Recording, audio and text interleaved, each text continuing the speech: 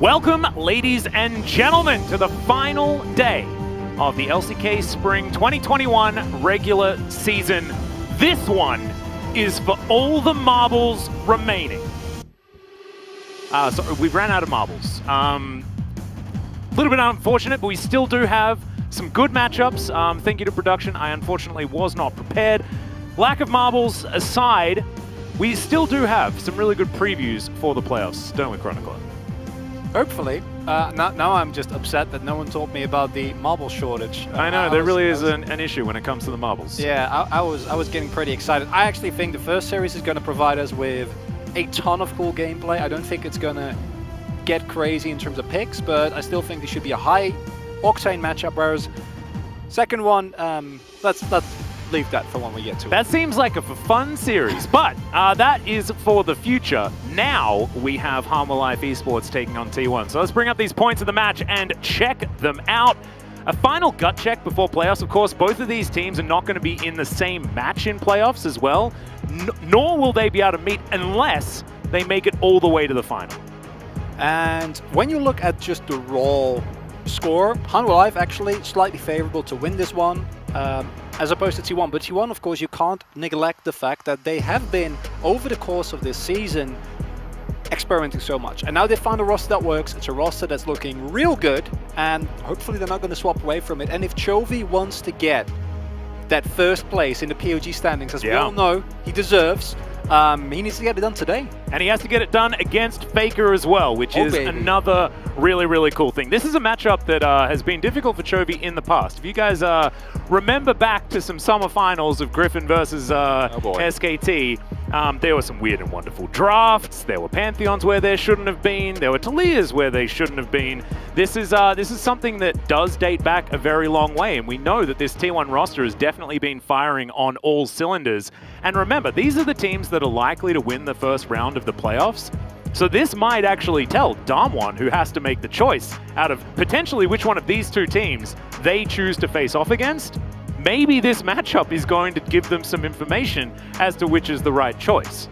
And that's why what I said earlier, I think that neither team really wants to give away anything here, right? You don't want to be forced in a position where you're forced to give away some of your counter picks, where your 11.6 meta is already kind of coming through. I think both teams just want to play as standard. So in terms of draft, I don't actually expect it to be a lot of exciting things today here. But when you look at the stats, and this is something that, of course, T1's round 2 has been so much more consistent than the first round, thanks to the fact that they have actually settled upon a roster. And I feel like we're kind of a broken clock, but it's legitimately just the roster that won last year spring with Carrier, which sounds good to me. Yeah, that'll do it. When it comes to a roster on paper, it's pretty damn good. But these stats are actually really well aligned. You can see the first turret percentage very, very high. Both of them play through their bottom lane a lot, which does mean that these towers start to fall. Teddy takes control of that lane, knocks down the turret. Deft does exactly the same thing, but now we've got these two players butting heads once again on the Rift, and I love this particular matchup bottom lane because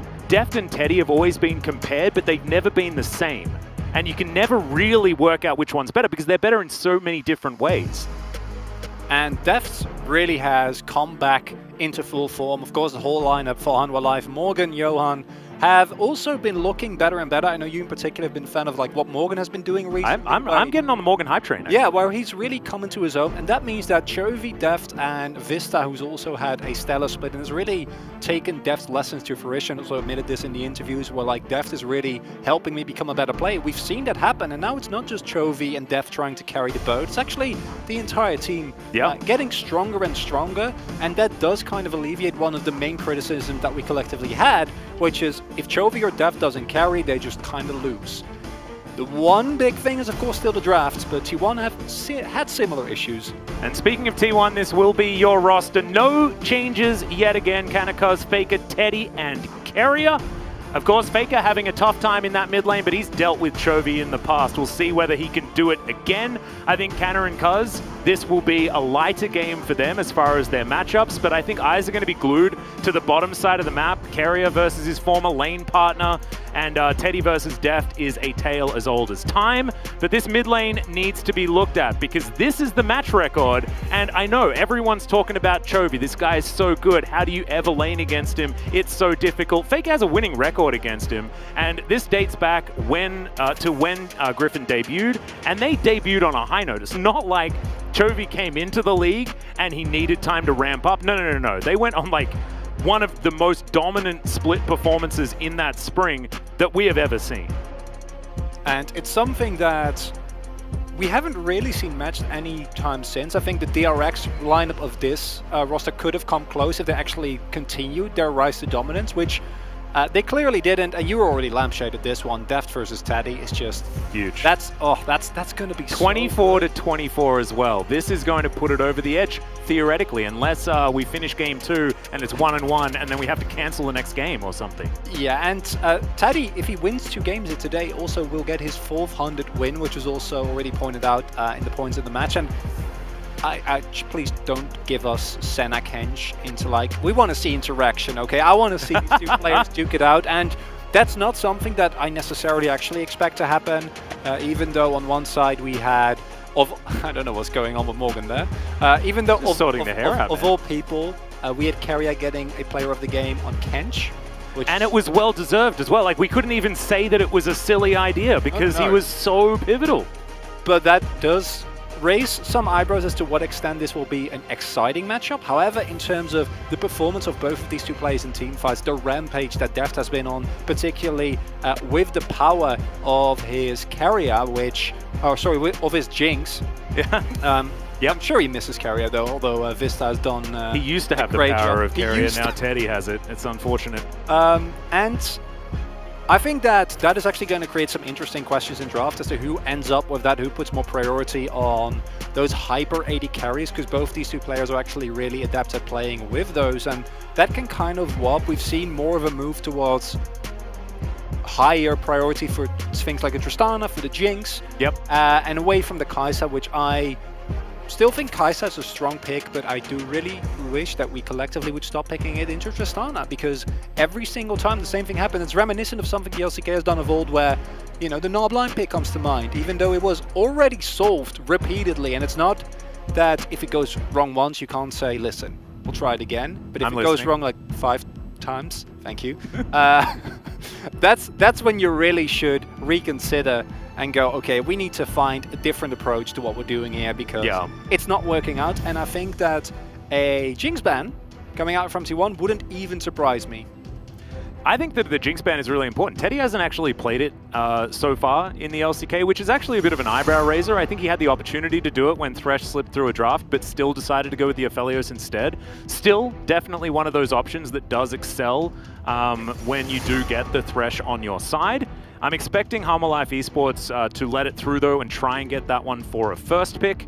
And we'll see whether that means that Hecarim, Seraphine, things like that on 11.5 that are so strong are going to get pre-banned. But it looks like the Udi are taken off the board, and that gives away that I think Johan is gunning for that horse. And what you can do is... okay, so this is a couple of really interesting picks that are about to fall through the draft here. We don't see the Renekton ban yet. The Nidalee taken away alleviates a little bit, but Renekton Lilia is still a really strong combo, still kind of double dips on that AP threat with the Renekton power, but the Seraphine still open, the Hecarim still open, the Thresh still open, and all of these are picks that honestly, both of these 2 teams can use to great efficiency, so I'm really curious to see what the final benefit T1 is going to be here, because it's starting to feel like they're banning specific picks that kind of alleviate... Okay. This is genius from T1. They get rid of the Renekton, and now if Harmalife Esports take away the Thresh that I think a lot of people would expect, or the Hecarim, this means Seraphine and the Thresh go over to T1. Oh yeah, go Thresh. Please go Thresh, Seraphine. Like, that is... That's the trifecta of God champions on this patch, right? And I think the Hecarim might provide you with somewhat of an issue. I'm curious to see what T1 is going to pick into it here. We've seen time and time again that the Hecarim is an insanely strong pick, right? It farms well, it ganks well, it teamfights well, it basically does everything, which is why it's so high priority, while still having a level of tankiness that's Pretty crazy. Yep, there we go. Yeah. All right. Thankfully, we do find the Seraphine button. This champion is ludicrous. Looking forward to seeing where they're going to be putting it. Still, theoretically, could be bottom lane, but very likely that Faker is going to be playing that one already. Has I believe he debuted, or re-debuted, I guess, when he made it back onto the roster with that one, as Senna is available as well. Someone has stayed up to watch G2 last night, talking about the Seraphine bot lane. Yes, well, I mean, I was thinking the Seraphine should be going into the support role. However, I was watching that series as well, as Senna is going to be locked away, and now Chovy, his Orianna will be locked in. Oh, it's feeling like an 11.6 vibe here, as there's the Gragas as well, as we're getting towards Exodia. Yes. Oh, the amount of power picks on both teams are actually insane, and I think in terms of raw power, I like the T1 draft more so far. But I think that the Hanwha Live already has a comp that's ludicrous to play into, right? Because look at what is going to be thrown your way. You have the hard engage from a Hecarim and a Renekton, and a Gragas rather, augmented by the threat of a Shockwave, a Body Slam Shockwave, a devastating charge into a Shockwave. Like, all of these things, Onslaught of Shadows, are so terrifying. I'm happy to go for this, can then ban away things like the Thresh. Thresh needs to go. Maybe even the Blitzcrank, right? Like, these kind of hook champions that can really provide a lot of additional threat. This does, however, create a situation in which you're fairly certain where everything is going to go. No jungler yet, so maybe they're going to try and pinch Kaz out of some of the more viable high-level meta junglers that are still available. Don't even have to ban away the Lilia, fortunately for you, because you have the Hecarim. Yep. And the Thresh ban, I mean, we talked about it, right? It's very self-explanatory. Wondering if we're also going to see like another hook champion, or if they're going to go a different route. You can go for maybe some mitigation of the Jinx, which I think without the Thresh is not as strong, but it's a possibility. Okay. Yeah, one of the deft favorites there in the Varus. Does like to be able to sit back and work on that one. And actually, I don't mind it in this composition, despite the fact that T1 do have a lot of sustain. Lethality Varus can build the good old Destructor of Shield item, the Serpent's Fang, that I think might be disabled in the LCK, but I'm not entirely sure because we just never see it. As have we gone to 11.6 early? As that's a Volibear. I actually, you know, maybe just get it in, see if how it works out for you, how you like the feel of it, because of course top lane Volibear, not buffed. It's legit, it's just the flex potential. Oh, yes. Okay, oh my god. We're Ezreal Yumiing, boys. Listen, and this is gorgeous because this is the attempt at punishing in a different direction, right? As opposed to going for, okay, we're going to try and like get a hook champion and try and kill you regardless. You know what carry I can do. The Ezreal Yumi goes completely in the opposite direction, where like you're not going to have any threat on us whatsoever. We're just going to freely scale and Hecarim with Yumi, Orianna. Like, this comp from Hanwha Live is disgusting, but so is the T1 comp, right? Yeah, and we've that's going to be the Aatrox, right? And he already has a lot of healing, right? I think like there's not going to be enough Grievous Wounds available from Boris at the shop in order to stop him from just being immortal in these fights. Think about it. You've got Senna and Seraphine. No, it's revolting. And then if he gets into a lot of trouble, Carry just gobbles him up. Oh, these team fights late game are going to be actually disgusting from both sides, because I think the T1 comp, if you are able to get any of these carries ahead, you're in for a good call. And if you get really late game, Teddy is able to just farm up the souls freely and then basically chew for everyone on the side of Hanwha Live, you'll be fine. The mid-game power spike though for Hanwha Live, when they hit the 1-2 items and they start deathballing up, I think actually outfights T1, which is really weird because you see the Volibear and the Aatrox, but it's just the fact that Hanwha Live's comp is so all-in, and normally Kench deals really well with all-in, and so does Seraphine, but it basically means that if T1 makes a single misstep at any point in time, it's not just, oh, Hecarim comes to play. No, it's a Yumi Orianna of Hecarim. Like, I can't get over how terrifying that is. And we're gonna have fireworks in this game. Like, this should be really, really fun to watch. And this is so cool as well, because we've been talking about Deft a lot, right? We've been talking about his Jinx. I think almost his most famous champion is the Ezreal, right? And he's up against Teddy, who's another one of our famous Ezreals. Ruler is the other one, right? As far as the trifecta of our Ezreal players. Bang existed in that one as well, was actually playing Ezreal up against Teddy in the longest game of all time. But this is just so cool. There is so much to talk about with both of these drafts, and it's also a big hint at what we might be seeing in the playoffs as well, even though it's a patch early. Because this Volibear pick on 11.5 is not nearly as strong, and the reason for that is that on 11.6, if you're not familiar, Volibear got his, I think it was nerfed a while ago because Volibear jungle was kind of too strong and he was just too strong in the meta as a whole.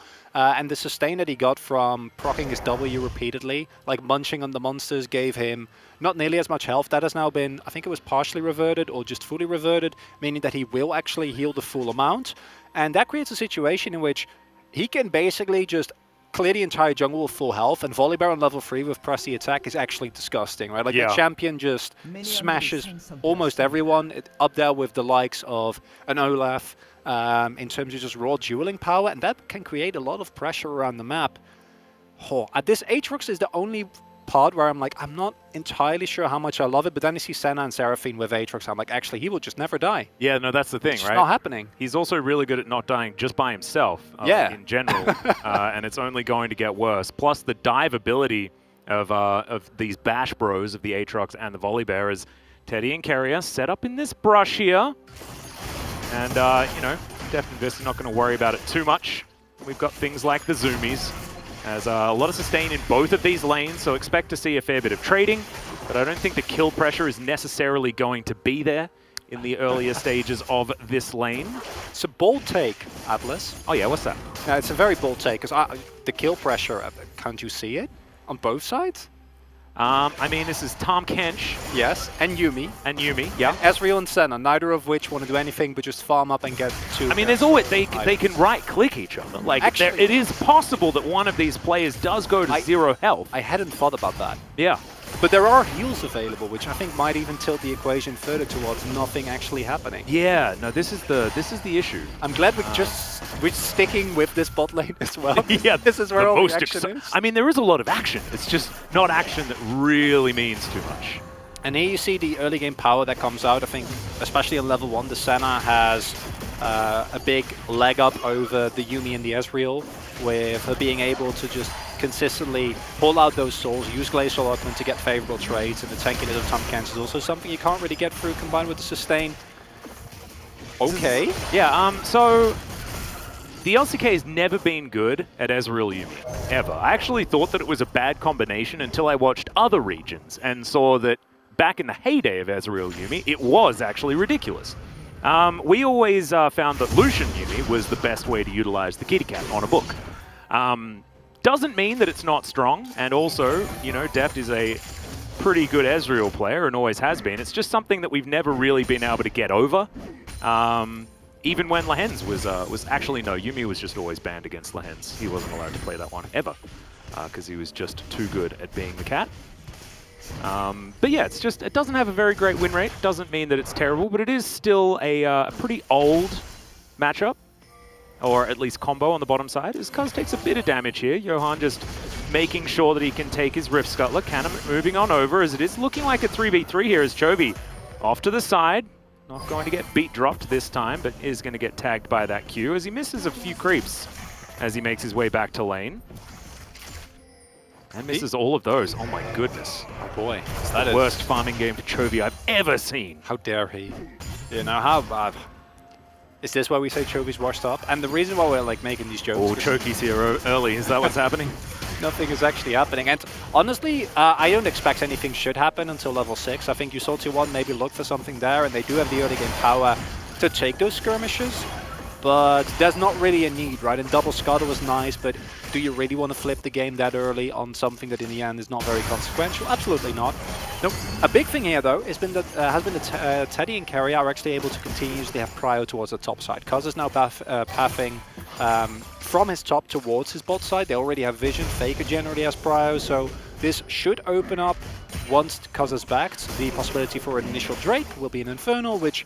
As T1, I think you'll take, because interestingly enough, we talk about the sustain on the side of the T1 comp, but then there's also a Yuumi, right? And there's the shielding available, and there's Hecarim sustain, and there is Morgan that will heal a lot. So there is actually a lot going on the side of Hanwha Life as well, meaning that any additional damage that you can kind of eke out will already help a lot. Well, having a look, we haven't actually discussed the items. It was a bit of an aggressive move here from Deft. And I say aggressive, I just mean ballsy. as he picks up the tier first, deciding to stack that one up instead of going for any sort of more defensive choice. Kind of cool. Same thing to be said for Faker, though, as you can see. He's got his on the go, as Morgan going to break the chains, but he's struggling here just a little bit. Umbral Dash going to do it, as now Canna in trouble, but not enough, as he just dabs on him. That's a solo kill for Canna on the top side. And Morgan, he was doing well in the lane, and then it all just falls apart. Can go down quickly with Aatrox as we've Johan is actually spotted out here. No flash, remember, this is a hacker room as Vista wants to try and get over, but Canna's already teleported down. A late teleport now to come through as Morgan tries to come down as well, but now finds himself 4 members of T1 and they will just back away. So thankfully, you know, Vista has all of his summoner spells and does manage to save the rest of his members, but not a lot of summoner spells left remaining here for Humble Life. Could have maybe been a little bit cleaner there by T1. I think if you wait for Cuz to set up the stun, then Teddy can just hit the root and you guarantee that CC layering. However, Johan might have just sidestepped, or might have just gotten away if he didn't have to sidestep Teddy's root. So in the end, T1 able to put a lot of pressure there. But that kill from Kana is actually really big, because the one of the main reasons why Gragas is so strong is because he's basically 100% blind pickable, because he doesn't actually lose any matchup. He will be able to set up a killer freezer if he wants to. At the very least, he's going to build up a big CS advantage for himself here, and Kaz is nowhere near the top side, might be pathing towards there now, but a little bit of an awkward situation for Kana. Also seems to realize that he's clearing out the Krugs, and in the end, I'd say this play will favor Humble Life. Interesting. Flash in from Carrier, looking for Deft. This one's personal as he devours him. The Ezreal's just dead. Senna Tom Kench, what a ridiculous combination here on the bottom side as they're just underneath the turret and Carrier will lick the cat to death. I'm so impressed with the T1 solo lanes here, Atlas, because I talk about, yeah, it's a nice reaction, right? They go even on the teleports. The wave was really set up really nicely for Morgan, and yes, he has a CS advantage. But when it comes to just the head-to-head, the lane-to-lane, Chovy doesn't have a lead, which for Chovy standards is basically the same as losing. And then we have Teddy and Carrier finding the 2v2 kills, 2 kills even underneath the turret. We have Kana finding a solo kill, and these are the type of things that provide a really big problem for Humble Life, because I already said I think that once T1 gets to the late game death ball, if Teddy is able to get fed, if he's able to stack up his soul, it's really, really bad. Like, I don't think that it's necessarily you outskills T1, because again, it's not like the comp of Humble Life a team fights poorly, but I am just such a strong believer in the Seraphine. And if no one on T1 is fed, these kills, if these don't happen, then all of a sudden it becomes much more even. But if you have fed carries with a Seraphine, it's disgusting. No, it's ridiculous. The insurance is most certainly still there. As Carrier he wanted to tank this one up so Teddy could get the kill, but he was like, ah, no, I'll take it. 나이스. 좋아요. I like it. Teddy's just having a good time. I mean, you just got the 2v2 kill against a lane that's supposed to just go even with you 100%. And it's not like Deft and Vista either. No, it's not. These guys normally dominate. I mean, you can see the farm. You have to have a look at Carrier and Deft, of course.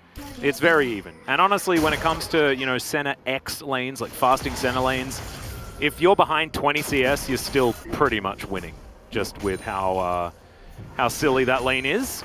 So Johan here, hiding off to the side. Vista is going to clear out this ward as Deft takes a little bit more damage than he otherwise wants to.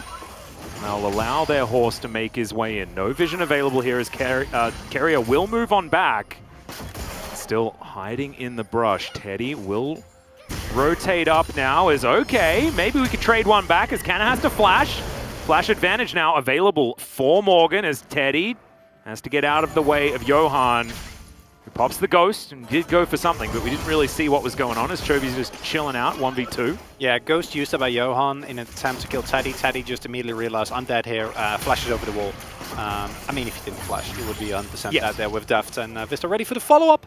And that means that is normally, I'd say, you know, Flash on Senna, super good, especially with the amount of backline dive you have as Humble Life. But there is a certain Sir Thomish that is like, no, that doesn't matter. I don't really care about all that. I can just you up Teddy, and you'll be completely fine.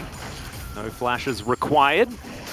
As Teddy and Carrier are going to be absolutely fine, especially if they can just throw out some piercing darknesses. And result of Hanwha Life going for supposed to play around bot side and it not actually working out is you force the flash, but you give up the Rift Herald, right? Like this was taken off screen. We didn't actually get Seekers take that. He immediately went for a play on Chovy afterwards in an attempt to kill Chovy and then go for a subsequent play, get the plates and really get Faker ahead. But instead what we see was that didn't work out. You know, it's kind of unfortunate, but it doesn't really matter as Kana might get ganked here. Yeah, a bit of a lane gank here from Johan, who's looking to make his way in. He can just ult. There's the flash in from Morgan, and this is a very dead Aatrox. Dawning Shadow comes down, though, and Cuz will turn up. They're turning it on the horse. Morgan is going to be able to grab the Aatrox, but now he's got a big bear after him. Looking to try and lock this one down. Faker coming on in, but they're taking them around the Rosie, as there's the barrel. Cuz now lumbering towards the Gragas, and he will not have that body slam. Faker will pick up the kill. 1-4 now in favor of T1. And it is just all around an incredibly strong performance here from T1 in terms of sheer laning pressure and response around the map. Yes, Kana dies in the end, but it's a 2-for-1 trade. You keep the Hecarim on even footing as well, because I think a danger in this matchup is that if Cuz doesn't get early game stuff done, then Johan can just farm up and kind of outskill the Volibear, who with this comp is a lot stronger than he otherwise would be, but still you don't pick Volibear for the late game. And instead, they trade favorably and they keep getting the gold on the relevant carries, right? Everyone on T1 has a kill. Now, no, sure, on Cuz, on carry, it's not nearly as spooky, but getting Faker ahead, getting Kana ahead, getting Teddy ahead are ways where once you start deathballing up, you can actually make even more use of the fact that these carries are fat, as carry is just not going to let him... Oh, no, the minion waves there. Unfortunately, the tongue can't get past the minions. But we're going to have a look at this one more time. 1-for-1 is not what Hanwha Life wanted up here. It's not even a 1-for-1, right? It's a 2-for-1 because Morgan dies. Oh right, yes, well. of course, at the end. Like it's even worse, Atlas. Yeah. That's the worst part of it, and I like the timing here because if Kana has ultimate there, this is just a 2-for-0. Like this just doesn't work out at all. So that idea of capitalizing on that is good, but because it's a lane gank, they're don't actually have any control of River, and the moment that they don't immediately blow him up, you know that this can happen. Teddy also with great map awareness, just immediately throwing it down, buying Kana those couple of extra seconds, allowing Cuz to bear slam in. And Johan very excited that I'm casting this particular series because of course he got the Hecarim and he got the Cloud Soul that I have gifted over to everyone. So you're welcome. Had to do it. I absolutely did. It's just one of those things. We were talking about Chovy not having a lead before. He has one now. A couple of plates there as well. Of course, Faker has been roaming, so that's largely the reason why. But an Orianna left to their own devices, certainly good news. As there's the Rift Herald, plonked down just on the Raptor camp, I guess. Cuz just got upset about it. I don't like these Raptors. It looks like and it's not really going to be too much of a big deal. Chovy's going to come over. The plates will go over to Faker, to Cuz. But just a bit more money here for T1, holding on to approximately that 2,000 gold lead. As Deft is going to get Abyssal Voyaged on.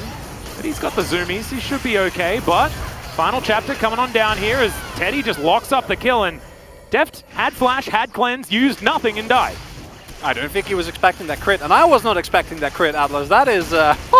Oh my god, Kraken Slayer finished on Teddy there, and that final auto I think was beyond the realm of expectations for both Hanwha Life and possibly T1. And this is not a Hanwha Life you want to see if you're a Hanwha Life fan, like just before playoffs, because if the draft isn't great, right? If the macro doesn't work out, that's fine. Like that can happen, but you can look on that on a day-to-day basis. But when your players are just getting outskilled 1v1, 2v2 across the entire map and outtraded in every single skirmish, that's worrying. Yeah. No, this is know what you want to see. True Shot Barrage. Let's have a look at how it all started, because I didn't even see him Arcane shift. That's the thing. I'm 100% certain that Teddy already saw him Arcane shift beforehand, because otherwise there's no way that this happened. Yeah, right. And then I think they were indeed waiting till the very end, right, to see, maybe I need to flash. But I think he thought he would live of the final auto. I can't think of another reason why he would not go for it, of course. If you use the cleanse earlier there and you don't get stuck underneath the turret, you're fine as well. The kind of deterring nature of the Yuumi ultimate, not enough to actually scare T1, and now T1, they get first turret bot. This is just looking like a textbook game across the board, and Yeah, and there's no sort of way out for Harmor Life Esports either. Normally you look at things like Hecarim and Orianna and even Ezreal like, oh, the scaling should be great, but T1 have just everything, and it all just works so disgustingly well together at the same time.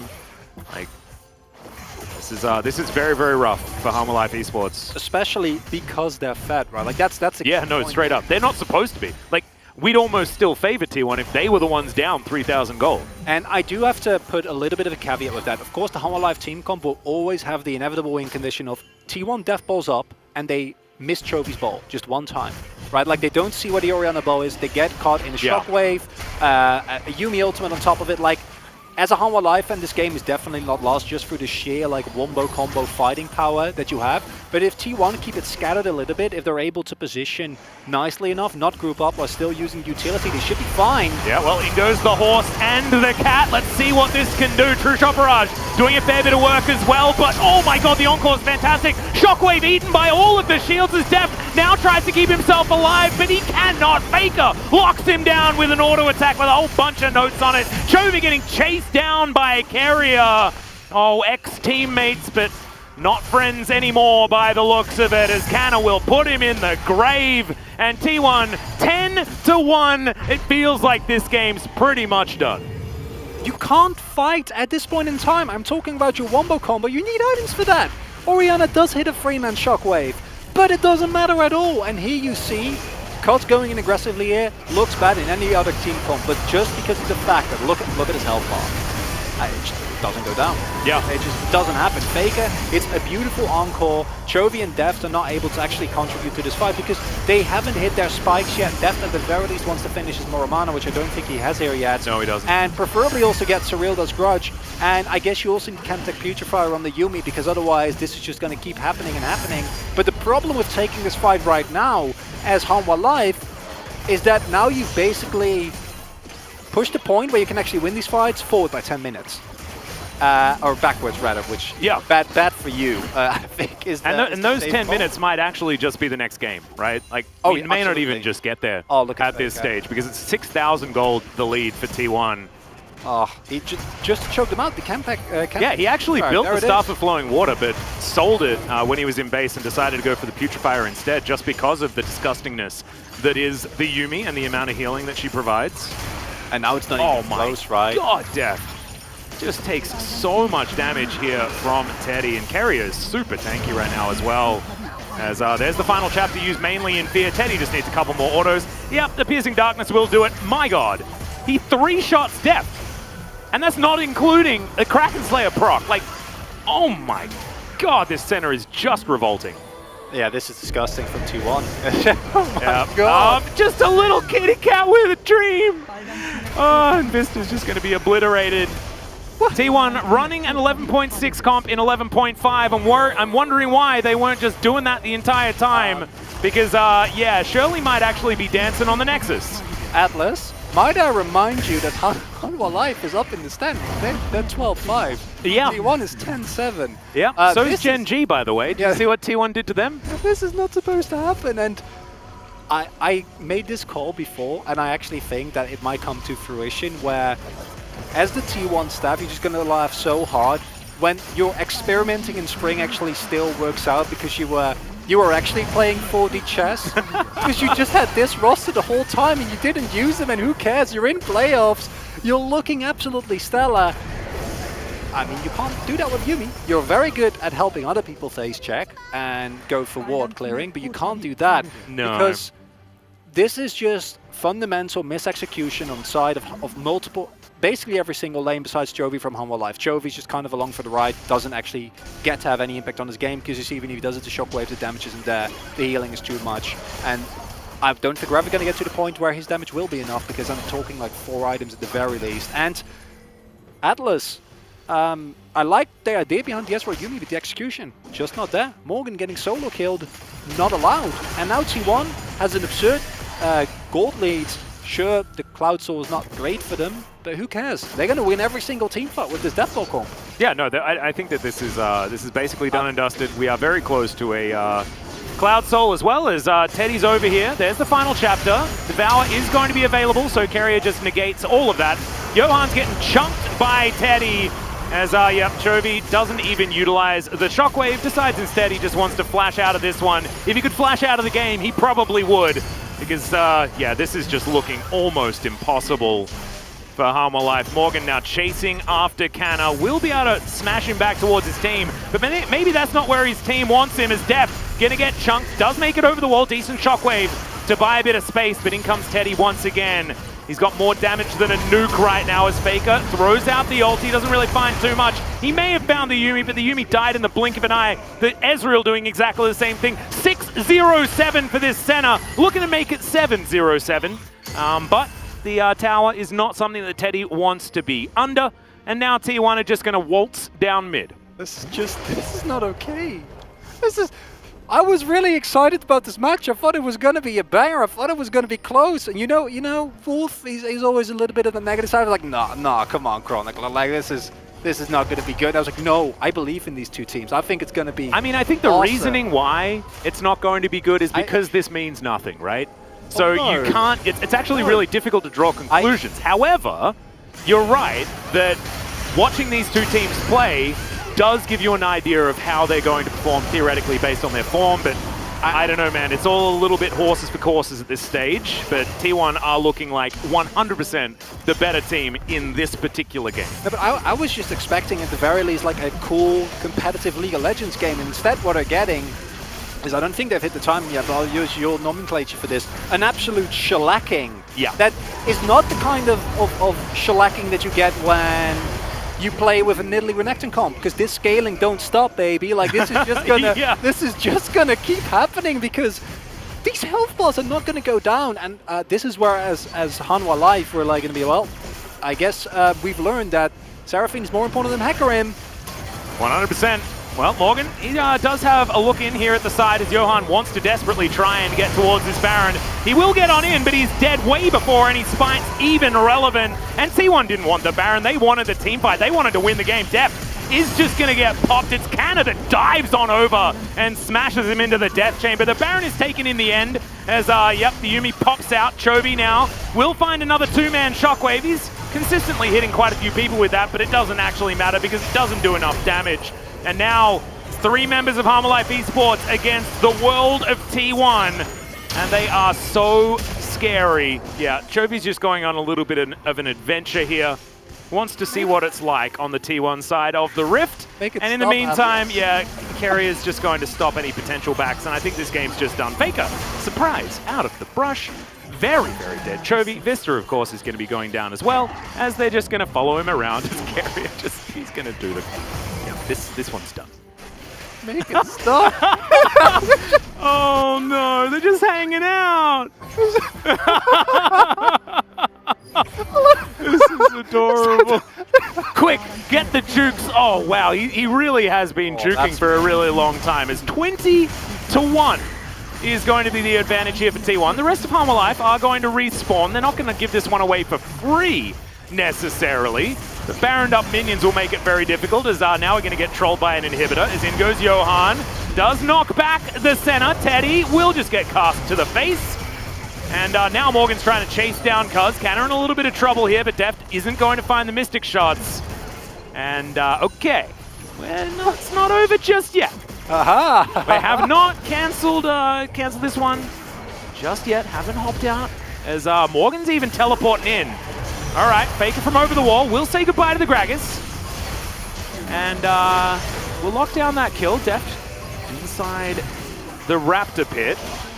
Relatively safe right now, but as the final chapter, Shockwave lands onto 2 once again. Doesn't do any damage once again, as now Cuz looking for Chovy. Vista's going to die, and now Canna walks so extraordinarily fast. And Faker will just douse him in all of that magic damage. That will be the ace, finally. And T1 will say goodnight to Game 1. I need a moment, man. We gave you a moment. T1 should have finished a really long time ago, but instead they gave you that moment. Unbelievable. This is, yeah, that's one of the most one-sided games I think we've seen all split, and that includes a couple of Damwon Kia games.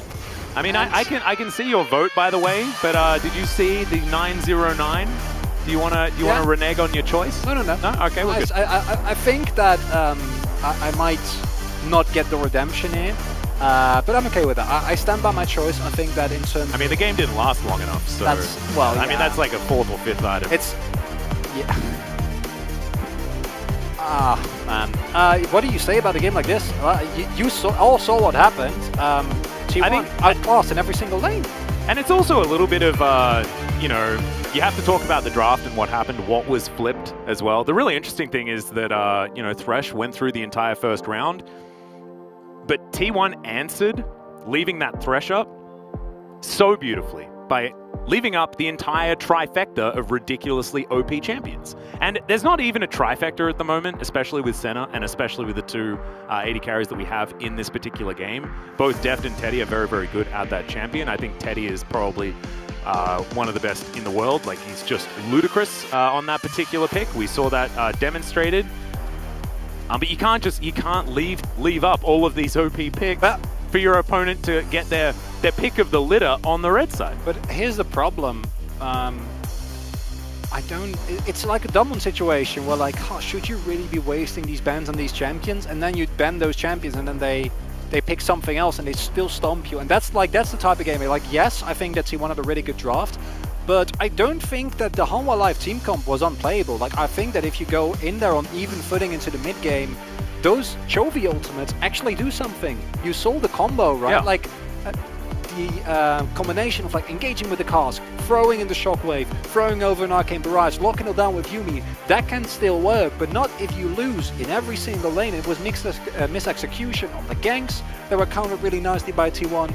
It was Deft getting solo or duo killed multiple times. Yeah, with all of his summoners up, like, this is, we've seen these sorts of plays from Deft before, and they're like, yeah, just wasn't really what you want to see out of our third place team. It was here in the LCK. Here's the post-it game breakdown. Let's have a look at that huge center number. Yeah, that's a big one. 23K, and the game only lasted 25 minutes. I feel better about my choice now. I feel vindicated. Yeah. As unironically, you are not allowed to do it with Senna Tahm Kench. Like, yes, Ezreal Yuumi is not a strong lane, sure, but you're not allowed to win this hard. Like, I don't think that, even though the Senna arguably scales in a very different way from the Ezreal, right? Ezreal, like, if he stays untouched, he's really, really strong, whereas Senna always provides utility, and then with the recent builds that have been cropping up, also provides incredibly reliable, long-range, consistent damage. But it doesn't matter what champion Teddy would have played. Like, if he gets that fat, if he stomps the laning phase that hard together with carrier, it's no counterplay. I think that carrier's Tahm Kench is also absolutely ludicrous. So don't let him get into that optimal matchup either. But like you say, there's only so many bans that you have available. And now we get to listen to the analyst desk tell us about what they thought of the match right after the break.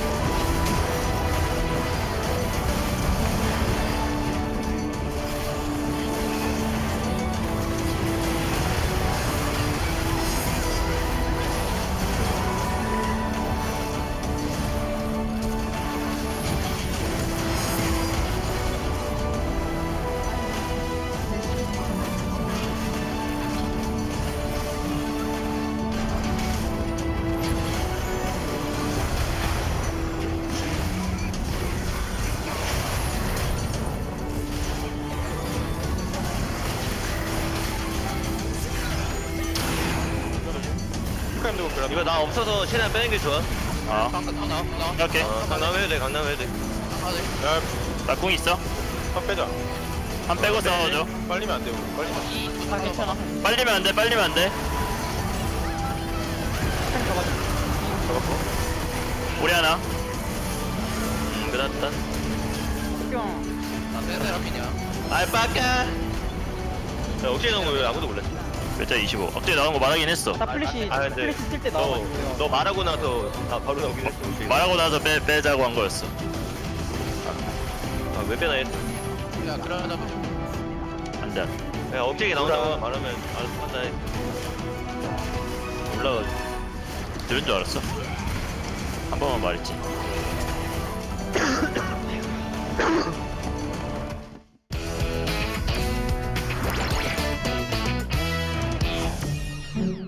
다빈이 형, 맞아줄까 방어될까? 정말 설마 맞아도 알고.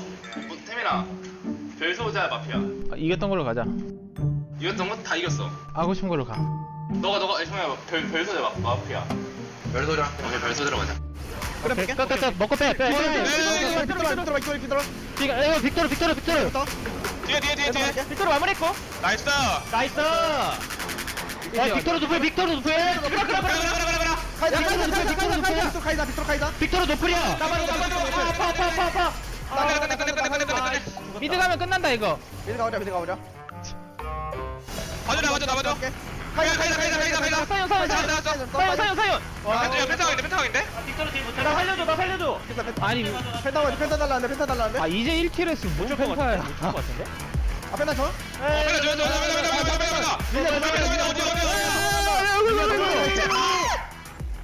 아이씨 안 잡았네. 이제.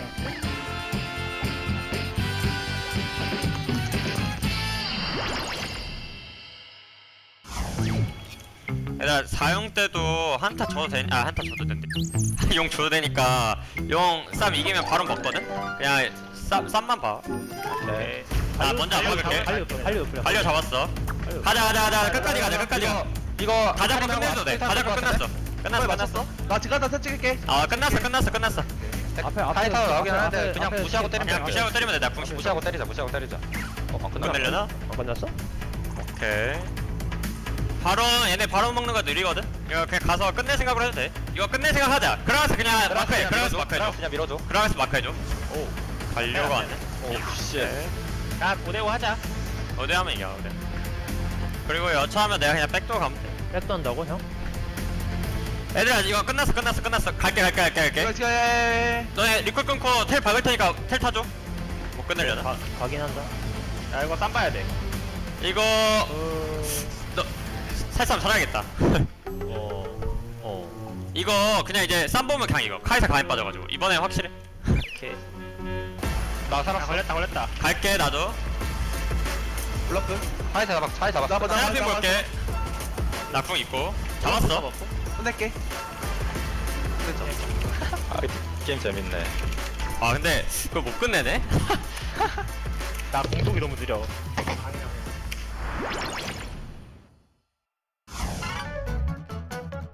야 얘들아 우리 남은 대진이 다 탑이 세. 진짜 나 쏠게 한 번씩만 따일게 계속. 어쩔 수가 없다. 5번만 따일게. 여기 따위면 그냥 난타 대주가. 야 쏠게 따면 바로 위쪽을 다 간다. 터뜨려줘. 잡을란가? 와 라칸 때문에 살았어. 와저 칼날불이 뭐냐? 빛날불이야? 폭탄 붙여놨는데. 레전드인데 이거? 앙코로 갖고 와. 써 더블스타. 하면서 할게. 앞에부터. 우리 앞에부터 치는 중.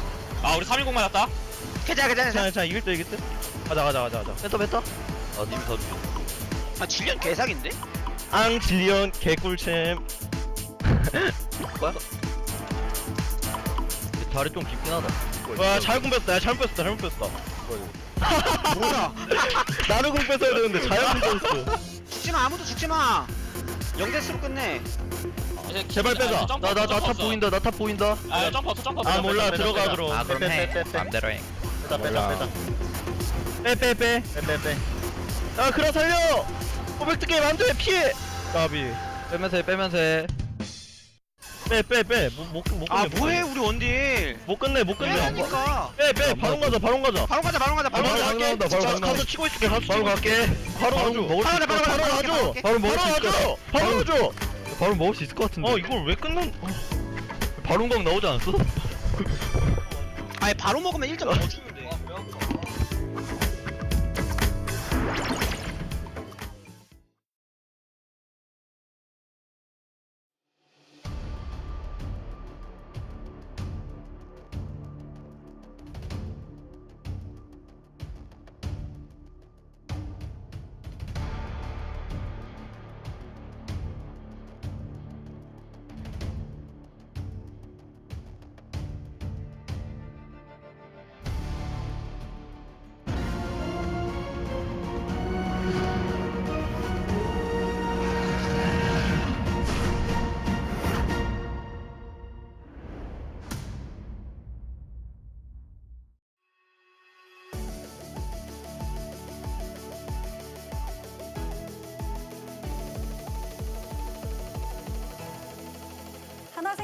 Welcome back everybody to the LCK Analyst Desk.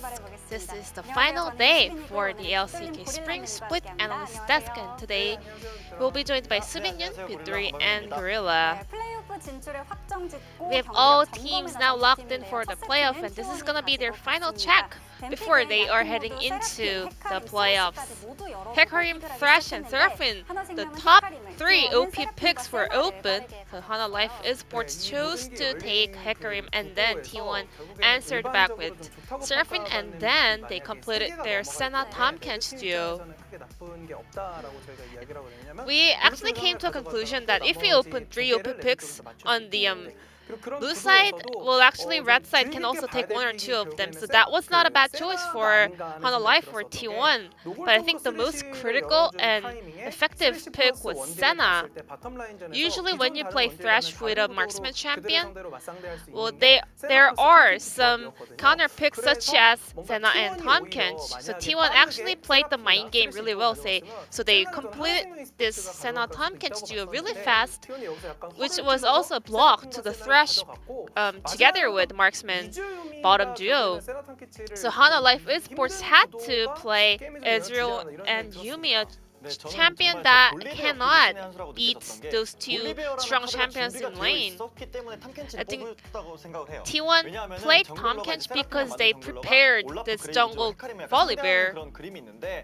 Olaf and Graves is actually a counter pick for Volibear jungle, but Hana Life Esports was the one banning that away, so T1 had this opening to lock in Volibear for jungle, and Ezreal and Yumi, they are just the weak side matchup up against Senna and Tomkench, and then Senna, after the recent buff and the new items such as Kraken Slayer and also some change with the tank items, I think Senna Tomkench has become even more stronger in these days.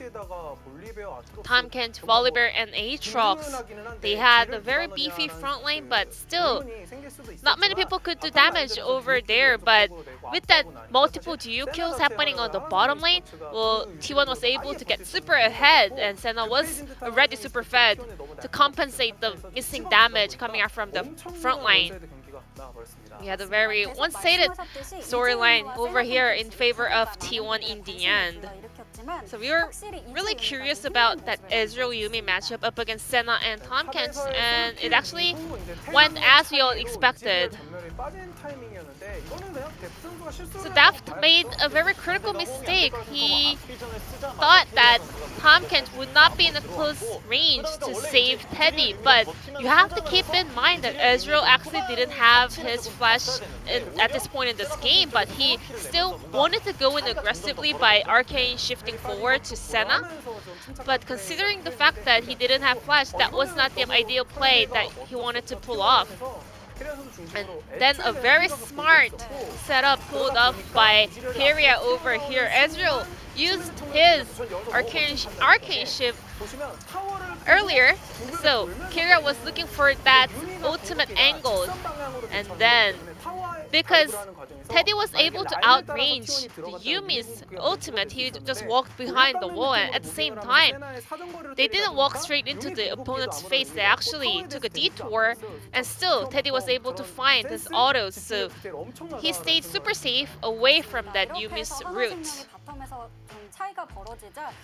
With this bottom lane difference coming out from T1, they were able to get super ahead all over the map. So Hana Life was desperate to find an opening right here. So Volibear did get a little bit overextended, but still T1's comp is so good at taking this fight and having a high sustainability. But Yohan went in really deep together with Yumi, but T1's players were not really that lined up for Yumi to land a lot of CC. And then Senna and Seraphine, they can just fight forever. So after picking up some of the kills, T1 was able to clean up all the remaining players possible. And Hecarim Yumi was the synergy that Hana Life Esports was looking for, but Seraphine and Senna were stronger. If Yohan could survive for another tempo and then re-engaged, maybe, well, Hana Life Esports could have found the edge in that teamfight position, but T1 was actually standing in the corner, which means Yumi cannot really find a huge value with her ultimate. Hana Life looked to be in a huge rush, whereas T1 was feeling very comfortable taking the fights that Hana Life Esports was throwing, and the AI predicted that this matchup will be having a very close series, but T1 was able to quite stomp the opponent, and Keria will pick up the POG with a small little heart. And 900 POG points, only one away from being the POG leader. 4 duo kills in a single game. An absurd record that was made by Teddy together with Keria. It's really hard to, pick up a kill onto Israel because this champion has a lot of survivability, and Tom Kent usually stays in lane in order to farm up that CS, but it was really impressive to see that Keria was actually looking for some setup for a kill. Whenever he saw this angle, he just went straight in, landing that skills. Tom Kent slightly went down the tier list because a lot of professional players knew how to react to his ultimate angle, but Keria was able to try something new over here, and he's tied for 3rd place together with Pusig, his older teammates. Maybe we can have a 3-way tie for the POG leaders at the end of the split. So that's also be point of the match in this series, and he was able to share his votes together with Teddy as well. T1 looking very strong as they're heading into the playoffs. Let's see whether Hana Life Esports can also put up their best shot up against T1. Thank you so much, G-Sun, for the exemplary translation of the analyst desk and a well-deserved second Tom Kench POG for our good friend Keria. Absolutely incredible. If he backs to back, then we could have a 3-way tie for the top. Then, if Koshik gets 1 in our next series, we could have a 4-way tie. And also, it means that would mean we'd have 3 ex-DRX players at the top of the POG standings as well. So it just goes to show that that was a team full of pretty good players last year. Nothing to add to that. I'm happy with my Teddy vote. I stand by it, but are we really getting to the point where Keria's playing the Tom Kench so well that you need to start banning it against him? Because that's... No, you ban the Senna. Well, yeah, you do. I agree. But then you leave open so many other tasty things for T1, because and this is a problem that Damwon Kia has, or that you have as well, drafting against Damwon Kia. It feels like there's too many gotchas, where what can happen is you can have a draft, and afterwards they will get a champion, and the champion will hard carry, and then people will be like, haha, see, they didn't ban X champion. Yeah, but then there's too many. The one exception to this, I think, is Seraphine, because I think that should never, ever, ever. I mean, I'm looking at what they banned. They banned Na, Udi, and Nidalee, and I don't think Na or Nidalee needed to be banned in the first game. The Nidalee I can see. The Na, I agree. I don't think Na is ban worthy. I hope Palm Wildlife make that pivot here and don't actually go for that, because I don't think the champion at this point really still warrants it. There we go. Very nice. They learn. Maybe a Senna ban, and then we can all be happy, and maybe we can get actual gameplay here instead of T1. Or do they bait the Senna first pick and then pick Jinx Tom Kench? As long as you ban fresh, sure. could be a thing. I don't know. This is some Atlas analysis, which is not necessarily the greatest. Atlas, if you want to push this angle, I'd be more than happy to. I'd even be willing to listen to it a bit more closely if you can. Oh, I am listening. Yeah, I know. Oh, the Jinx is going to be banned though, so it doesn't actually matter. No, T1 just knew. They see it. This is the Dany Zephyr power. They just know. Thresh left available, Jinx banned. Senna first pick, absolutely. And I don't know, what do Harmer Life do? Do you pick away Tahm Kench into a worse lane? You pick Varus Kench, I'd say. Oh, Varus Kench could work, yeah. I think Varus Kench is really good. I think the Varus is quite the powerhouse for Deft. As you've already pointed out, Tahm Kench also alleviates one of his worst issues where... Oh, okay. I would have preferred Senna. I think so as well, but I do think the Lilia is like the only S-tier jungler that's still available. I think there's a little bit of discourse about this. Udyr and Hecarim are kind of unanimously agreed to be in a tier of their own. I personally believe that Lilia is still part of that if you play her well, if she fits well into the team comp. And considering the power that T1 showed in their solo lanes last game, I actually would love for them to go aggressive here, right? Pick up another Volibear and go from there. Oh, wow, okay. So we're giving over the Senna Tahm Kench. Deft and Vista just think that it wasn't a big deal, and they're not going to make the same mistakes again, I guess. We'll see whether they do lock it away, of course. You know, Gnar is available this time around. Canna loves to default to that pick. An interesting pivot here from T1, though, to step away from what was their 100% POG-voted bottom lane and move in a different direction. The Gnar will be locked in, and let's see where Faker decides to go with his lock-in. I'd like this more in when you're in a best of 5 game and you actually need to like try and diversify, right? Or you wanna go and hide something, and with the Gnar you give away very little about what your team composition is gonna do.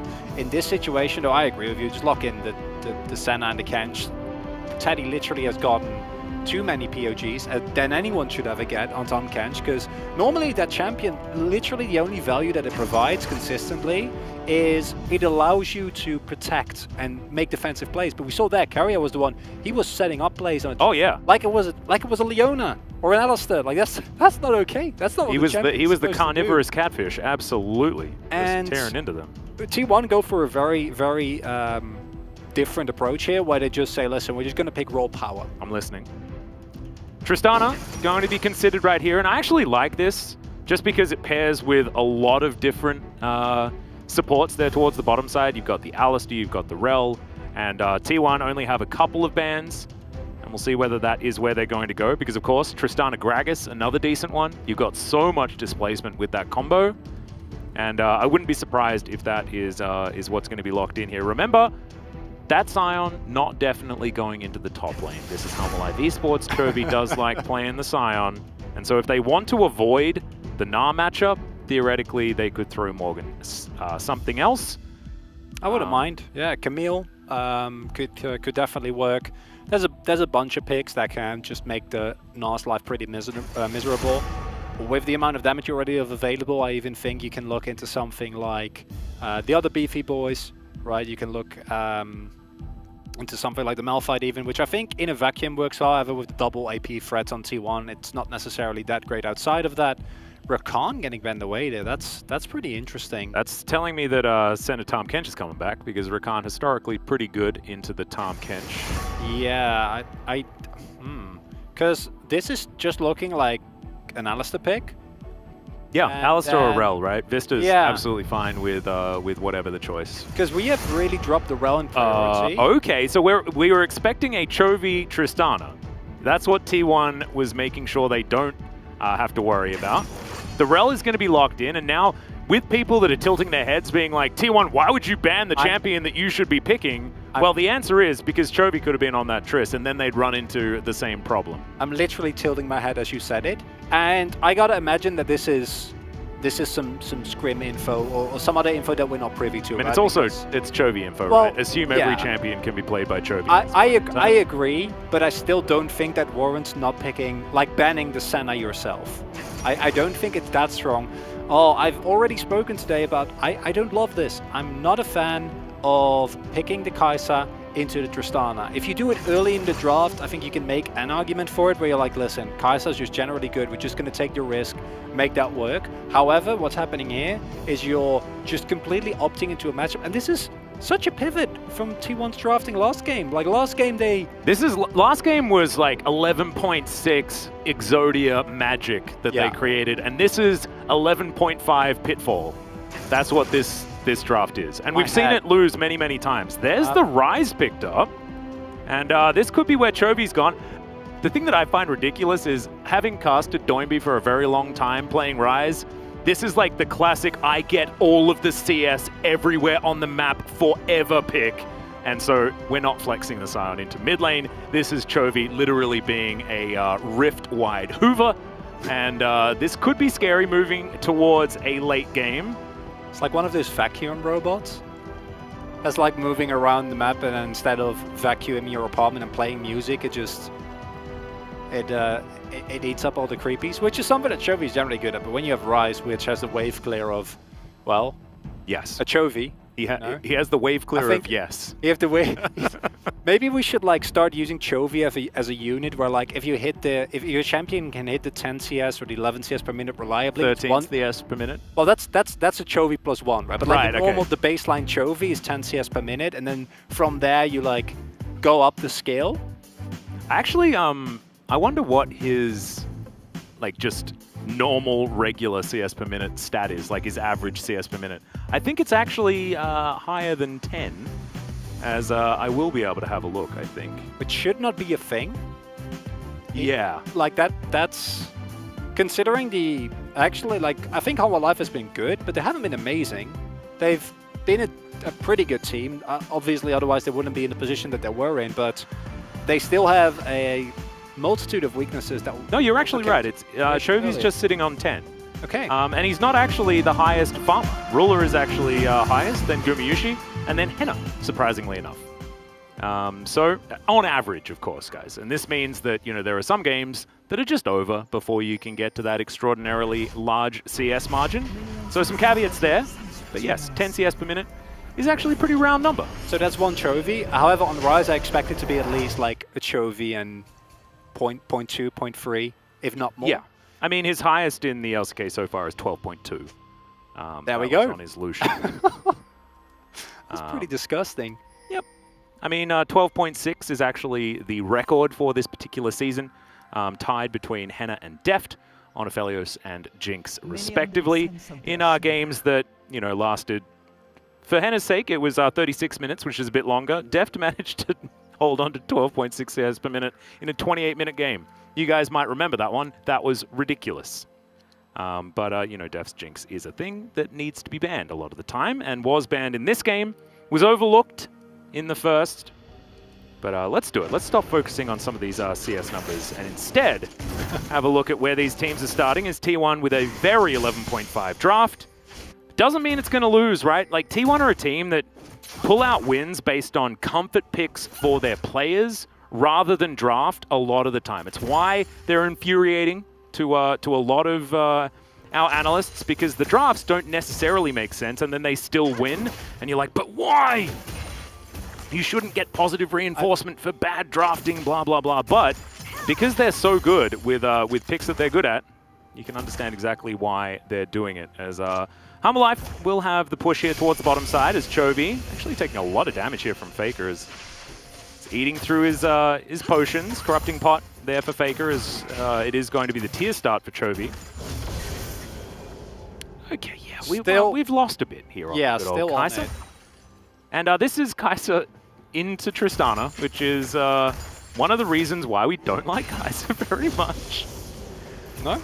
And especially coming off T1's game #1 draft, and I'm happy with the pivot towards banning a Jinx, because I think after that first game, Our Life coaches go, okay guys, actually, that was a bit of an oopsie. We're going to prioritize getting that, what's it again, 92, 93% win rate over the course of his whole career, champion. Yep, let's see if he keeps winning, surely he can get to 100%. Yes.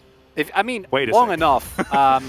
I mean, if you keep going long enough, then eventually it'll get to 99. It will get close. Yeah. Close enough for us, at least. That's true. But the T1 coach has also made a very different approach, and I wonder if this is how they view the difference between a red side and a blue side draft, but then that doesn't really make sense because they didn't really go for counter picks on the red side last time, they just went for OP champions. And to me, this says that they think that these are the OP champions, right? Because both the Victor, both the Gnar were blind picks, Lilia was heavily prioritized. That is the one part I agree with, but... Faker's pretty good at Victor, by the way. Hasn't played it all that much, apparently, according to these stats, in the LCK. He was often on the Azir side of the matchup. Oh, there we go. That helps. Yeah, Chovy's pretty good at the Rise, but only 7, as of course being a more recent addition to the LCK. Rise sort of spent his time in the sun a little bit prior to that. Rise is one of those champions where he's gone in and out of the meta more than he's also been reworked more than any other champion that's the reason why, but like it's one of those champions where he's been in and out of the meta more times than champions have ever like even been relevant, like Ilaoi, for example. Ixu notwithstanding, that champion has not been relevant basically ever. Yep. And then Rise has had like 15 reworks and 35 different moments where he went from really good to broken to being not good again and then being really broken and just kind of riding that roller coaster. Well, Chovy spotted the fact that Faker had no mana and decided to punish it. Understandable. Now looking for a back timing. Does have a little bit of CS in advantage, but Faker will be able to even that one up to within 1. So no worries there at all. Chovy with his teleport already on cooldown though, so slight advantage here for Faker, who can go back now, get all that mana back, and instantly be back in the lane. What I am happy about is that, even though Kenna missed a couple of creepies there, we don't love that, is that he has been playing really well according to what the pick needs to do, because Gnar into Cyan relies on the Gnar to continuously have pressure to keep Cyan in his lane, maybe get a couple of plates, build up a CS lead, and that way keep his relevancy into either his side lane pressure situation or into a team fighting stage. And oh no. We've seen this so many times. Yeah. They expected, Keria going to easily be able to interrupt the rocket jump, and that's going to be a gift given over to Teddy by his mate Keria, this bottom lane. I don't know, man. I don't know what Teddy does to Deft's brain, but, you know, it's been a while since it has been truly a matchup of 2 of our greats. Feels like Teddy just has something. Yeah, I want to see how Keria actually got into that brush. I don't know if he went for an alcove play or if it was a different angle, because I don't know how otherwise he would have. Fact of the matter is, Deft, that wave was slow pushing towards you is Faker. Yep, Spear is going to land there by Johan, has the pounce, able to follow the flash, gets the last auto, all too easy here in the mid lane for Hammerlife. And even though it's a double AP source, and now we see there are the Merc threads, and Verdant Barrier probably won't be very far behind. There is still setup for the Nidalee, right? We haven't really talked about where Johan wants to play. But more so than the Lilia, the Nidalee is kind of looking for angles, looking for openings, and trying to find leads for either herself or the rest of the team. And Arise, it's basically a point-and-click route, which you love. Yeah. Makes you very happy. Absolutely. So we are going to have a look at this once again. Let's spot the setup, like you were talking about. So it's a fake back, and then he stays perfect. Oh! Oh, so oh my sneaky. God. Yeah, that's just no way out. And this is a big problem, because if we look at why we don't like the... this is just very straightforward. Fake, it gets rooted, gets speared, dies immediately. Shout out to Johan holding on to his empowered pounce, just to make sure he can follow the flash like that.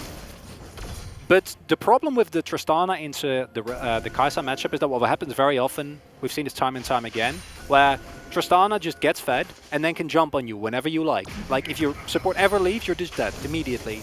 Yeah. And once Kai'Sa gets fed, that actually becomes a problem, because that means that a significant amount of the pressure gets taken away from Deft. And now Deft is still going to be fine. He has frontline, right? He has more than enough ways to later in the game still provide his relevancy as Tristana, as she will just always be a really solid front-to-back teamfight crit AD carry. But a significant part of what makes this matchup so suffocating is that the Tristana, once she gets a lead, just stomps you and like just keeps jumping and stomping and jumping and stomping. And I think that's still possible now, but if Teddy gets 1 or 2 more kills, that avenue is not available to you anymore. Yeah, and I mean, it's almost the same can be said for almost every champion, right? If you get too far ahead, obviously you're just going to win. Okay. Right? Yeah, I thought I was smart saying that, but now I feel way less smart. So no. but like this is a tough matchup, but any tough matchup can be alleviated by being better. And that's what Teddy and Carrier have been demonstrating so far. I do love Carrier's play. Like, it's not necessarily just being mechanically better, right? It's just being smarter as well. As we've got a sleep coming on down, but in goes the train as well. Morgan says, nope, you're not engaging on this one, but now Johan's in trouble. He's able to get the pounce out, flashes as well, the flash over from Canna, and he now has Meganar available. Realm Warp just to get him out of there, as Chovy also just books it. And it is going to be a successful take of the Rift Herald as well. Now Teddy lying in wait in this brush as the rest of T1 now closing in. Teddy, explosive charge now on him. Vista flashed on forward. Has the aftershock, so keeps himself alive. Good exhaust there onto Chovy is now Vista. Likely to be taken down. Faker going to be able to grab that one, but trades it for his life. Heal out from Teddy to try and keep himself alive as well. Is now Chovy just chasing on after him, but he makes it to the safety of the turret. Definitely not quite as one-sided as game number one, but still T1 favored. T1 styling a little there, Atlas. That was not necessary. Teddy really just wants to go for the big play, but the real battle was won on that topside skirmish. Okay. Once again, Deft is just dead.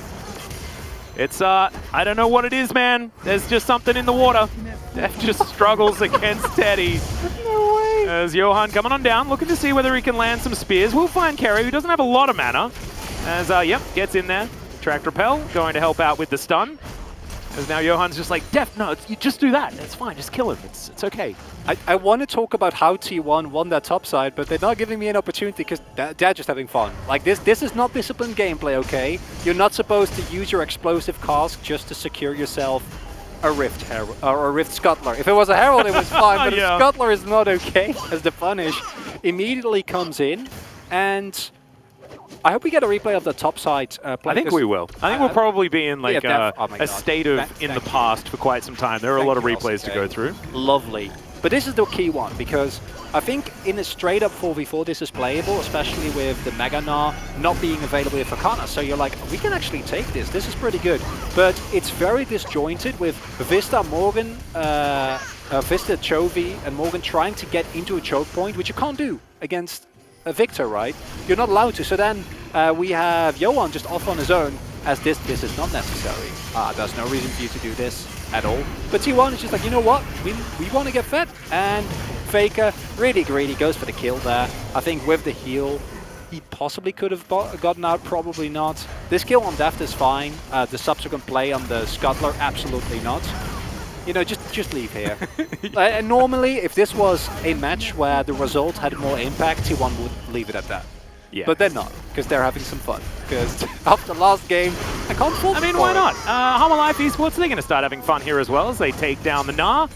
This is, you know, one of those setups that we have seen before. The Scion Niddle is becoming a little bit more popular these days, and Johan's sitting at 3-1-0. So a player that has certainly been stepping up is continuing to do so as Cuz throws a bowling ball, misses Morgan.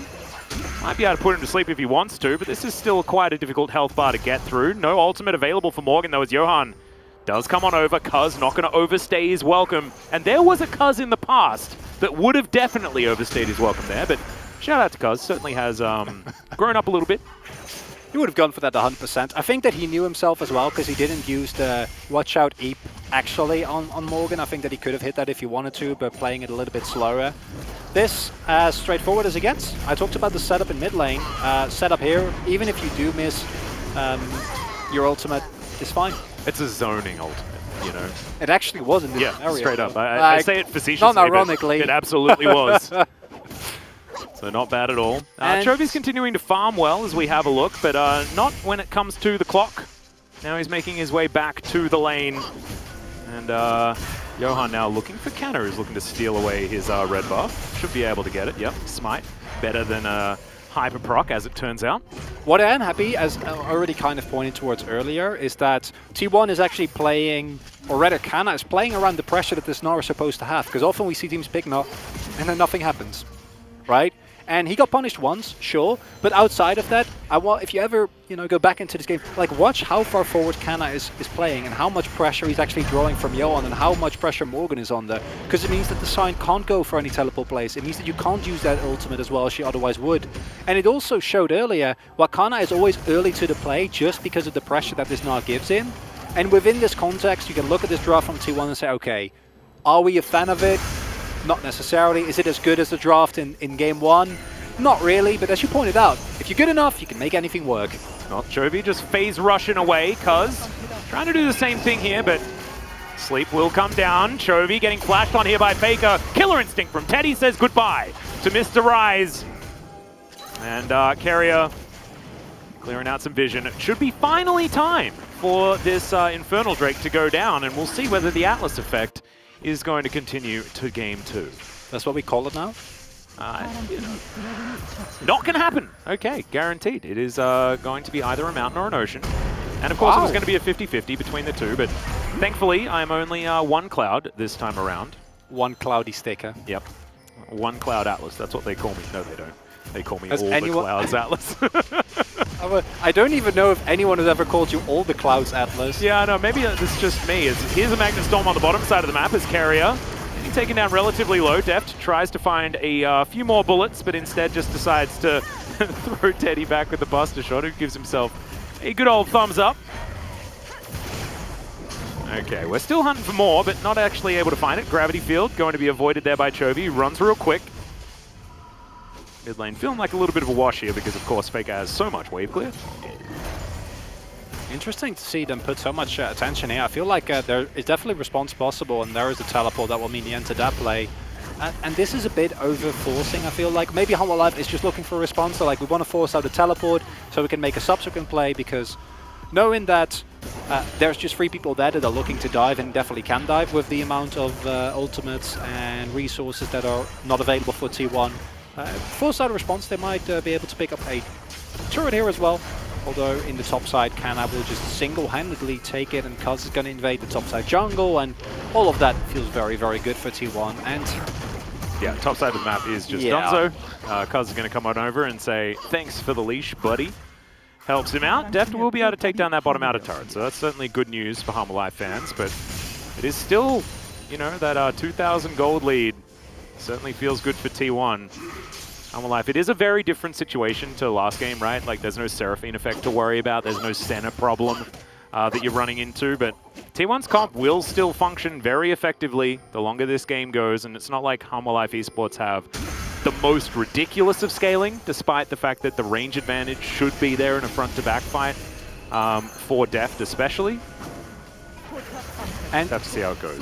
Deft indeed, as this is just relentlessly aggressive, right? Like, so yeah, and Chovy decided not to go for the flash either. I don't think it matters, because I think that even with Faker flashing for him there, if he flashes, then I mean, he could flash into the blue pit, and then theoretically he doesn't still die. Follows him. No, but Teddy doesn't have vision, and he doesn't get maybe he does. Okay. Yeah. Good point. I think he's just dead there, unfortunately.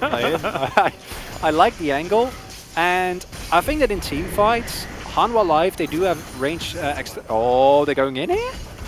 Well, Shirley's definitely going in. We do get a Magnet Storm. There's the Wombo combo, but decent disengage there from Carrier, but a double kill instantly. I think that was just a cute little swipe from Johan, just mops the floor with Cousin Faker. Now, Humble Life Esports, they did lose Vista. Still a good trade for them. Still 2 minutes away from a Drake, though. Not a lot to fight for right at this instant. Love that play, but as you said, it's a punch without a lot of weight behind it. You get 2 kills, Johan's spears are going to hurt a lot more, which is nice, but simultaneously it doesn't actually get you any objective, and the gold doesn't go onto Deft or onto Chovy, who can use it much more efficiently than a Nidalee will, which, whereas Johan is playing really well, I feel like his impact in the later game fights is not going to be as big as a Ryze should. Be able to, especially with that Everfrost now finished. Kana? Yeah, Morgan might just get solo killed underneath this turret. Carrier comes on over and says, good night, my friend. Picks himself up an assist, as now Kana's just going to gnar away the zombie and wallop it, and there is no chance that the zombie's going to be able to do anything whatsoever. It feels like Lane Kingdom from T1. This is what the Gnar blind pick is supposed to do, and we don't see it often, and I think we justifiably so meme it for that reason. But if you see this Gnar pick, you're like, oh, okay, Well, I mean, the willing Gnar to blind pick accept. doesn't get to guarantee a Scion matchup, right? The Gnar blind pick gets Jace to the face. I agree. Come on, man. Just cool guys don't look at explosions, I guess, as Johan just lets the red buff burn down. That's a caster curse. That's allowed. Every time, man. We can have one of them. Every time. Yeah, an overstep. I'm trying my It's all best, you know. Well, in goes the Realm Warp, and Vista's just delivered into the back line. That's one way of doing it. I like the ultimate out of carrier here. I think this is a beautiful play, and as you say, if carrier doesn't go for that ultimate there, then it's just straight up devastatingly bad for T1. But I am also of the opinion that now T1 is going to be ready for that. Like that's not the type of play that should work multiple times in the game, as this is, as you say, just lanking them in with just to make sure that everything goes well. Having carrier in the vicinity. He didn't. He did want to look at the explosion. Killed by his own boomerang. He did want to look at the explosion, but he didn't get over the wall. Yeah, maybe it's like cool guys can't see explosions because they're looking at a wall instead. They're stuck behind it. Yeah. Earth, Wind, and Fire once again. The Ocean Drake has not been invited to this series thus far. But it will be the Mountain Soul. Definitely one that Halma Life are going to be pretty interested in. Wanting to augment the tanky stats of their big Scion. It's also a big problem for Hanwha Life if T1 is able to find the Mountain Soul, because the amount of shielding and tankiness that they will provide will be a really big problem for the value of a pick like Johan or of Deft. Yeah, absolutely. While Deft, of course, on Tristana is going to be able to do consistent damage, I think Tristana, in everyone's minds, works best when she's able to just jump in, blow someone up, jump out, and then just do that multiple times in a fight. And getting those resets becomes a lot harder, similar for Chovy, who, while the Rise is really strong, what has always been one of his weaknesses, and this has been kind of augmented by the fact that since the current season, there's no more shield, right, on your mana items, and he used to have a built-in shield as well. All those shielding is gone, meaning that he is still a machine-gunning spell turret that is a force to be reckoned with, but he's also squishy. And just phase rush is not going to be enough to really get you through that. So if he doesn't actually blow up people and he stays within the extended range of someone like Teddy out or Faking can kite him out, then you run into so many issues there. I like that abbreviation, Tedia, instead of just talking about the bottom lane. Yeah, beautiful. I know. Big fan. I'm glad you noticed. Yeah. I try hard. It's good. I try to listen. As this blue buff is going to be taken there by Teddy. Do you have to? It was very subtle. I was hoping it was subtle enough. It wasn't. Every time it just strikes another little scar on your soul. No, that's okay. Kuz going to be able to eat up some of these Raptors here as we have a look at Faker. Trying to answer Chovy here on the top side. One thing that we should probably talk about, I guess, is the side lane potential of both of these teams. Rise has always been pretty good in a side lane. But they only really have a 4-1 comp, and Canna is going to be able to offer the one on the other side of the rift as well, so a bit of a wash there.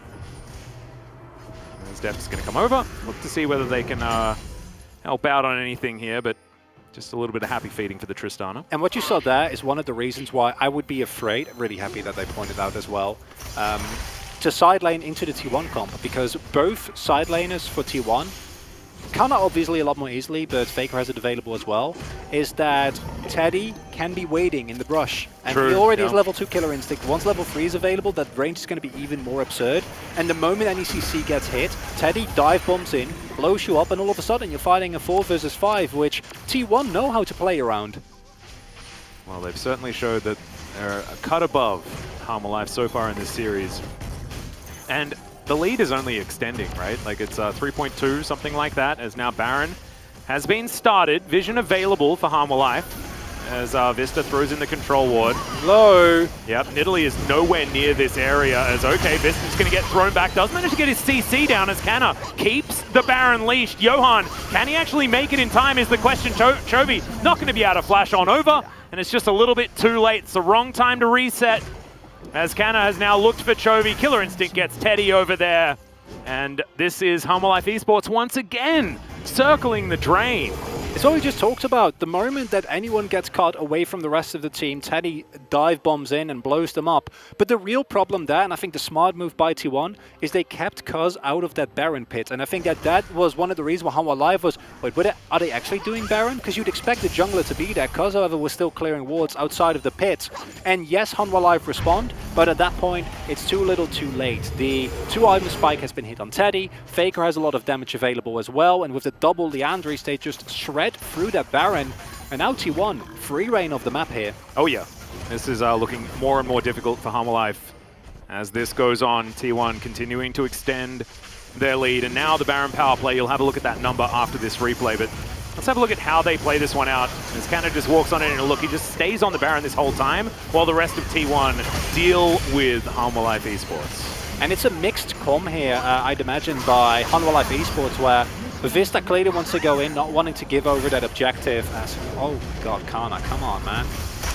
Maybe now we understand why the Gnar gets banned so often against this guy. It's also such a redemption arc for Kana as well, because he got, I think, justifiably subbed out after having a really rough early sprint, and then to see him come back and perform this well, like that's lovely. That makes I think anyone really happy to just see players perform to their utmost potential. And as Hanwha Life, as I said, Vista trying to go in and play aggressively, not actually able to because Johan isn't there. And now you're in a situation where the split push is just going to get you. Sure, you get a Mountain Drake, but that's not going to be worth it, I'd say.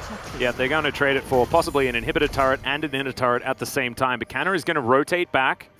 Looks like the rest of T1 going to group up as Hanwha Life Esports going to lose a lot of health on that bottom inhibitor turret. This inner is definitely dead as Canna's just chilling in between the turrets, having a good time. Dabbing. Yeah, just a bit of a penguin dab. Got to have that when you need it. As Teddy pops out, he'll nail this inner turret as well in this lead. 4,000 gold Baron power play. That's, you know, pretty good. They've got another 35 seconds on that one as well. It's T1 snowballing, man. Like, this is reminding me of, you know, SKT back in the days level of what the heck are you supposed to do?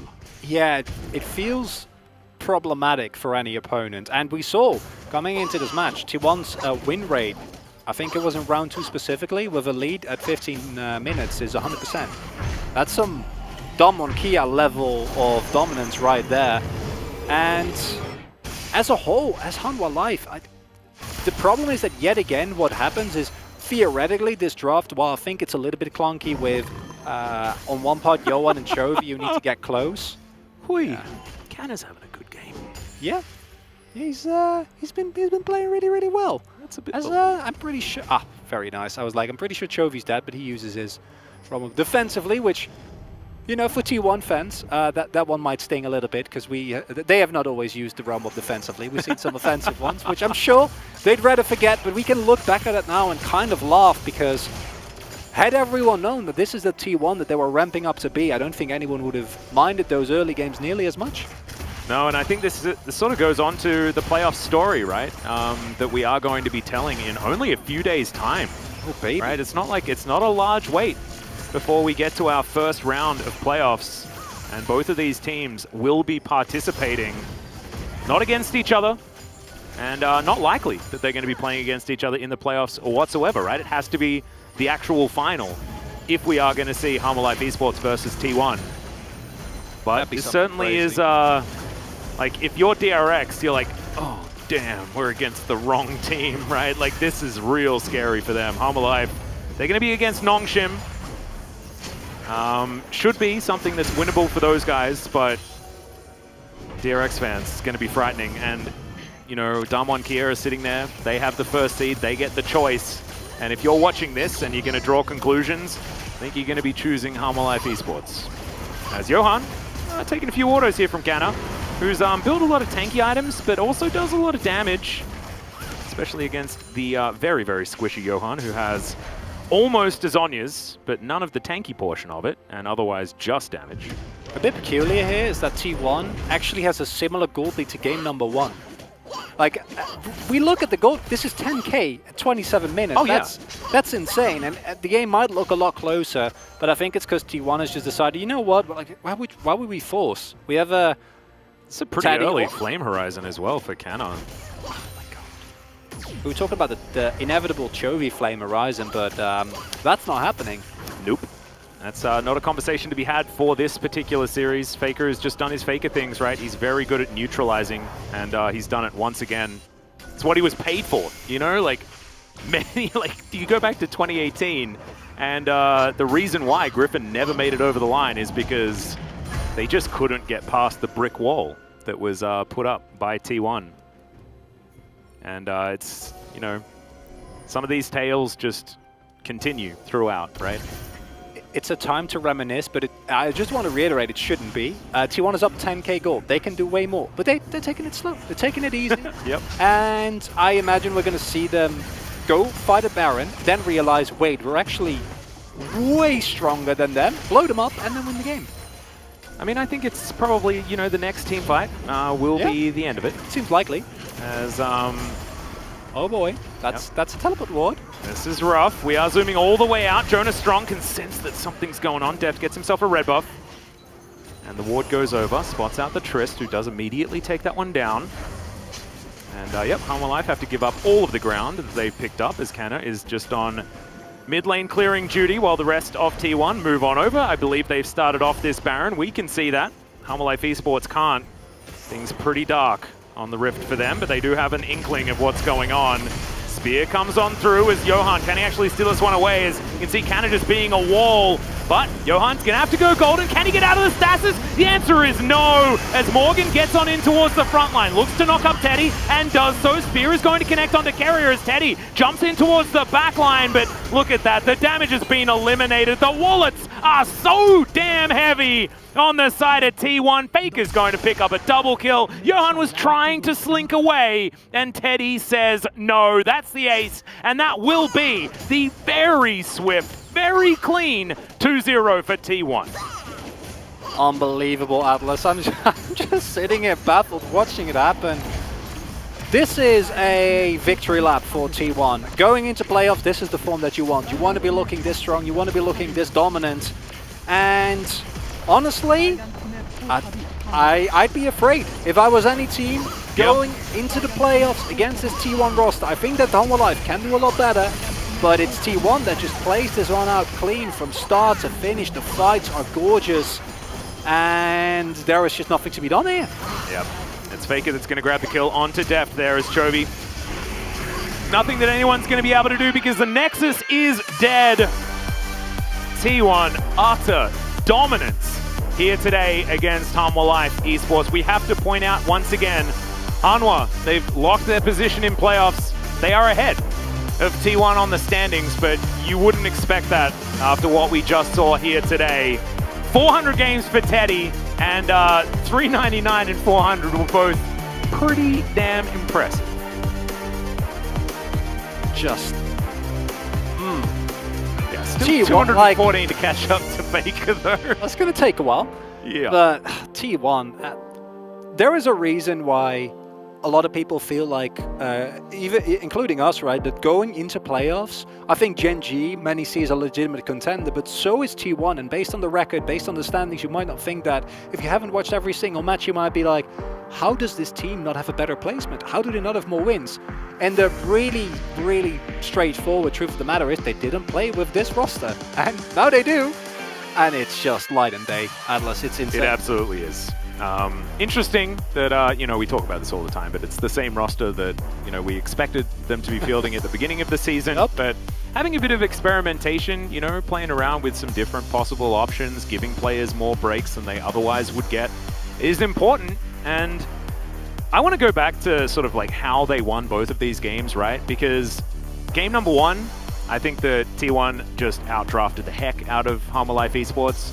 I imagine that there would have been comments saying, yeah, but I mean, look at that draft, so one-sided. Freeload. Ha ha ha. But then they go into game two, they just draft the just quintessential 11.5. We've seen it punished many, many times, and no, didn't get punished whatsoever. You know, you pick Kaiser into Tristana, it doesn't matter.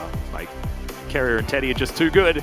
The Gragas was phenomenal as well. I've always liked Kaiser Gragas on the bottom side of the map, but I haven't seen just a complete disassembling of a team in quite some time. And I wasn't expecting to see it here. legitimately getting the same energy from Kaiser Gragas as I got from like Gragas Yasuo. Where it's where, like when it wins, it looks good, and when it doesn't, it looks like, why the heck are you playing this? Yeah, and also you throw in the cask, right? And it's just immediately like zap, just straight to the backline. And Teddy did that multiple times that game.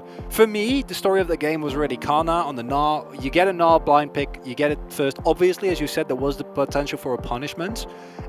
But when I see Kana playing like this, I'm like, is he actually one of those Gnars that just wins every matchup, which the Gnar apparently is supposed to? Because there is a reason why this pick has been such high prior, right? It's because a lot of players clearly believe that once you pilot it well enough, you can win anything. And the sign, it's a bit of a freebie, but the way that you leverage that pressure, beautiful. Yeah, and it was Gnar picked into the Sion, expecting that it was going to go over to Morgan. They would have had to do some funny business, you know, with Sion mid and Tristana bottom lane. We all know how that one works. Let's have a look at some of the highlights here for this series. As if you're a T1 fan, it's going to feel fantastic. If you're a Hammer Life Esports fan, maybe just avert your gaze for a little bit. I'd almost... This was just amazing for Carrier. I'd almost vote for Carrier just for this play. Yeah. Honestly, he might still win. I might have voted poorly here because his Braggers was insane.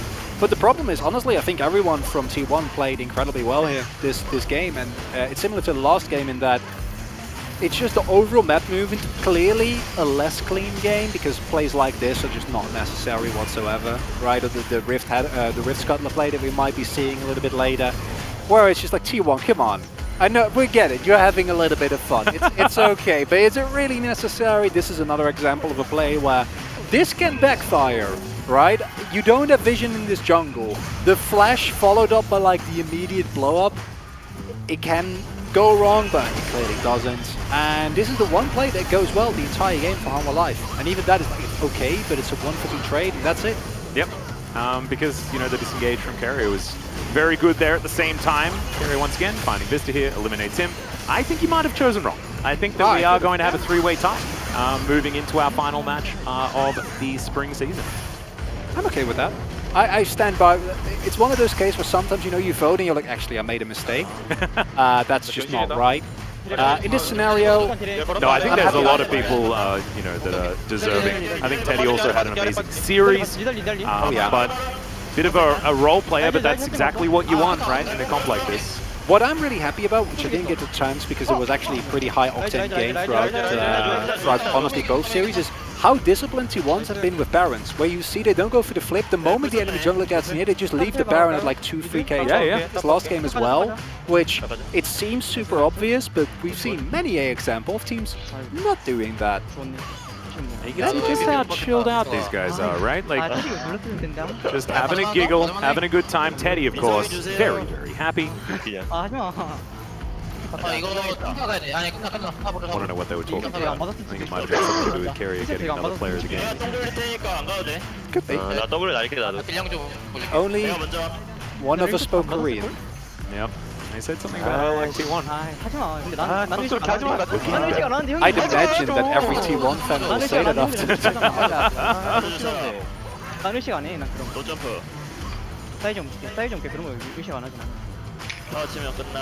사이즈 너무 없구나. 이거 죽여야 될 것 같은데.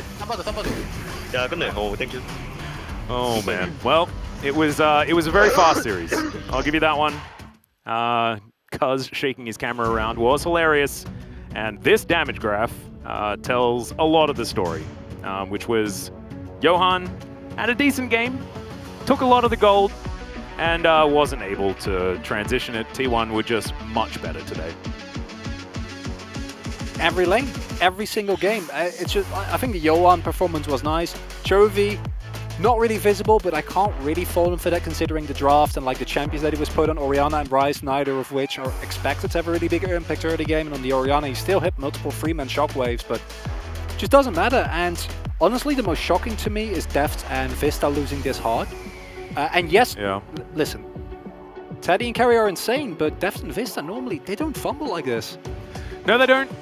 This is, you know, it's giving me flashbacks to when there were fumblings of, you know, mostly just Deft against Teddy, right? Like, this is one of these things. It's a hurdle that he hasn't been able to get over. But let's see what the analyst desk has to say about it and have a chat to our players of the game.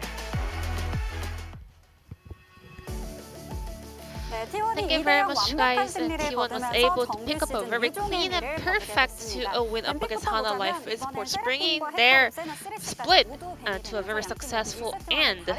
What's your take on the draft, guys? We had a very different pick and ban coming out for game number 2 compared to game number 1.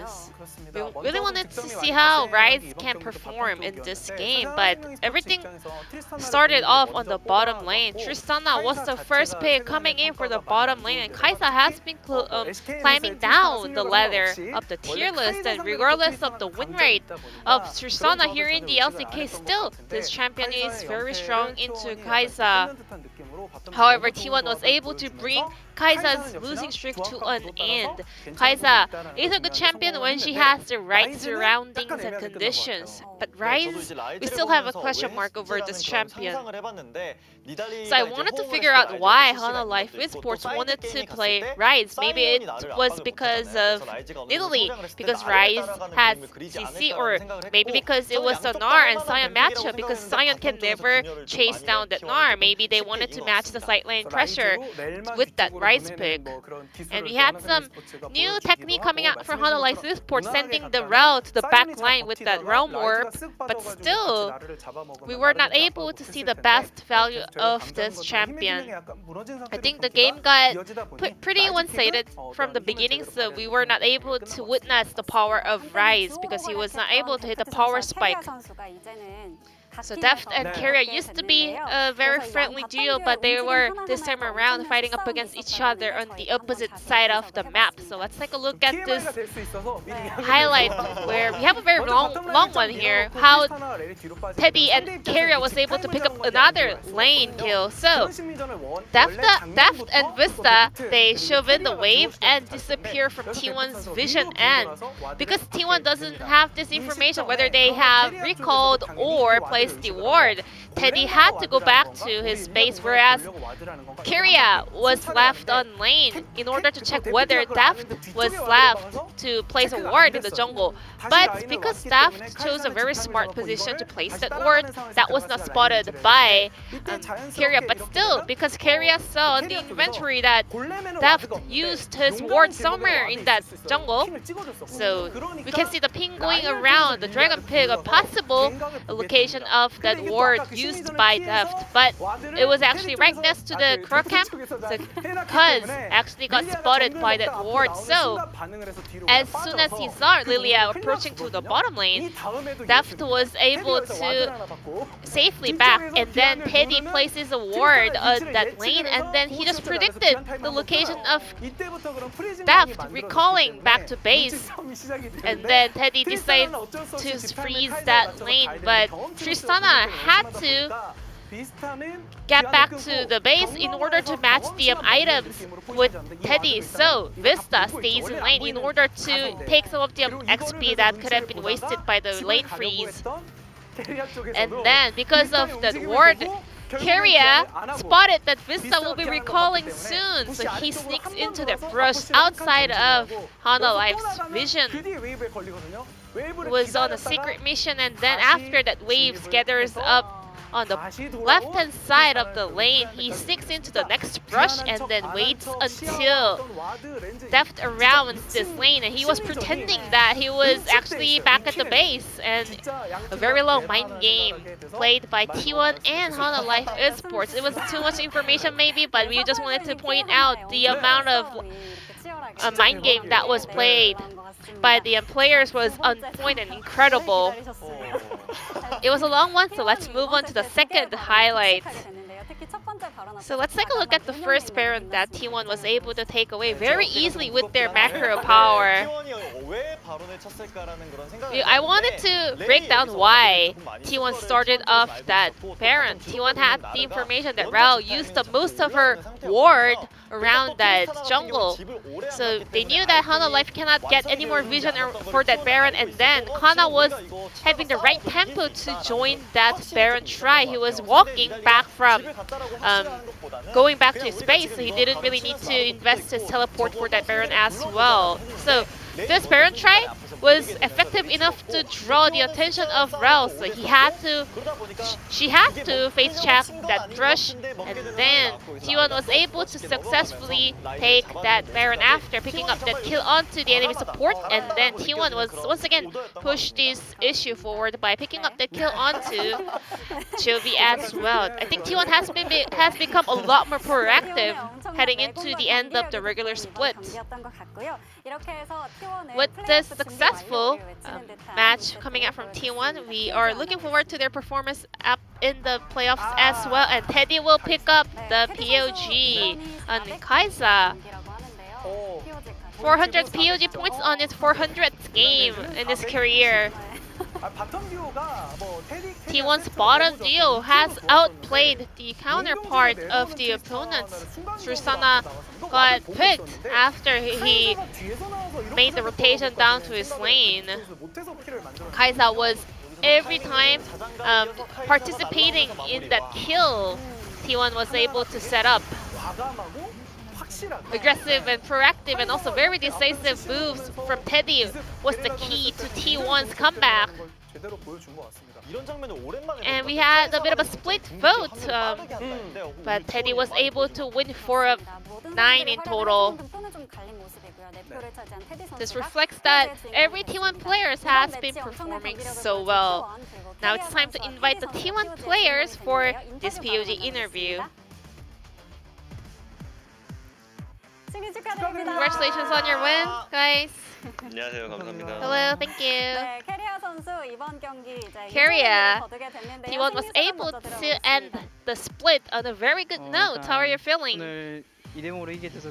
I'm happy that we got a clean 2-0 and we had a lot of solo kills happening on the bottom lane, so it feels nice. And Teddy, today you had your 400th game and you were able to decorate that with a win. How are you feeling about it? 벌써 400전 했다는 게 It's been, I can't believe it's been 400 해서 games already. I'm gonna keep 경기를 grinding 올려야 될것 and I will try to improve my performance. In game number 1, we had a very one-sided game coming out from T1, and game 2 was very solid as well. So how do you rate your own and T1's performance today? I think the base timing, you know, calculating the base timing, the recall timing, and picking up the kill onto Tristana was really on point. So I think we had a very great performance, to be honest. And Keria, you were popping off today. A lot of fans were amazed by your moves. I think you were looking more fierce today. How are you able to make such a huge improvement on your performance? Maybe you were playing up against Steph and Chovy? I think I kind of realized that I've been really making a huge process these days. And for today, I think I just, you know, because it was about my POG competition, about being the top leader. So I was, yeah, maybe trying a little bit more harder than usual. At the end of the game number 2, so you could hear from the mic check, the players were like, please give it to Keria. Like, I don't think you can get it. And the players were like, please production, give it over to Keria. So, well, was Keria really looking forward to that POG winner of the regular split? He's been, yeah, quite wanting it, but I'm feeling bad for him that I stole it away.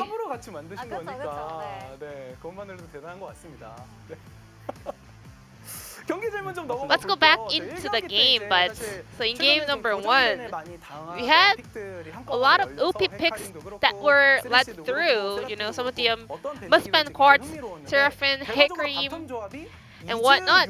So we had Ezreal, Yuumi together, and then up against Senna and Tahm Kench. A very off-meta pick up against Senna and Tahm Kench. So how did you guys react to that new bottom duo that you have not been seeing so often?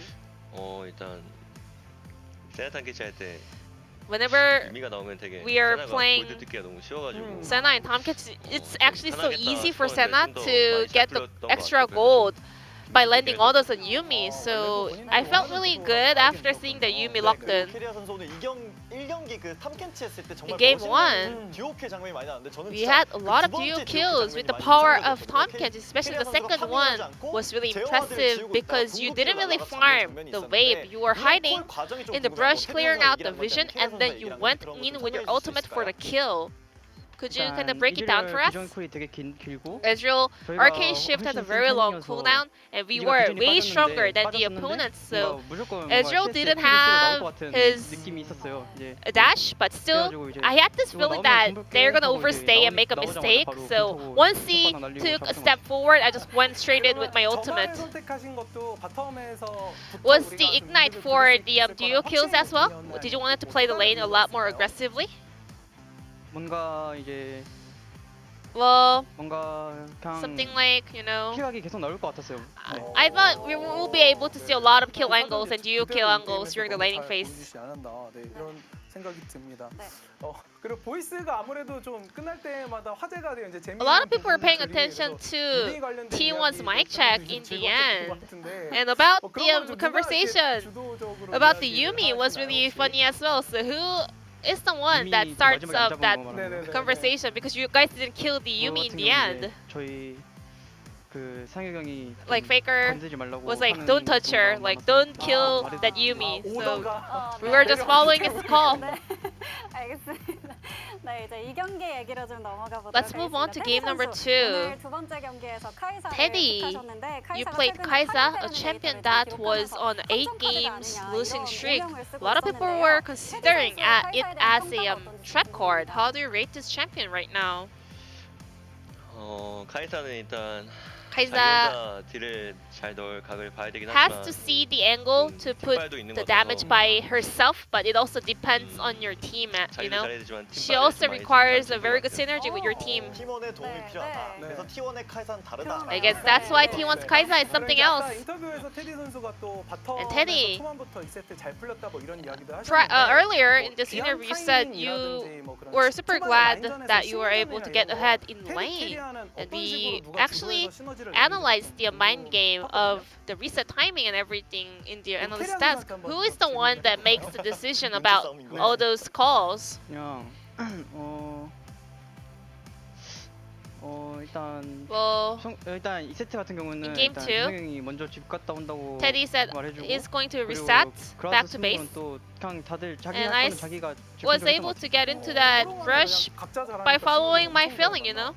네, 그렇습니다. 그렇게 해서 오늘 1, 2경기 모두 정말 좋은 모습 With this 보여주셨는데요. perfect performance, you guys were able to pick up a very solid victory, and you guys will face up against DRX on this upcoming Thursday as the first round of the playoffs. 일단 예 First off, 플레이오프 playoffs, 잘 준비해서 we will work really hard. T1이 I mean, 다전제 좀 강하다는 T1 is strong in best of fives. You know, that's how people say. So I also want to have a taste of it, and we will prepare really hard in order to reach as far as we can. 네, 테디 선수도 각오와 함께 이제 And Teddy, would you like to add on to that? And also, fans are looking forward to the playoff mode T1. Any message over to your fans as well? 오랜만에 플레이오프인데 It's been a while since I played in the playoffs, so I will work hard in order to keep fighting in the playoffs. Thank you very much for this interview, and this will be the end of the interview from Carrie and Teddy, and we're going to pass it back to our casters. Thank you. Thank you so much, Jisun, as per usual, for the interview and analyst desk translation. A pretty quick first series of the night, as we are going to bring up the standings. Nothing, of course, has changed, nor will it throughout the rest of the evening. But we do like to stick to the script here in the LCK. It's been a thing. Just to close, I want to talk about a tweet that I just threw out. It was a little bit of bait, one could say. I got baited by it. Yeah, because this T1 performance, right? We have seen Genji be very strong this season. We have seen Humble Life Esports be very, very strong this season. We've seen T1 ramping up. If this is the power level of this team, Damwon Kia remains their dominant selves, then we have 4 teams that are looking like they have a chance to be extraordinarily powerful. Humble Life Esports, after this performance, it's a little bit of a worry. We'll have to see how they go against Nongshim. But getting ahead of ourselves is a thing that I like to do, however, not something that I can do right now. We still have one more series, the last remaining series for the spring season of 2021. DRX taking on Live Sandbox. This one is for all of the marbles, and unfortunately we have no marbles left. But we'll get to it after this 30-minute break. We'll see you then.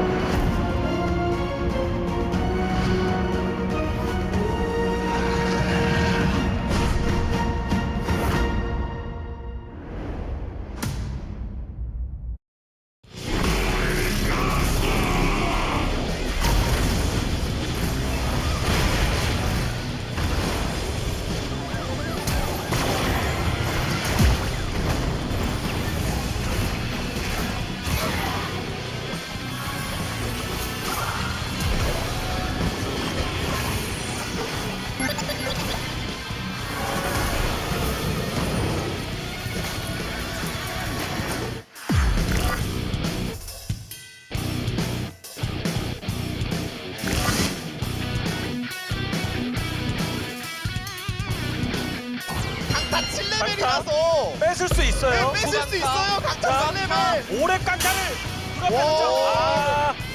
스킬 제대로 들어가서 도망을 빨리 가야 되는데 지금 궁극기 있거든요. 1한 경기에서 잡았는데 이러면 뺏어왔어요. 그래도 강타 안 쓰고도 뺏어왔습니다. 블루. 근데 든든히 여기서 실드로 한 턴을 이어지지 못합니다. 바울링 담는 그림을. 네. 이거 정보나의 바울링이 데미지가 이거 와, 왜 이렇게 셉니까?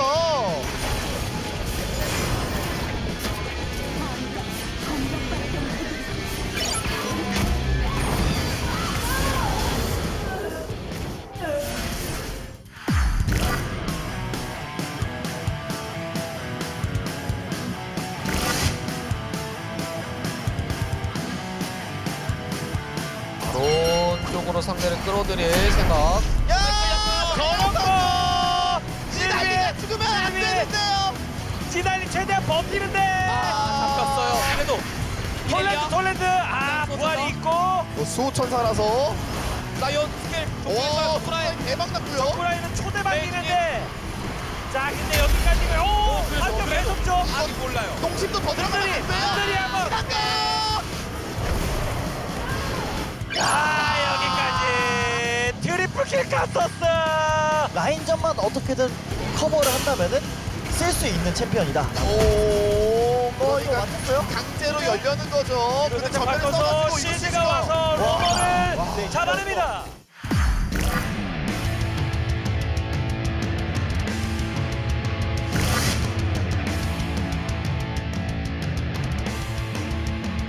차 타워까지 얻어내면서 점점 T1을 궁지로 몰고 있고 근데 아래쪽에서 충격파 로치 위험하죠 이거는. 로치 로치 컷 그리고 그리고 천이가 앞으로 들어가요. 이거 수호천사 때문에 앞으로 좀 무리한 거고요. 수호천사 믿고 한번 와 들어왔는데 정군으로 징크스를 맞췄어요 마스크. 와 이거 끝내려고 드나요? 하나 생명.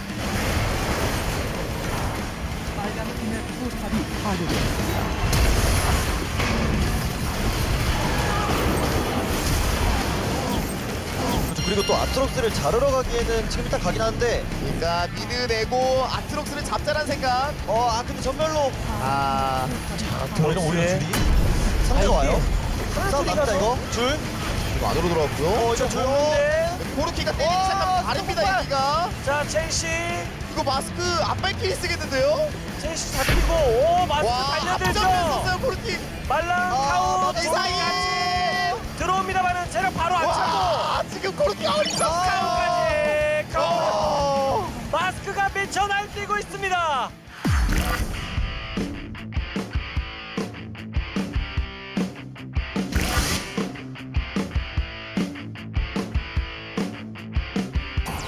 보고 있고 들었는데 아프 끌었고 사형 성공. 와 이게 뭐지? 대박. 와 지금 에어본 대박 터졌고요. 이제 아무것도 못했어요. 와 기회였어요. 지금 저거 Q 한 방에 한 5, 600씩 나갈 것 같거든요. 네 이거 라인 지키면서 그냥 그라가스랑 1사 하면 됩니다. 와 자 일단 그래도 무서워서 하면서 이거 나를 터뜨릴 수 있다면은 만만치는 않거든요. 일단 레일 죽었고 일단 터뜨렸어요. 네, 그리고 잡히고. 오리아나가 태윤이 랭크를 채우긴 했거든요. DRX 근데 이즈리얼 진짜 너무 와, 세요. 결사의 양전. 와 이즈를 못 거드라 잡고 뒤. 펜타킬 리즈리얼. 야 오키디.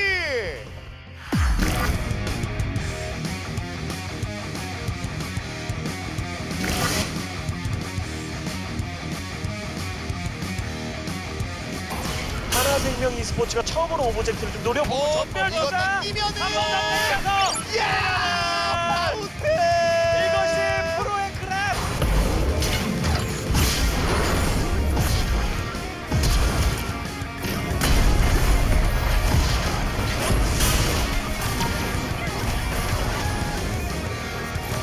일단 최대한 상대 끌어들이는 T1입니다. 그렇지. 누굴 땡겨오느냐. 근데 뭐 내가 간다. 근데 지금 미르를 땡겼어요. 마운트. 아니 미르를 땡겼어요.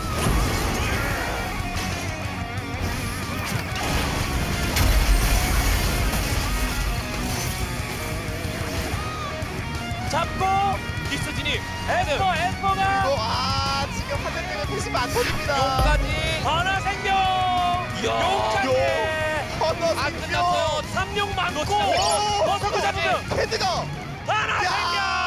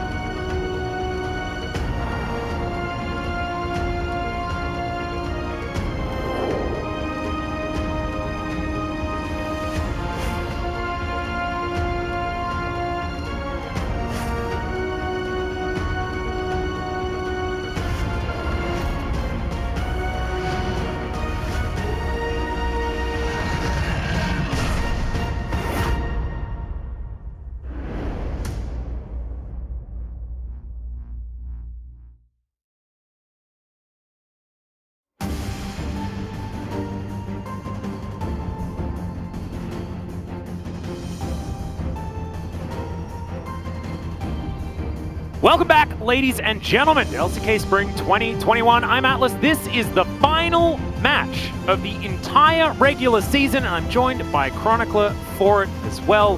Live Sandbox taking on DRX for the remaining marbles, but there are no marbles, as we were talking about in the last series. You do have to try and carry along the gag, despite how terrible it may be. This one is all about pride, but could be... Okay, I'm trying to figure out how to put this.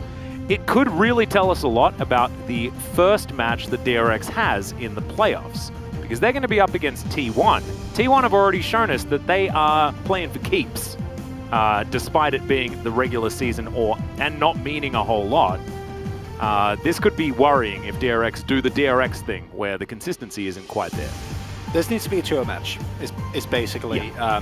It needs to be quick, it needs to be decisive, it needs to be a strong show, because even though Live Sandbox, their early game, honestly, is the best part of that team.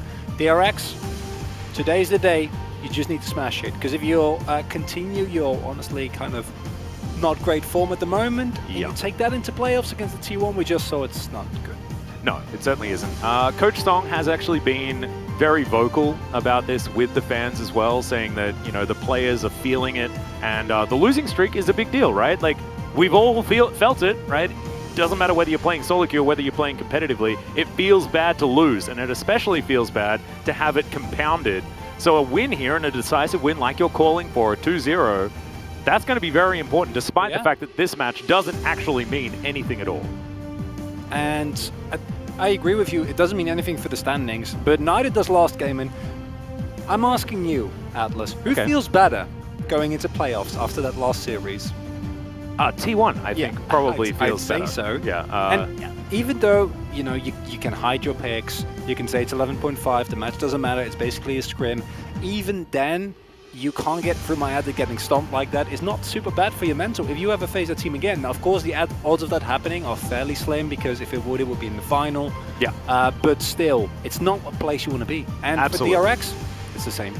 Well, let's have a look at points of the match to get this one started. We have waffled for long enough. Live Sandbox will be starting off on our blue side.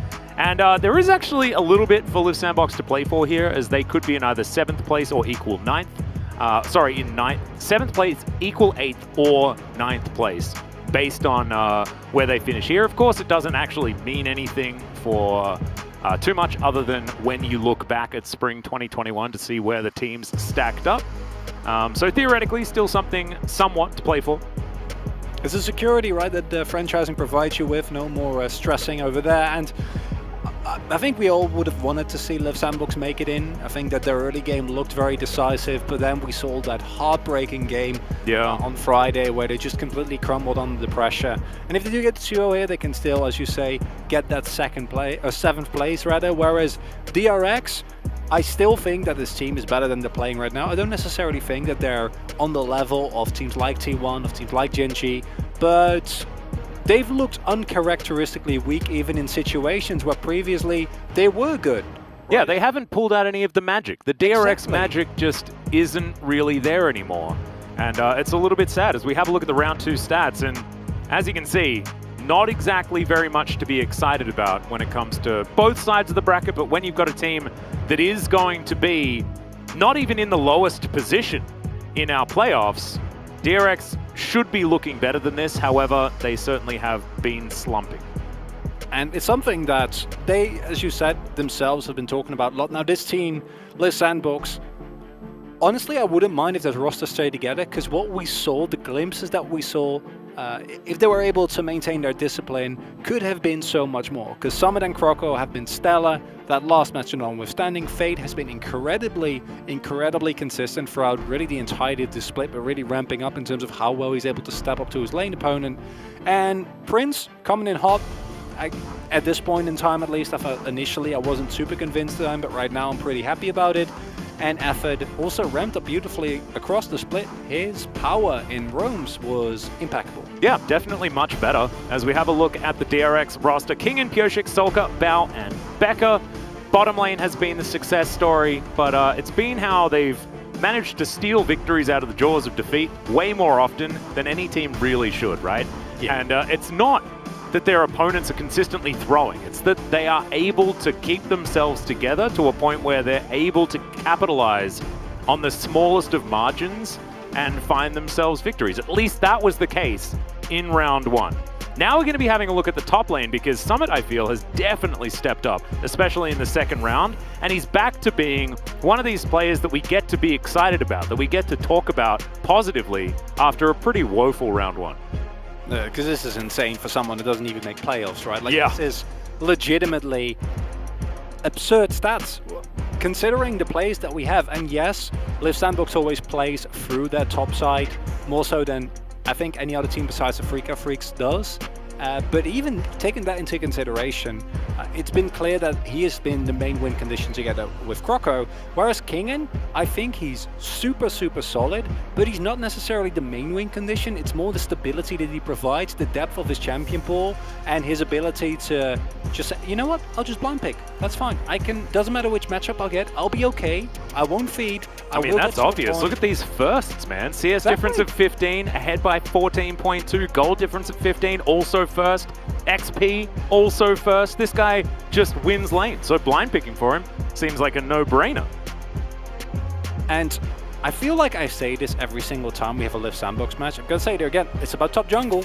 That's where it's going to happen. And if you get a nice matchup on bot side, sure, Affect will have the ability to roam Prince in by himself, especially when he gets on something like his trademark Azrael, will be completely fine.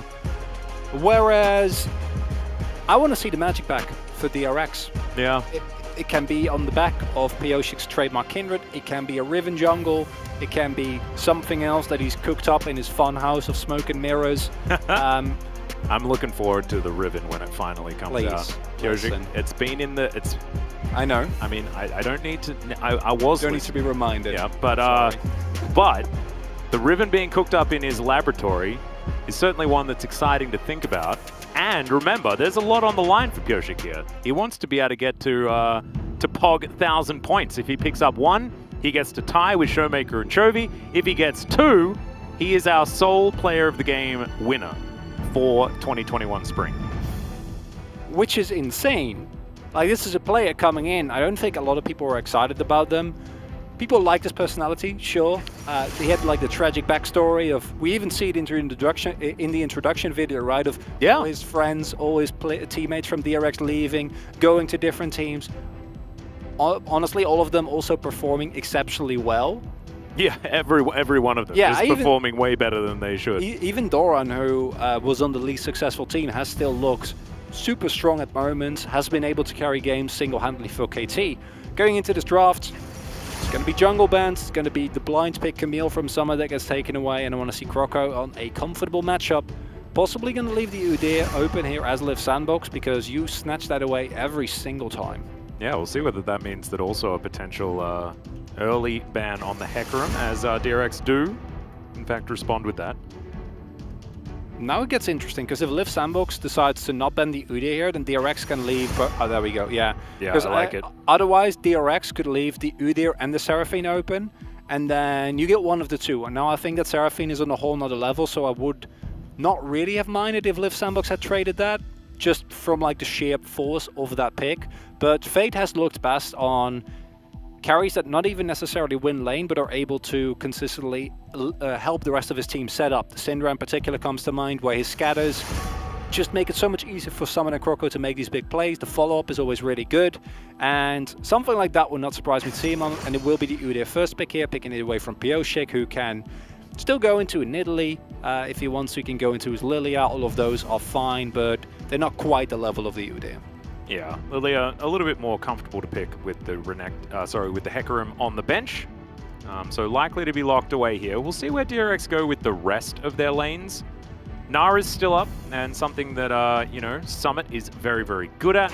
Kingen also one of our better Gnar players. And look, I'm not a huge fan of blind pick Gnar, but we saw what Canada did on it in our first series, and it does work with the Lilia quite effectively.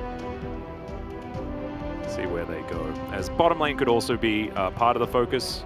None of our big carries have actually been locked in, and Senna is up actually I would very much like a center pick here, but instead, the Tristana is going to be considered, and Bao going to take that one away.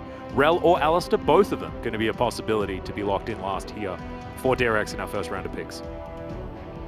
And I wonder what effort Prince are going to go for here, because you can go for the Kalista and the Alistair, right? You pick away a really strong offensive carry or offensive support that synergizes super well, and you have a strong bot lane 2v2 to try and kind of match.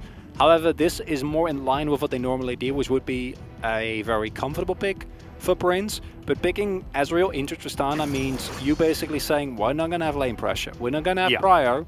So that means that Liv Sandbox need to find a way to get priority solo lanes for both Fate and Summit. Can they do that? Maybe if they go for like the blind pick Gnar hit and then DRX doesn't pick the counter pick, you ban away a couple of counters, and then you've got a top lane matchup on lockdown, and then you kind of go from there. But the problem is that they're blue side, right? And that makes it a lot easier for DRX to respond with counter lanes. And if you don't have any priority to do there, King and just do it. It's not good. Oh, I would have loved it. I mean, Jace is fantastic as well, and that's what Kingan's going to decide to do. You already stated that if you pick the Gnar right there, blind pick Gnar, definitely punishable, is something that we were talking about, and the Jace is a huge option into it. And also, Kingan has been so good at destroying Gnar. That has been, I think, his biggest strength throughout the LCK. He's just been very good at saying no to the orange buff. Not only that, he also plays it very well, which is... Yeah, right. Like, he controls the pick to an extent where he's both able to play as it and win, and then also play against it and win. And the Sandbox, they got their work cut out for them. And do not forget, in that series that we saw on Friday, yes, they crumbled, and I think the draft wouldn't have necessarily mattered a lot, but it's also something that was, I think, justifiably criticized back then, that they're rigid, that they really adhere to what they think is strong. This Gnar was a high priority pick in that series as well, and it backfired twice in a row. And of course, just because a pick loses doesn't mean it's bad, but if it becomes a pattern and if we consistently see these punishes come out, then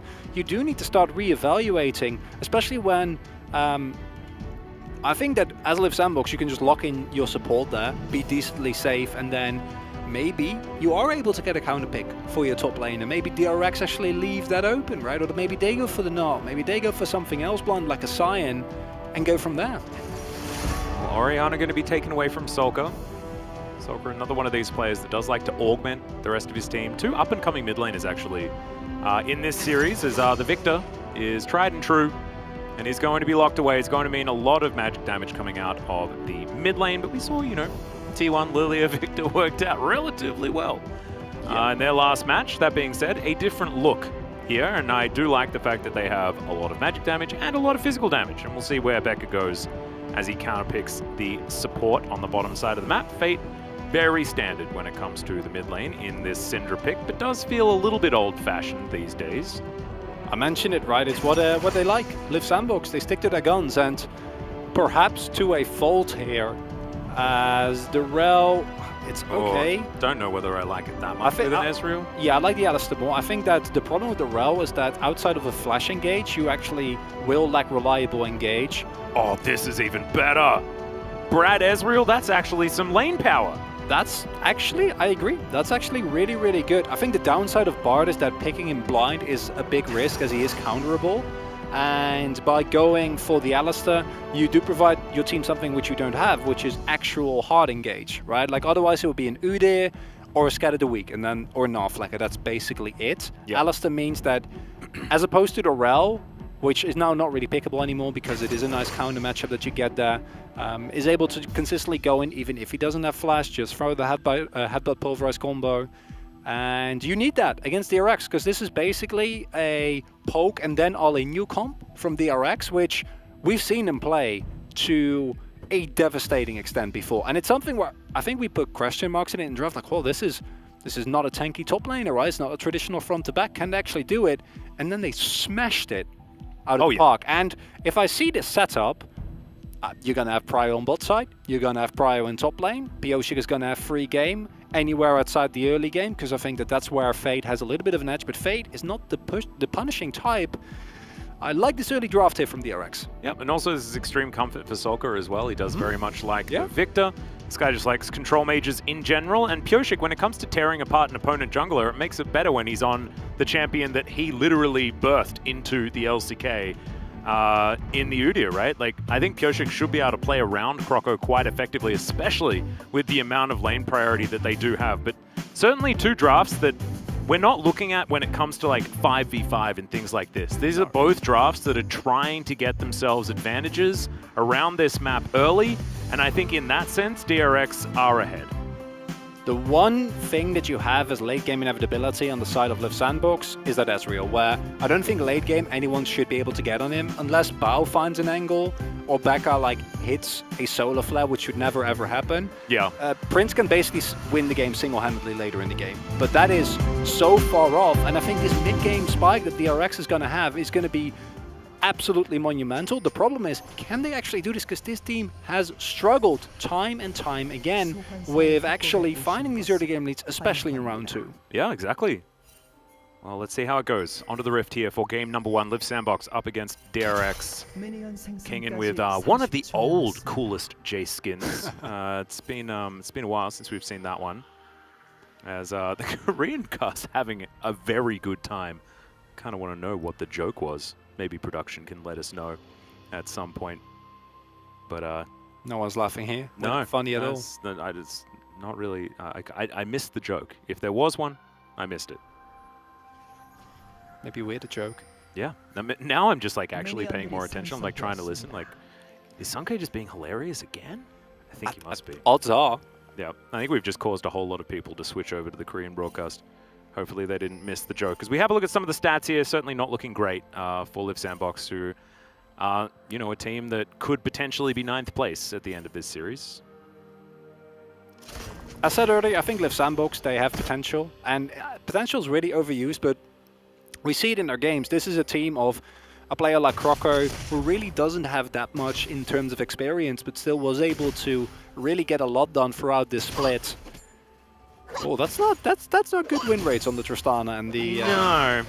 But Tristana has become more popular recently, and recently DRX have looked worse.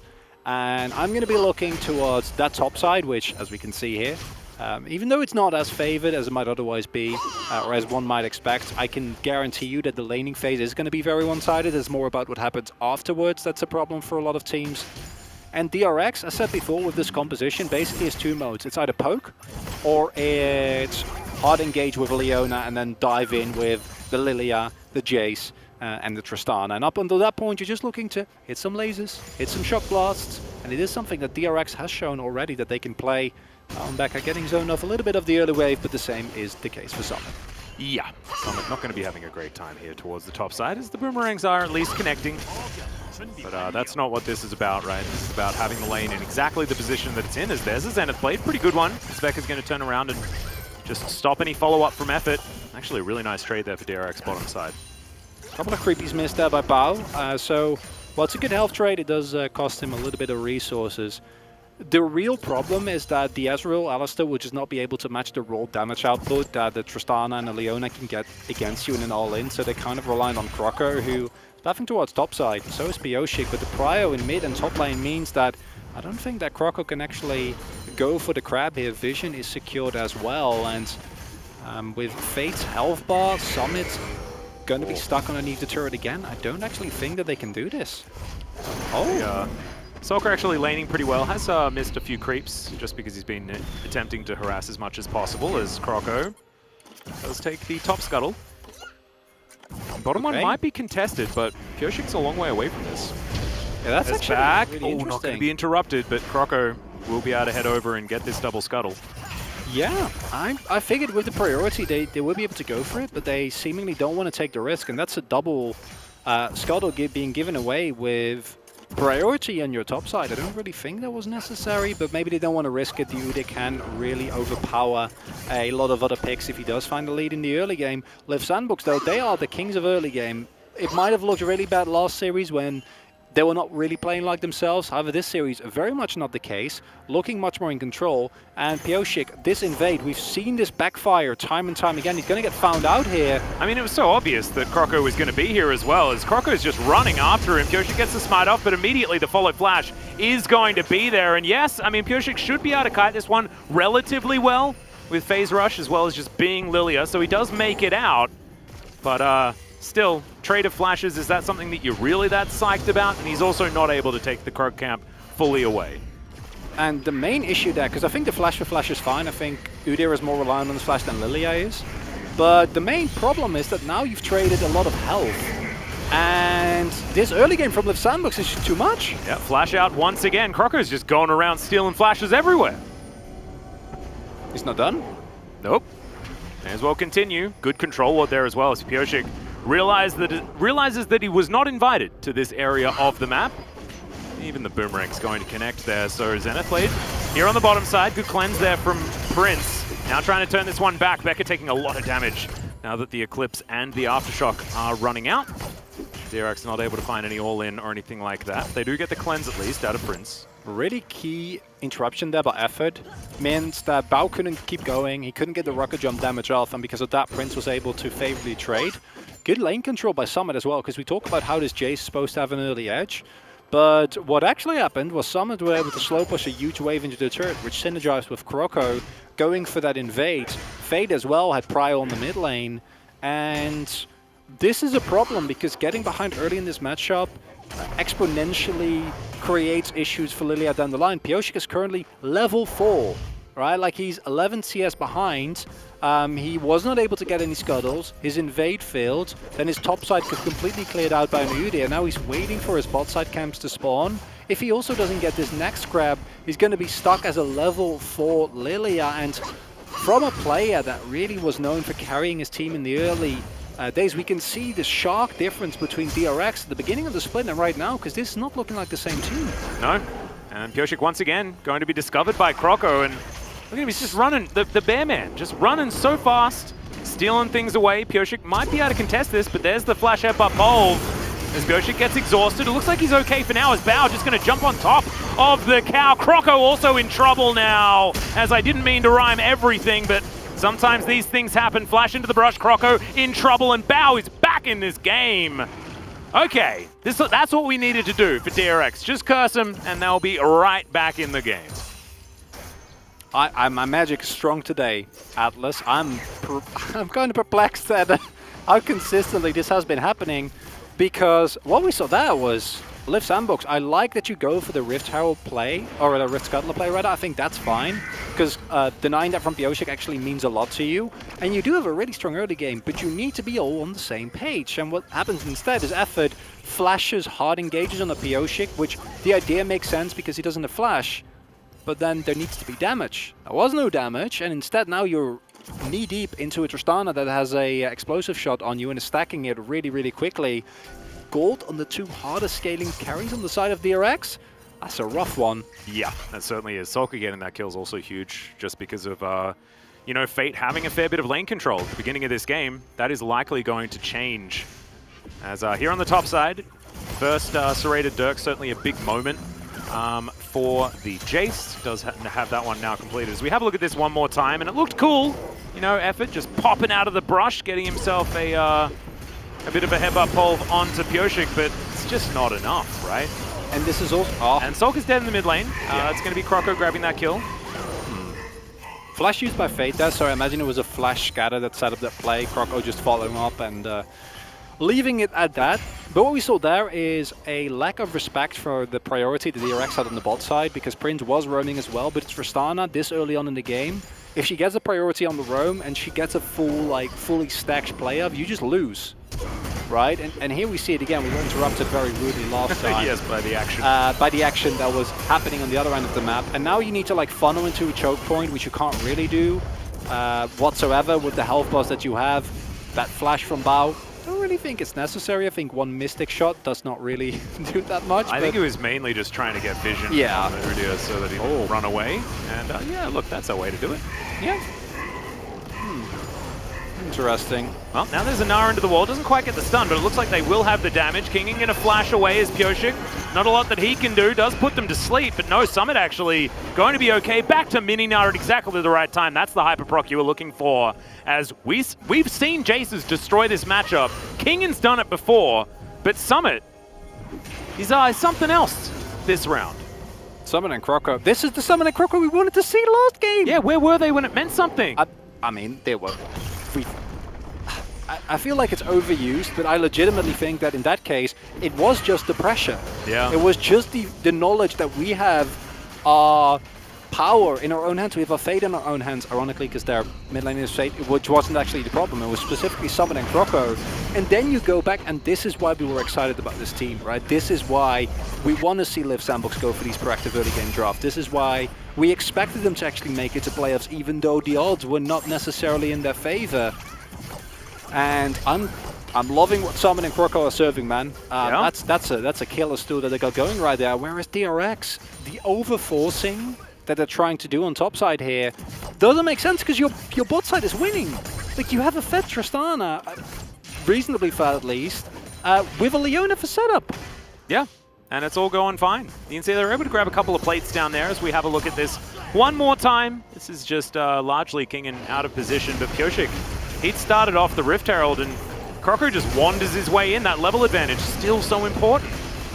And this is a problem that we've seen from DRX again, and it is somewhat reminiscent of, you know, the tilting player in solo queue, where what happens is you want to go for the objective, but you need the right setup. And I feel like this is the third or fourth time in a row where we've seen Pioshik go for an objective and then to get punished. This happened in the last series as well, where you can't just go and start it off. You need to at least have the vision set up. You need to have the priority. You need to have the roam. As we saw there, Efford, even if that topside play had gone well, Efford had prior on the roam. He would have been able to assist there the rest of his team and maybe set up another play. God. Okay. I guess Shelly's coming. She's gonna take the long way around, but she'll make it. As Kingan, he's got a long walk to get out of this one. As, yep, out of the brush comes the scary shellfish. It's a really cute way of, you know, making sure that you do get that charge. They crash the wave just in time. Becca from around the corner, Moby boots in hand, but not able to get too much. And yeah, I mean, sometimes you get punished for blind picking the Gnar. Other times, you use the Gnar to win in the counter matchup.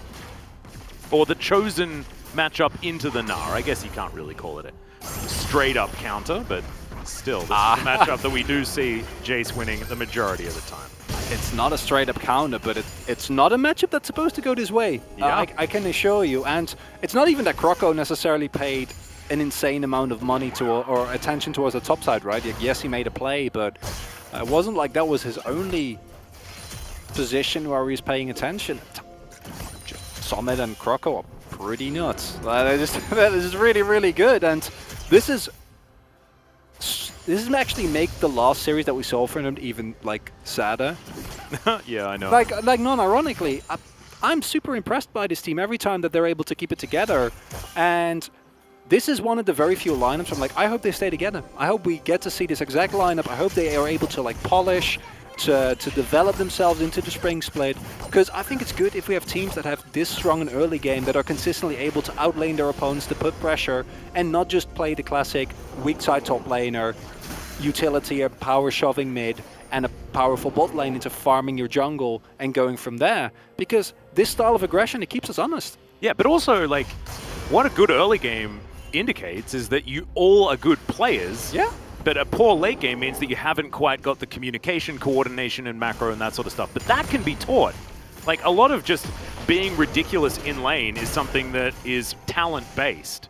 But a lot of the macro play and the communication, all this sort of stuff, that's learned. And this is something that they can certainly put together the longer they remain as a squad. Similar thing can be said for DRX, but their laning phase isn't necessarily quite as strong. But we'll see exactly what happens. We are getting ahead of ourselves just a little bit. Do we need to finish off the spring season? Is Bao looking to finish off this bottom outer turret? It's definitely not over, right? It's not a done and dusted case. I think the DRX comp, even though they're playing from behind, still has some really solid late game win conditions in Solka and Bao. which with Kingen not being very relevant and Pioshik falling behind, I don't think that is going to be as easy as it otherwise will be. But Atrastana in a nice skirmish where she gets a couple of resets can still win the game. People funnel into a Victor. Once he hits 2 free items, you can still win the game. So it's possible for DRX. But what's worrying me here more, Atlas, is that even though DRX didn't always have the greatest early game, it looked like they had faith in their own play. And I'm starting to... It feels like they don't have that anymore. And that was the magic. That's what got them all these wins. Even when they fell behind, you were always like, oh, there's going to be a moment. Yeah. They're going to grab it. And it just doesn't feel like the same team at the moment. And I wouldn't be surprised to see them just kind of bleed out of this game with Liv Sandbox just finding more and more of these super aggressive plays, big plays coming out from like a Summit or a Prince, who we've not really talked about because he hasn't really done anything this entire game. But if that Ezreal just hits 2 free items, if he gets his Mana Mune and the Surreal does Grudge, it's not going to be fun to play into. Nope. Certainly isn't. They do need to get there. Ezreal's an interesting champion now. It was always so easy just to say 2-item power spike, but now it feels a little bit like he needs to get closer to 3. That being said, Bao's still going to be very strong once his Zeal item choice is completed, likely the Phantom Dancer. And the gold lead is, 1.2, sorry, 1.4, something like that. It's not a big deal. 1.6 actually was where it was 20 seconds ago. And solid math. Yeah, when it comes to scaling and things like that, I don't necessarily think that there is a clear winner. So it's going to be interesting to see how these later skirmishes are going to go, just with the general DRX power of finding late game skirmishes. They haven't found that ward there, and Summit has teleport available. I hope they sweep that one out. Otherwise, they might be in for a rough one. Although they are currently standing on top of the. The thing that I'm interested in is whether or not we're going to continue the embargo on Ocean Drakes. We have not seen one so far today. It's going to be Cloud. It'll likely be a Cloud Soul, that's what I'm thinking. So I think that's a good sign. As Becca looking for the Zenith Blade, does not find it. See this Mountain Drake likely to show us whether or not that Cloud Soul is indeed going to be coming. Possible flank from Summit necessary if you just let the DRX poke for free. It'll be a rough one for Liv Sandbox. He's also getting poked out. Doesn't have much of a Nahbar as in goes Becca, flashes away immediately as now Effort gets amongst it. It is going to be the Ocean Soul as the Solar Flare connects onto Effort as well. It's a big old sleep as Kingen looking for Summit off towards the side, just keeping him busy, but he's just going to get solo killed off towards the edge. And Liv Sandbox actually win the ensuing 4v4 off to the other side. And Bao realizes he has no real option as they were waiting to deliver him back into the pit. And this one should go over to Prince pretty comfortably. That was adorable to Croco. Can you write that one down on the POG selection sheet? I'm going to need that one there just because that was so cute. I want to see it. That's going to be the Matt movie. That right there. That's the play of the day. Play of the day right there. Oh, I'm glad that Croco is actually still paying attention and not stuck in the shot, because otherwise Bao gets an auto and then a reset and then it's I think he was waiting there because he knew exactly what was going to happen. I don't know. That's what it felt like because he was pressing the button as soon as the rocket jump happened. Let's hopefully see it in the replay. And here you see the initial poke that comes out is actually considerable because there's no lead. It's not as big as it otherwise wants to be. An Effort. These team fights of them have been so good. He frees up space for Croco and then they can get in. Now the problem here is that the two people that are getting slapped are the tanks and the front line, and that means that Fate and Prince can just freely do damage and see the amount of threat that they're still able to put up. Meaning that all of this is going on, Summon is just like, this is free. He's just chilling, he's just waiting. No, you're right. Bye. You were right. I thought he was backing, but he was just standing there like, haha. No, he's like, I got this. You thought that I just had a bear slap. No. He's got all the CC. 야, 잡아. 야, 배달했어. 치아나 잡으라고 저거. 배달해줬잖아, 내가. 나 이거 전력까지 바로. Croco knows. Don't worry. He's, according to Jason, it was a special delivery coming to you. Pick that one up, Prince. This is delicious, and that is going to put the 1 in his 1-0-2 as he is now set up in that mid lane. And look, we shouldn't be talking about, the game and whether or not it is over or not. However, this is a fantastic beginning for Liv Sandbox. Let's hope they don't have that classic Liv Sandbox throw and do get to finish off their season on their own terms. The big difference, though, is that unlike a team like Afrika, which up until their final games, where they had no pressure and were just stomping people for some unknown reason, Yep.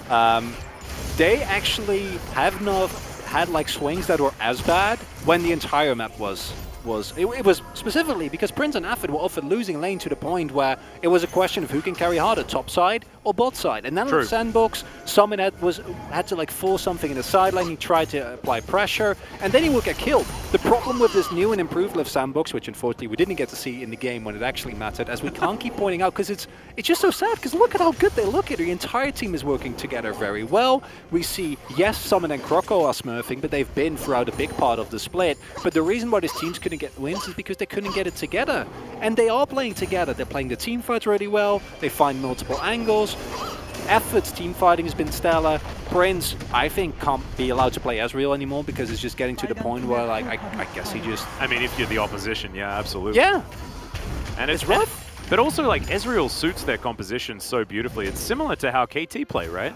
They also like to pick up the Ezreal, play that one out, and it's because if you're playing through a top side that wants to hard carry and wants to dive and actually get the damage down, then you need a self-sufficient AD carry that's able to, you know, survive. And Ezreal is exactly that.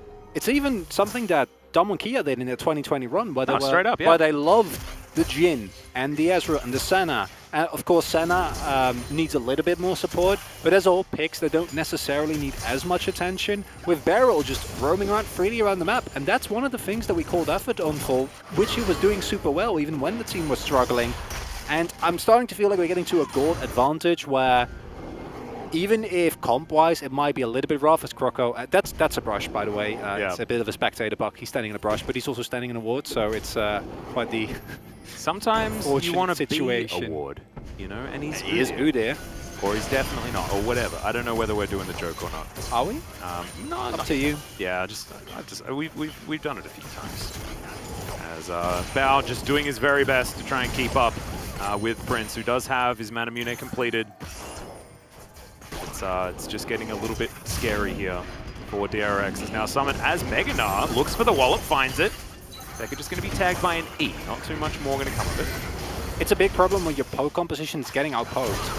Yeah, that's not good, because yes, DRX's comp can go in hard, but his comp excels when it finds a lead, it goes in with a bit of poke from the Jace and from the Victor, and then once you see your opening, you hit your bowling ball, or Becca sees a good angle for a solo flag, then you go in, then you make the play. But instead, you're behind, this poke does nothing, because this is not King, and as we've seen him before, this is King playing from a 30 CS and a 2-kill deficit. His shock blasts are not very impressive, they're not very accelerated, they're more like medium-paced shock blasts, which are not great. And out of Sandbox can take anything on the map. Continuing to do so. Wards cleared out here by the Walking Ward himself, but Croco's been a little bit more than that so far this game on this Udyr. 5,000 gold the lead. Fate just chilling out on his favorite Syndra, getting work done. I can see, I can feel, you know, Gorilla backstage being like, yes, it's my buddy Fate, still playing so well. You can see Yamato somewhere in Europe just saying, I knew that this player was going to be good. I knew that this team had something. Unfortunately, it's not enough in the spring season to get them towards playoffs. There is a lot of potential here, and I hate that word. Something that's triggered me a lot, something that you said already today about this squad, but you sort of have to, right? In this case, I think this is... I don't know about this one. All right, got a lot of circles coming down here. Solka's doing his best to run away. Croco doing now the same. As Fate, not really going to participate. He wants the red dots, and sometimes they're more important. Tend to agree. The Live Sandbox is just a team where I think more than so with any other team, you're allowed to make the case that this team is better than the scoreline. Even taking into account the bad games, even taking into account the weak moments that they had. If you make the case that this team is better than KT, I think most people would agree with you. I don't necessarily want to say that they're better than DRX, but today they're definitely looking a lot stronger, right? And I agree. I hope we get to see this team stay together. I think Summon and Croco have some magic, and now the rest of the team is sharing in that. They're able to match super well. And The flip side of this is that DRX's struggles continue. This is not the same team. This is the worry, right? And Effort going to displace Becca. He tries to get back out again, but that's 4 people. There's no amount of tankiness that this Leona has that's going to allow her to survive that. And Liv Sandbox are just finding all of the picks that they're looking for here in this mid-game, continuing to get further and further ahead. What do you do? As DRX, the answer is unfortunately absolutely nothing. Look at the topside jungle. It is just lit up by Liv Sandbox. They have all the vision necessary. And both the Gnar and the Ezreal not easy to engage on. And here we get a problem with the DRX composition. Once your Pokemon becomes inconsequential... Oh no. Effort finds him once again. Oh, not going to be in range of the trample though. It's a good sidestep. And oh, it's getting close. Summit really wants to get that. Hop does not find the blind boomerang. And Kingen, I mean, he at least has the fear of God put in him, as that's a red buff steal from Croco. Just the entire top side of the map is lit up, right, by Liv Sandbox, and DRX is just kind of there. And now, as I was saying, your poke is inconsequential, which means you're relying on just your Leona. Like, that's your engage, that's who needs to carry all the weight, and I don't think that she really can. Well, Pioshik's going to get smacked into a wall. The wall-up does come down, but now it is Summit's turn to get surrounded, and he's going to get popped. So the little orange balloon going to be said goodbye to, and now Effort looking for some revenge. And Becca, I think I've seen this movie before. This is going to be difficult. True Shot Barrage going to connect through the Eclipse, not quite enough, but with Syndra there, they are able to lock down the Leona. Unfortunately, also a Liv Sandbox special is someone getting caught in the side lane. Yeah. It's happened before, and I was saying I don't think it necessarily has to happen here today because, you know, Liv Sandbox, everyone is doing well. Oh, God. Just idiot things, I guess. The fact that Pioshik has a CS lead is actually insane to me. I don't get that at all. Well, I mean, it's just because he hasn't been able to participate too much more, so instead it's been getting around and getting as many camps as he possibly can. Yeah, but it feels like he hasn't had access to his jungle for the entire game. Well, maybe he's just farming the lanes. There are some advantages for Liv Sandbox in the lanes as well. That's true. I haven't been keeping my eye on it. That's not good either. that's the reality of that statement is, I imagine you'd much rather have your gold go to someone else. Yeah, it's pretty unexcusable to just face check here as Becca without the proper setup from the rest of your team. If you have the rest of your team there, you can still make the argument that it's a risky play, but I kind of get it because you need to do something. So this is a Liv Sandbox classic, also with the timing out of the Mega Gnar, because unironically, I think otherwise he might live there. Yeah, I mean, they at least managed to follow up and get themselves a 1-for-1, so it's not the worst. Yeah, not the worst deal. They don't lose an objective, right? It's not terrible, it's just we make fun of it because we've seen this. Yeah. Fate grabbing himself a kill here. DRX grouping up as 5.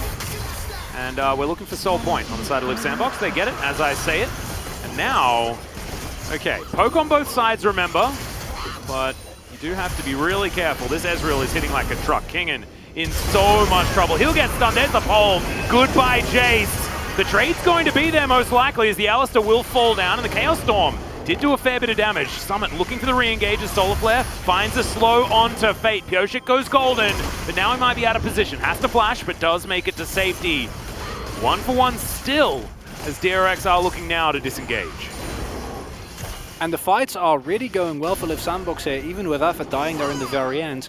Because when push comes to shove, DRX, they don't have the damage. They didn't find the lead in the early that you were kind of looking for. The counter pick's not really coming to fruition. No prior find in bot side. And this leads to a situation where Liv Sandbox, they can now just go for even fights. The 3-item spike has been hit on Prince, and you can see, even towards more tanky members, how much damage he's able to do. And Liv Sandbox is getting tankier and tankier. Once they have Soul, none of the poke from DRX is going to matter, which means DRX need to find, I don't even know what. I guess it's like either they all funnel into Soulka or Pioshik gets a 5-man sleep. That's legitimately the only ways, like the only avenues that I see, and those are not avenues that Liv Sandbox should ever give you. Meaning that I think we might be looking at a Liv Sandbox 1-0 here with the leads that they have, the champions that are available to them, just the sheer 100-0 potential as well, with a Prince that is now in pure comfort. Yeah, he's that's a very happy Ezreal. The 3 items that you were talking about. Very, very pleased. Bao as well, he's hit 3, does have a BF sword on top of it, so the Tristana is starting to become a relatively big deal, but I think you might be right. Like, unless they're discoing on a Chaos Storm, it's going to be really difficult for Live Sandbox to effectively throw this. That being said, oh god, we can't really cast a curse potential that much.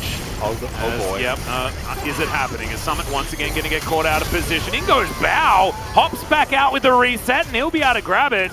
Prince unable to land a couple of those autos as we're looking to try and trade it back towards the top side, but there is a Chaos Storm not quite being discoed on, however, still existing on the map as DRX looking to make a fool of me.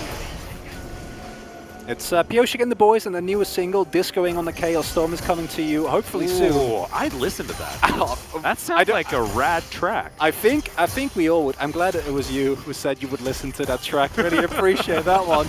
What we see there is a couple of key mistakes from Live Sandbox. You see that someone is getting caught and then try to force the cross-map play. Unfortunately for them, Solka is actually quite tanky. He's building towards that. Yeah, this is just not okay. There's no vision there. You are mini now. Summit, come on, buddy. We're expecting better of you. Only reason why Bao survives it, by the way, is because of a combination of heal, flash, and I'm pretty sure I saw a locket as well. Did he flash a Mystic Shot, and that's why, like, because his health bar disappeared, and then he was K. It's very, very strange. Yeah, it was very close. I don't think you're necessarily allowed. But that Summit catches on you. I just want to reiterate that.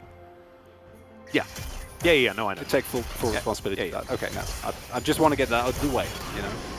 No, these are things that I've come to accept. Times much like any sort of Cloud, Drake, of any kind. In this game, I'm very happy with the Ocean. It means that the stakes for this upcoming teamfight in 1 minute 20 are really, really big. And we do now see that this is how you can still lose at Live Sandbox, is just randomly get caught. So what do you do? I mean, that's how you can lose with anyone.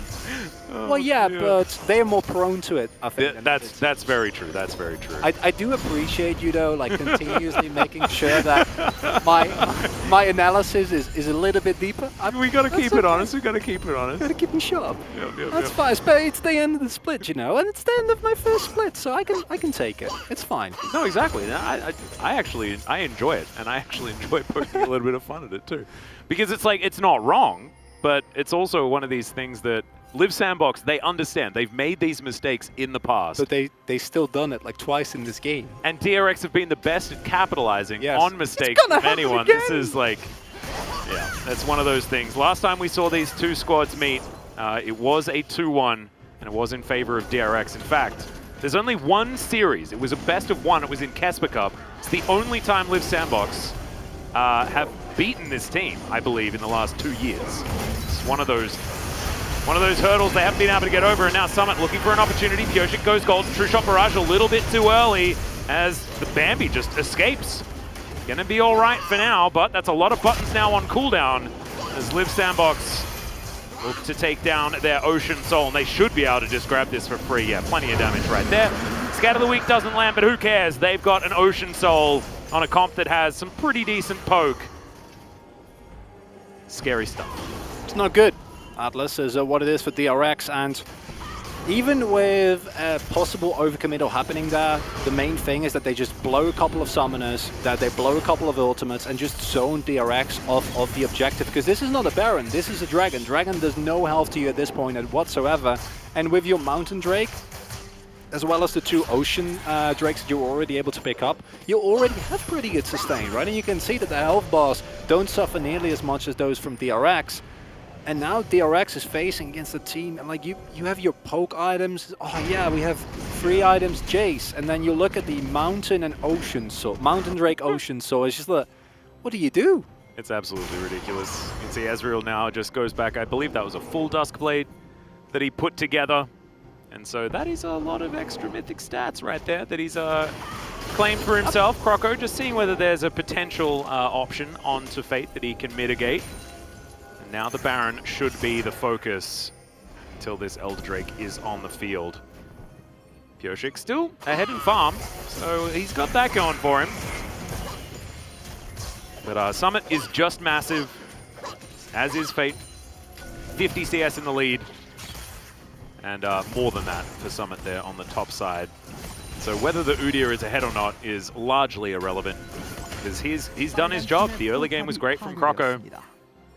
Also, you can see that Prince having a really good time. Bao is still an option, still a win condition, as there's a headbutt pole from Effort. Doesn't necessarily find enough of his targets. It looks like Kingan's going to go down. Summit finds the backline as well, as the Meganar will get stunned up. Becca now looking for his way out. It's Fate. Wants to be able to lock this one down.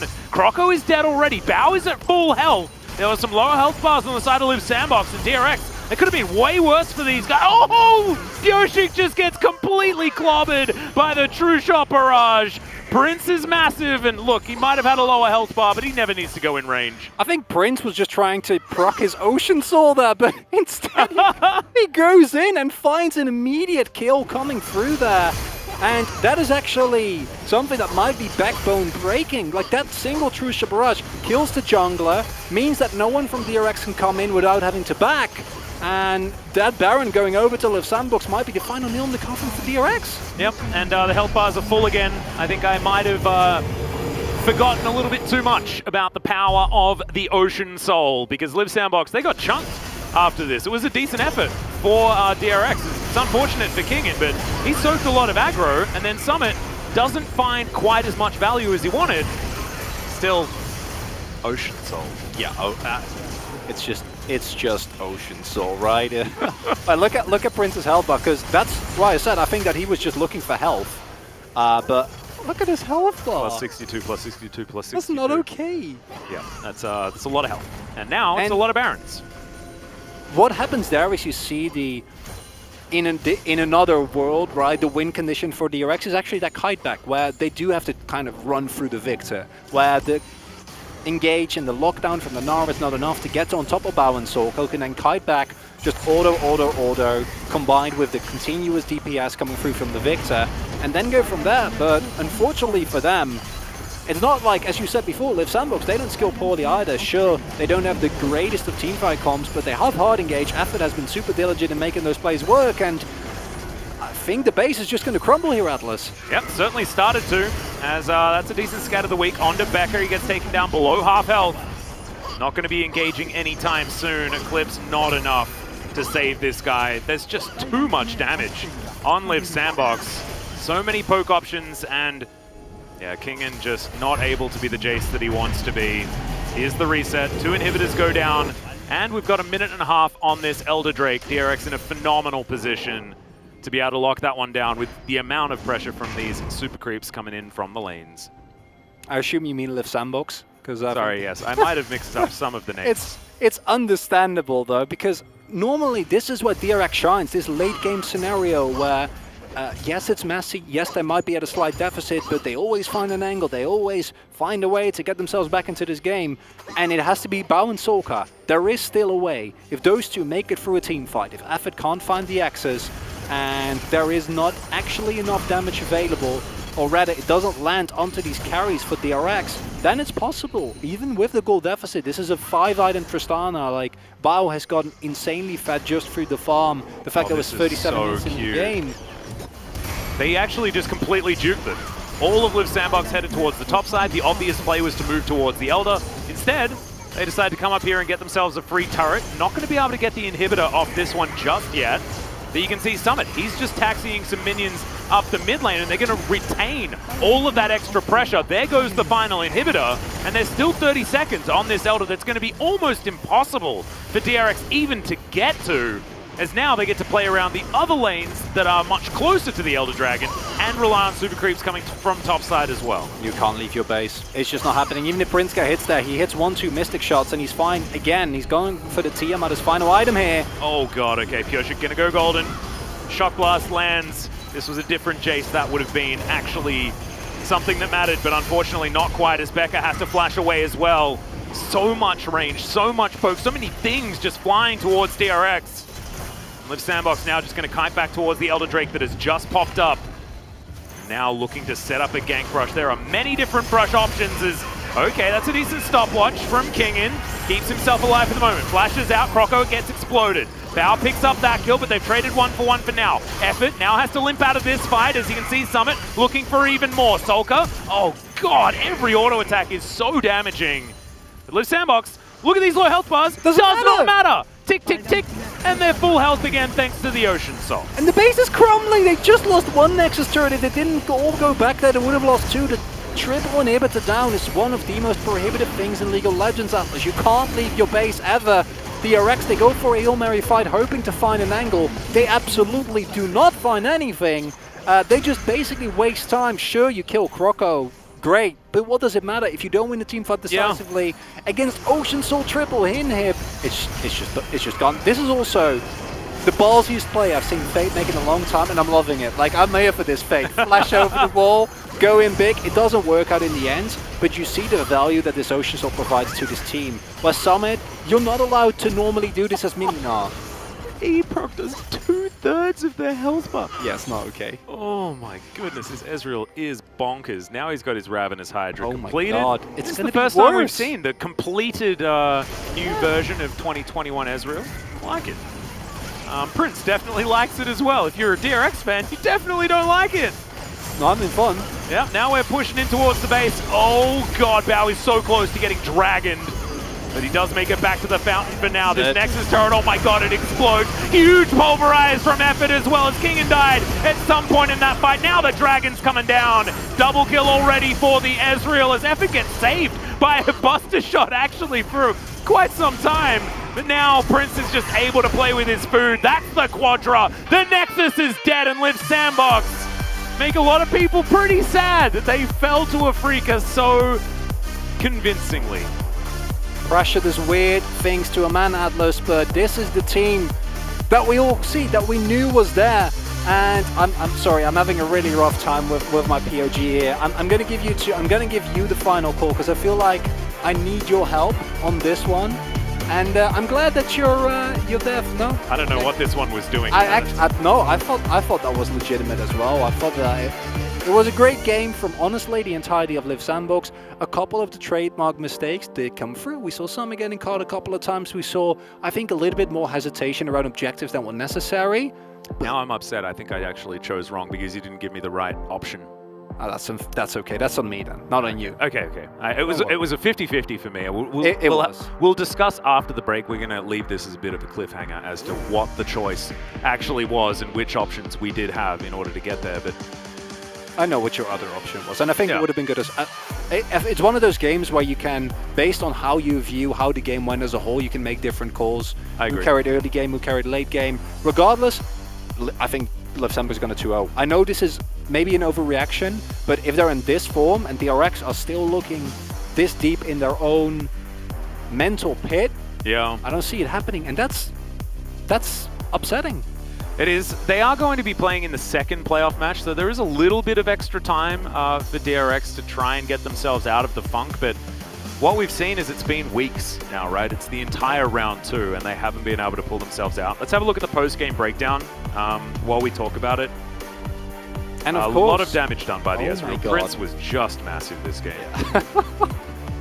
And this was with the DRX mid and bot lane actually getting a kill early. Yeah. And it didn't change anything about the matchup. It didn't really change anything about how the game as a whole went. And DRX, they need to find a way to stop fighting themselves because this team is looking way more insecure. They're not looking as clean. The things that made them really strong initially were not only the way that they played out their late game flippy moments where it's just like, haha, we got you after all, but also legitimately individual performances that right now, just not there. Yeah, I think that actually DRX's strengths in round 1 are their weaknesses now in round 2. And it was all about mental fortitude, being what looked like untiltable. You know, Pyoshik and the gang was the thing. He was able to keep everyone in high spirits, and we'll see whether he can turn this one around. Remember, this is DRX. They love 3-game series. We'll see whether they can turn it and grab themselves a victory here before they get towards their playoff match. But it's not going to be before. We go on a short break and have that analyst desk. Don't go anywhere.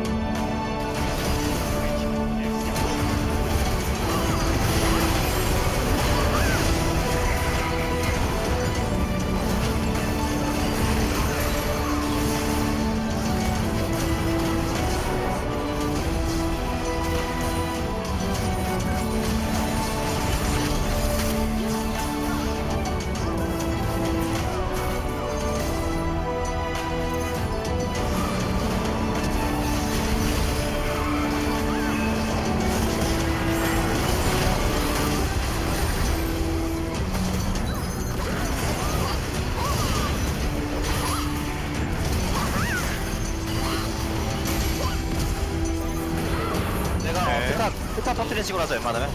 쳐줄게. 이리야 지금 거리는 멀어. 라인 지우면서 나 스턴 준비 될 때만 봐줘. 오케이. 나이스. 오케이. 나이스. 나이스 오케이 타워톱 봐 타워톱 봐 끝내자 끝내자 끝내자. 킬 노리자 얘들아. 킬 노리자. 킬 먹자 얘들아. 끝내지 말고. 죽이든가 다른 거. 나 스턴 있죠. 큐한대 제발. 수호가 제발.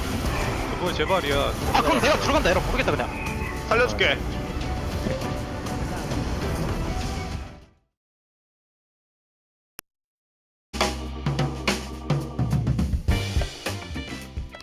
Nope.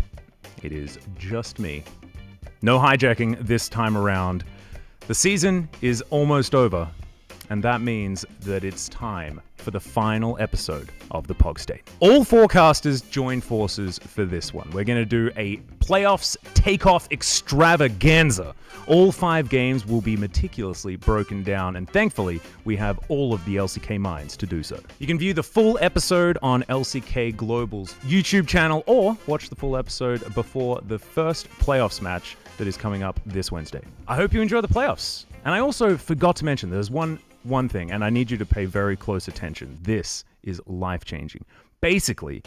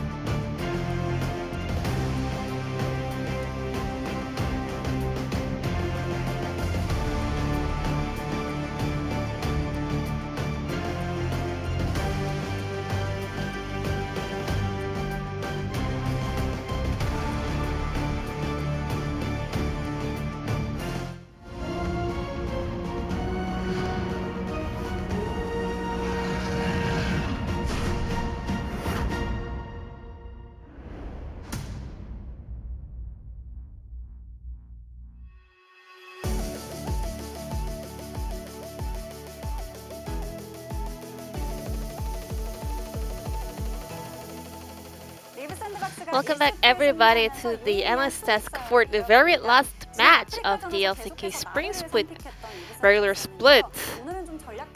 We had some adjustment coming out from DRX, but Leaf Sandbox again, they still stick to this blind pick Gnar for the series. Maybe they had some confidence in this champion, but we are wondering if Gnar is really worth this blind pick. But Kingen was able to counter pick Gnar with this Jace, but it was a bit surprising that actually the Sandbox was able to come out on top and take away the game at the end. So after their game up against Damwon Kia, Leaf Sandbox always got their Gnar bent away, or they always just blind picked whenever they could. It was not about Leaf Sandbox becoming too obsessed with this blind pick Gnar. It was more about they have been consistently feeling very confident in this Gnar pick. And they always had high priority for this first pick Gnar. And then Kroko was doing a fantastic work on that Udyr compared to the last match. And in terms of the Ezreal, he had a very fantastic position to lend all of his ability onto DRX comp. Well, Leaf Sandbox does always kind of repeat their picks for over and over and over. And Soka, again, he also played Victor as well. Soka is also one of the players that has been facing a slump these days. So DRX, as they're heading into the playoffs, I think they have to try something new and check whether it really works. And also, they need to find some treatment in order to boost up their confidence. Leaf Sandbox was able to finally find the value of the blind pick Gnar. So let's take a look at this first highlight of how Leaf Sandbox was able to win their top side. Udyr actually skipped his blue buff and he instead cleared his blue cap earlier in this fight, and then he saw Lilia that was trying to start off that Herald. So instead of stopping her Herald, actually Kroko made a rotation to the lane and cleaned up that kill on Kingen. So they had Jace and Lilia comp, which means they have to snowball really hard with that Herald on the top side. That was the only winning recipe to shut down Gnar. However, Leaf Sandbox was standing still and they were able to actually win the fight happening on the top lane. I think POG didn't really have his eyes on the top lane Scuttle Crab, and that's where everything started off. Because of the top side priority that Leaf Sandbox was having, they were not able to take away the Herald. Once Leaf Sandbox can get ahead, they know how to close out the game. Leaf Sandbox was able to pick up the objectives from the beginning, and then they were able to close out the game by taking down the opponents and then picking up the Baron. And this is the power of a fed Ezreal. There is no one that can take and tank the damage coming out from Ezreal. Everyone was pretty squishy. So Effort was able to just powerfully go in with Flash, and then Ezreal was able to free hit all the opponents. Because there was no tanky frontline on the side of DRX, it was so easy for Prince to chunk down the opponents. And then we had also at this Ocean Soul to keep them so healthy, and that the True Shot Barrage was landing exactly on the target that had the lowest HP. Leaf Sandbox was already quite ahead at that point in the game, so they were able to push the mid lane wave. So DRX really wanted to contest for their vision around the mid lane, and Effort was able to just take a bold step forward and found so many opponents in the front line. And Prince will pick up the POG once again on Ezreal. Last time we also mentioned that he was having the matching hair color with the champion, that he got the POG, and still another fantastic performance on this pick. I think Prince is becoming one of the well-known players to play Ezreal here in the LCK Spring Split. Not many players have been showing a high priority on this pick so far, but heading into the end of the split, I think Prince has found one of his best friends. And we can also read this kind of a trust and belief on this player. I think Leaf Sandbox also believed that if we gave Prince this champion, they were pretty sure that he's going to carry the entire team. Effort was also able to find so many huge engage throughout this game over and over. And then with that Quadra kill, he was able to close out the game, not even dying after that fountain dive, and Prince won 5 votes out of 9. DRX did get their playoff berth quite early, but they are now looking super shaky, so it's really important for them to get back in form. So let's check out game number 2. Thank you so much, Jisun, as per usual, for the analyst desk translation. And you're welcome, Chronicler saved you from the lonely support vote. I was a bit of recency bias. I saw those final team votes. I was kind of, I really will play better for. But my initial instinct, I shouldn't doubt myself. Absolutely, absolutely. I went for. I would have given it to Croco, 100%, purely for the blast cone. That blast cone play was just the best. I truly hope that it is play of the day. I was about to say, please let that be play of the day. I think literally the only play that rivals it throughout this entire split is either the Raptor. Yep. Right, the Raptor or the caster minion. The caster minion, or, and this is a throwback, the Udyr Nidalee ring around the rosy, that's jump true. in That and out. one was really that good. one was really, really good. We've actually had some really good moments of comedy so far in the LCK for this particular season. Not sure what that means necessarily, but I'm certainly all about it. As there's Croco on your screen, we'll see whether he does get to play some more fun games with some blast cones. It was so well done, because when it's on purpose like that, like, oh man, it's so cute. Just throws him back in. It's like, no, sorry, Mr. Tristana. And I'm worried about DRX. I think that the team that we saw at the beginning in round 1, even early round 2, I would not be worried after this first game. Like, you know, bad game, it happens, you can bounce back. But the reality of the situation is this team from DRX is consisting of less experienced players. Right? These are players who just by the sheer virtue of their inexperience won't be as familiar with losing and losing streaks, and knowing that you still got it, knowing that you can still make it work, that you can still find the place, if you can refine the confidence within yourself. Look at the looks as well, right? And it's understandable. This is now, I think, an 8-game losing streak, if I'm not mistaken, because there are 4 games or 4 series in, but I think it was 7 games before this. Yeah, they're having a real rough time. That's so rough. And you can see it's not the same sort of grins that you see on the face of POG. We actually just got used to, right? But he can be somber sometimes. Already we do have some bans coming in. Thresh and the Seraphine both taken off the board. No surprises just yet. Maybe this is where you go for something off the wall as DRX. Maybe you go for something like, we memed about it, but like non-ironic, the Riven Jungle. Just go for something completely where you're comfortable, where you think your opponent might not really predict as, or stall the game, because apparently Croco, a little tired, unfortunately for him. And I don't think Riven Jungle is necessarily super good.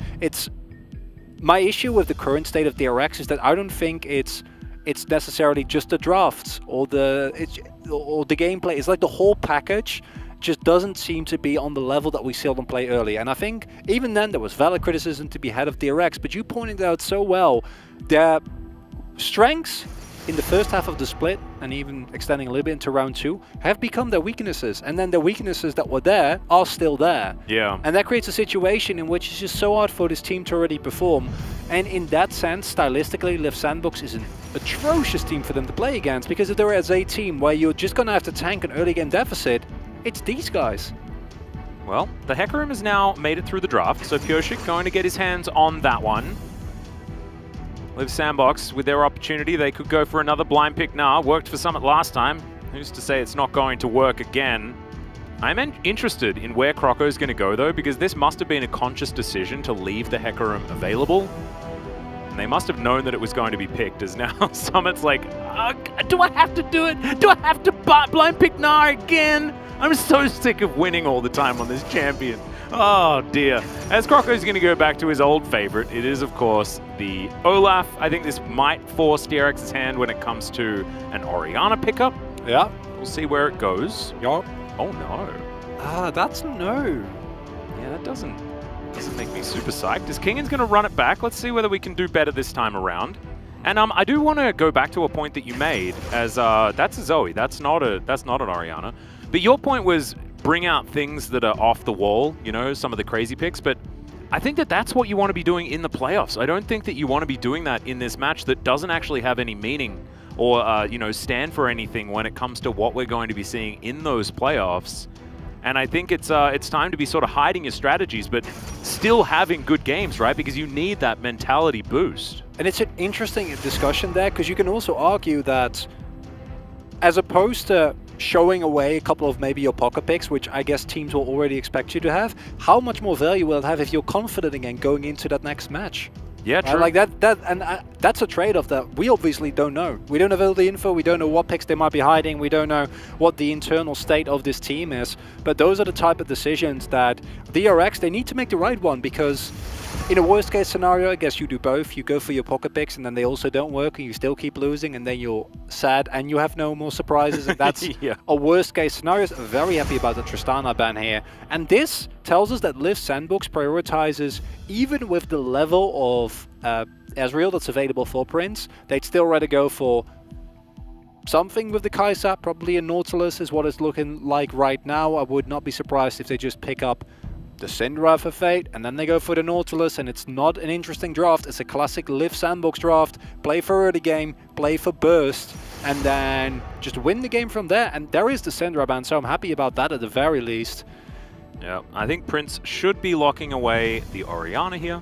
That's what I would do if I was a coach on the side of Liv Sandbox, but I am not, so it will be Twisted Fate. And Fate, of course, named after this champion, so he's going to pull out an old favorite.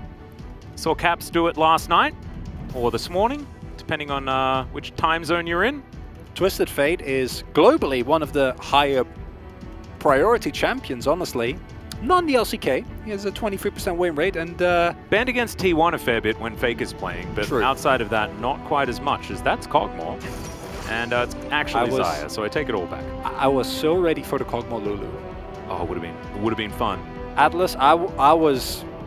that not enough frontline for a Cogmore comp though, so I'm actually I'm okay with No, Xayah. it's fine. You just kill them before they get to you, because you have Zoe and Jace as well. It's a foolproof plan. Right, There's no way that they ever get on top of you. You call that comp like the Incinerator. Yeah. Something like that. Yeah, or the Devastator. You know, it has to also like double as a wrestling nickname. All right.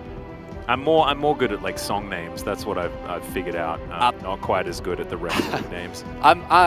If you don't release a song or an album called Discoing in the Chaos Storm someone with the next year, I'm taking it, man. Like, I have no shame. I'm down for that. Just sign me up for the first copy. You know? There we go. I definitely want to pre-order.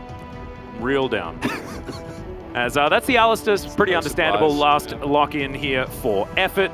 Back on it once again. We'll be able to start off these fights. A different look for the composition out of Liv Sandbox. I feel like this Olaf Nah are a little bit out of theme with what is happening elsewhere. However, there's some setup, especially if you have Meganar on the top side, for Croco to come in and get some ganks down in the earlier stages. In fact, every lane has some pretty okay setup. So when it comes to getting the priorities around the lane and actually allowing Croco to pop off and get some kills early, this is a comp that could certainly do that.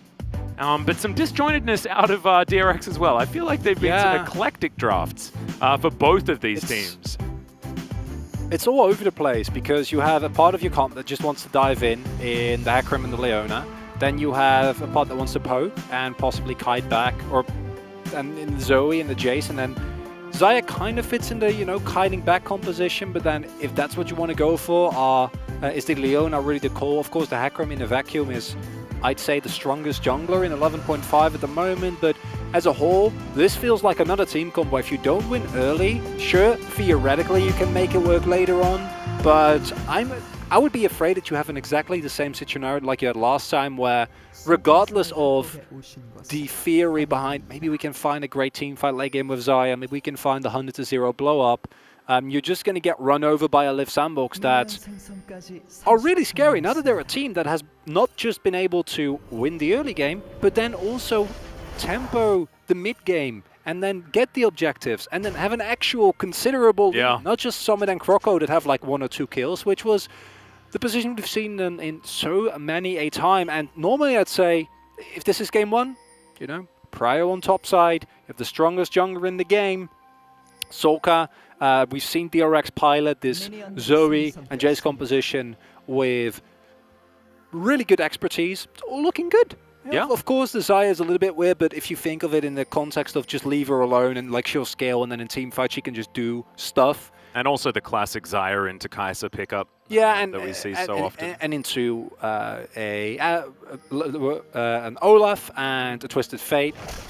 Both of which, honestly, will not be super happy about the fact that Thunderstorm is a thing, and the clans is also gonna alleviate that issue a little bit further. But I think Liv Sandbox, that Twisted Fate pick, is a stroke of genius after seeing the first game, because you go to yourself like, guys, we're just gonna win the lanes again. Like, this is the form that we're on today. This is the form that they're on. We're gonna win lanes, and if you have winning lanes and Twisted Fate stop making plays around the map and you snowball, the game is just over.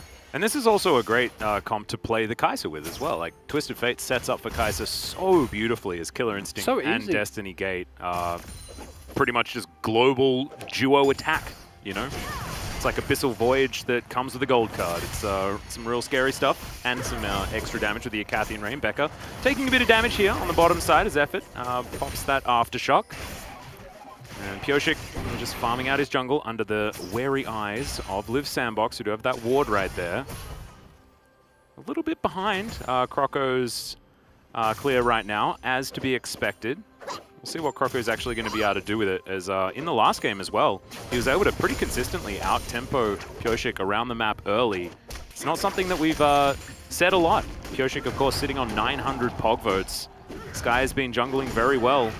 Just not so much recently, and certainly not in the last game, as Fate misses out on the cannon minion. So maybe mid lane's over. That must be it. Yeah, that's generally how mid lanes go. As I'm wondering whether Pioshik went for the double Q. I don't think you necessarily want to go for early action here, pre-level 4, and getting 2 levels in your Rampage allows you to do a little bit more, clear the camps a little bit more efficiently, which you need in this matchup against the Olaf, because as you say, Croco just has full control. Due to the decided lack of prio on his top side, he's decided to just peace out, go to bot side, because there we have enough prio. More prio than a man could possibly want. Well, we're doing some biffo here on the bottom side as Bao has to cleanse. Oh my goodness, he takes so much damage as Becca still chasing after Prince. They think that they have an opportunity to do this as Becca gets exhausted at just the right time. Tries to get on back. The flash over Prince is going to be taken. An Effort steals away the first blood. It's a 1-for-1 in the end as now Becca's trying desperately to get out of this one. And you can see Effort, he's lining up the headbutt, wanting to deny this. And oh dear. That was not how that was supposed to go. Yeah, that ain't it. He was waiting. He wanted to give it to Croco. Yeah. And then it was like the position. I don't actually, to be completely fair, I don't think he kills Becca in the 1v1 there. But I do feel like just going on top of Becca and then trying to go from there would have been a little bit better. Was not what he went for. He went for the high risk play. Yeah. And the risk did not pay off, and now he looks a little bit silly. Yeah, that was slightly unfortunate. Yep. 1-for-1 though on the bottom side of the map, and both of our attack damage carries picking up assists.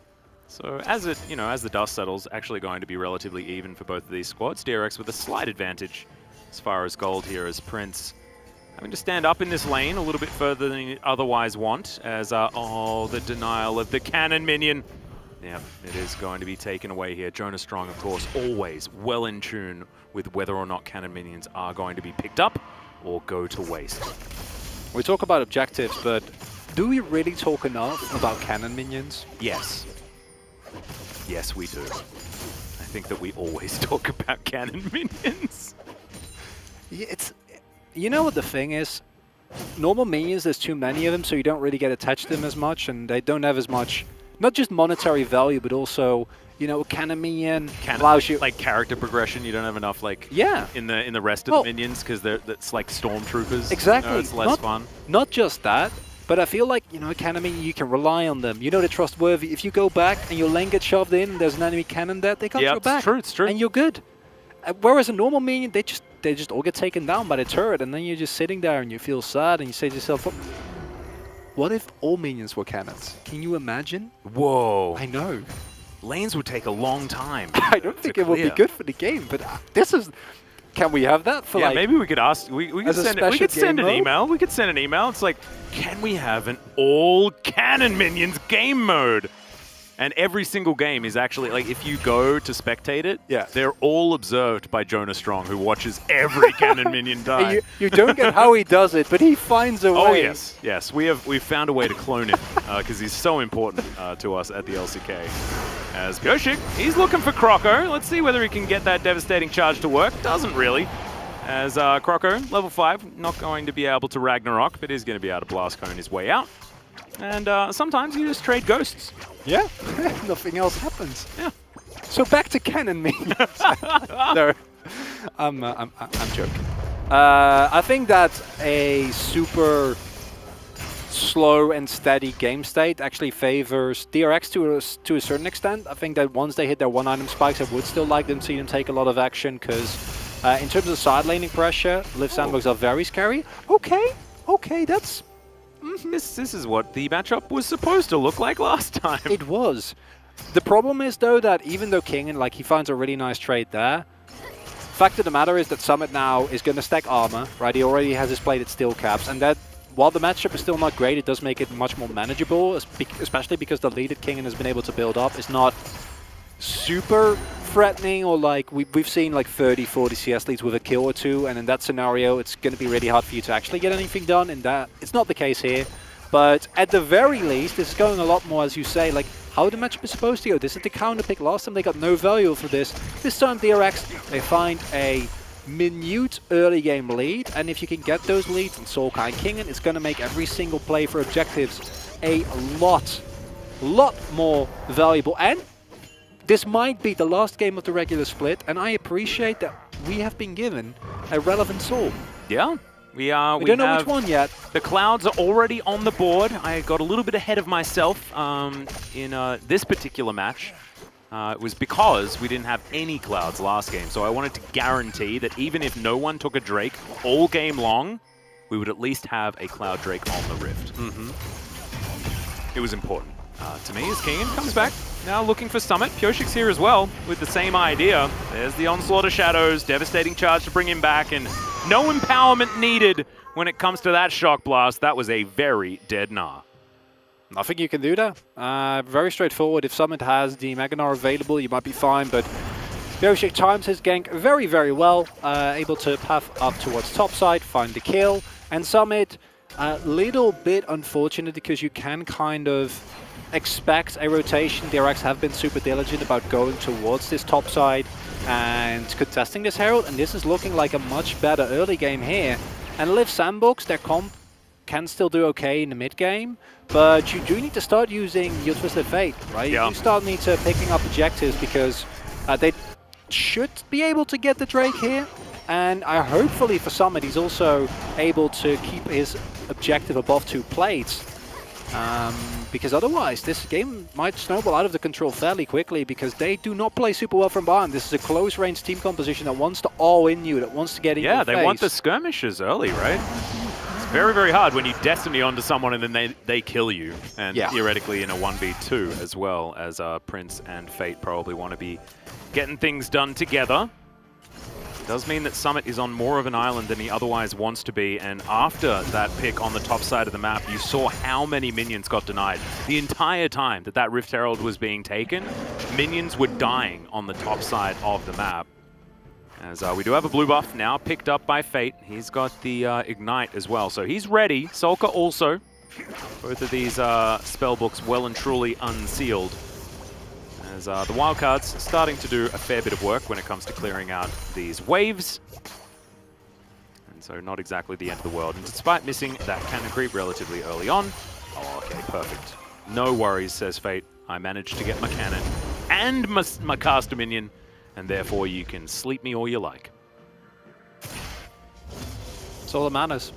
you know? And when push comes to shove, gotta look back on your life and ask yourself, did I get the cannon minion? And in this case, the answer for Fate is yes. Exactly. This is what we've come to learn. I can't believe it took us an entire split to figure out that this is actually League of Siege minion. And that's all that we actually need to worry about, as Fate will find a control ward. Once again, wins the mind game this time, as there's the headbutt pole out from Effort, but no one else actually wanting to get over that wall. No flashes or anything like that, as Solka still had his flash available. And it just would have meant that they'd have to give that one away before a potential skirmish, as there's no Herald to fight for, and we've got 3 minutes and 20 on this Ocean Drake. It's going to be the Infernal or the Mountain Soul this time around. Not words that I'm used to speaking. And Summit up here now having some control, but Kingen intelligently understands the rest of this map and won't try to push forward any further. I feel like we might be in for a long one here, Atlas. I don't think the pace of this game is going to rapidly accelerate in the near future. Danger. It's not like both of these teams have scaling comps necessarily, but I think if this is going to keep going and going and going, I'd probably give it to DRX with the champions that they have. I just look at Olaf and Gnar, and even Twisted Fate, right, who, unless he gets, you know, ridiculously fed, doesn't necessarily do oodles of damage as the game goes on. I think the win condition that you can look towards, though, is FLF Sandbox if you never ever fight. And you have Fate and Summit both in the side lane, and Fate at the very least can just go even, clear waves, and like put pressure, and then maybe look for a play towards either side. You have Kaisa who can kind of hide in the jungle and look for plays. As you said already, very good setup both with Summit and Fate. Yep. And I would not mind to see Summit go for a more split push oriented build in this game, like specifically just to enable that. You also have an initial Drake, which makes it a lot easier. Yeah, Bubble going to connect onto Fate there, but no follow-up. Solka also just ignoring a few of these guys. Is Summit now trying to fight back against Kingen, as you can see. Looking for that Narbar to fill up, as Pioshik says, all right, you guys are going to play like that. I'm going to turn up. Let's not going to be looking for any dives, I don't think. It's just going to be some plates taken down here as Pioshik moving on by. Will actually spot Summit out here with the sweeper. Comes on over. You can see actually teleport comes back for Kingen, and it's all the plate gold going over to Pioshik. Interesting. I would have liked to see the Jace get a little bit more money there. I agree. I think that Jace used it very well. Now, of course, Hackram is really, really strong, but still. Yeah, Hop comes out. Croco looking for his opportunity. No Destiny actually utilized yet. It's 13.5 minutes into the game, as there's the onslaught of shadows. Summit flashes out of the way, and finally the Destiny comes in. He waited for the opportune moment, and we'll be able to lock down that kill. Great interruption here on the bottom side as Effort says no to the Zenith Blade. And DRX are going to have to stop that aggression as well. You gotta imagine that was a bait from Fate there, because it felt like Pioshik knew he was playing around that Destiny, he was going in and out, and then it wasn't used initially. Must have been like, okay, he mustn't be here, right? Because they didn't have full vision of where Fate was. Maybe your own bet. That's just a 1v2 solo kill for Kingen, as maybe just didn't expect that Kingen was going to do that. It's a bit of a silly Billy play. Yeah. I agree. The speechlessness thing, as Fate not going to be hit by that Paddle Star, but is going to be forced out of the lane. I'm going to need some time on that one. Yeah. That's like, you know, Fate comes up and tries to save his lane, and then Summit's like, no. You're going to need to do better than that, because look. But that's first turret blood as well, so that's actually super, super big. Croco has Ghost, almost has Ragnarok available. Yeah, there's the back. Maybe suboptimal timing, was wanting to make sure that Effort turned up as the Shock Blast now on cooldown. Chilling Smite comes in. There's the exhaust. Headbutt, just trying to make sure we have as much CC as possible. And, okay, we'll see whether this Undertow is going to connect. It does not. Need to get a bigger arm on that one, and they do turn away. Kingen will survive. No Destiny Gate available for Fate, so he can join this play, and now to punish. Yep, Solar Flare towards the bottom side is now Summit once again going to be fallen down. Turret and safety, not two words that we are going to put in the same sentence anymore for Summit. This is looking a lot more like the traditional Gnar experience that we're used to here in the LCK, where you blind pick Gnar and then this happens, and obviously it's not just that, it's that DRX actually find a really nice cross-map play, and I'm not loving the sheer amount of attention that's being put here on top of the DRX top side by Liv Sandbox, because you lose a Drake, you trade not even 1-for-1, because you don't kill Kingen in the very end, you use a lot of resources, you rotate a lot of people up towards top. It's not great. Yeah, it is unfortunate. We are going to have a look at the great, I guess, patience from Fate to wait until the Onslaught of Shadows. POG, no option other than to die. But then this was the big old whoopsie. It was really well played by King, and he hits all his skills, and you feel the safety from the turret. This is as free as it gets. Just the CC chain. You know the enemy jungler isn't there. Yeah, the only one who, yeah, there's no Destiny Gate. The only one who could teleport is Summit himself, so he dead. And Crocker takes a lot of free damage. Atlas. Yes, mate. You know what this is feeling like, right? I feel like might not just be done with. Look, I am sharing your feelings. I actually felt it in my waters as you I did. sat down you at the said desk. It. I felt that maybe we just haven't seen the last of this particular series, and not of DRX either, who have something to prove moving into this game. I like that Kingen, you know, he does the salty run back. Not feeling as salty now. He's the one with the 30 CS advantage. Eclipse already completed. Looking for that Mirror Mana transformation. Ain't gonna be over until the, you know, the fat lady sings, as they say. However, a much better setup here for DRX, and a much more difficult game for Liv Sandbox to find their way back into, just given what their composition wants to be doing, right? As that's a reset. And that's going to mean that maybe Solka's going to be able to collect this blue buff. Liv Sandbox could have actually watched this entire thing ensue, as they do have that ward that POG is just playing on. Yeah, because a low-tempo game like this means that DRX, they've now hit their initial item spikes. We see the Eclipse on Kingen. Already seen the amount of damage they can do. Once Moramana gets finished, it's going to get even worse. The setup is still really good. Liv Sandbox still can definitely find a single target, 100 to 0 of them, and then go from there. But as a whole, this is feeling like a classic LCK game, and that's good for DRX. No, Summit gets the bad news, maybe a little bit late, but does have the fadeaway boomerang, so he's going to be all right. The rest of Liv Sandbox just milling about in the river, and they do still have, you know, one of these Drakes that was picked up. DRX managed to answer with that Ocean, as we do have the option of a triple Mountain Soul for both of our teams. Still a long way off in the distance when it comes to that one. You know what it would have been really good here to make your lives a lot easier as Liv Sandbox? A character that Prince could play, that could be left alone so that, you know, Effort can make more plays around the map. I don't think they had that. That doesn't exist in League of Legends, I don't think. No.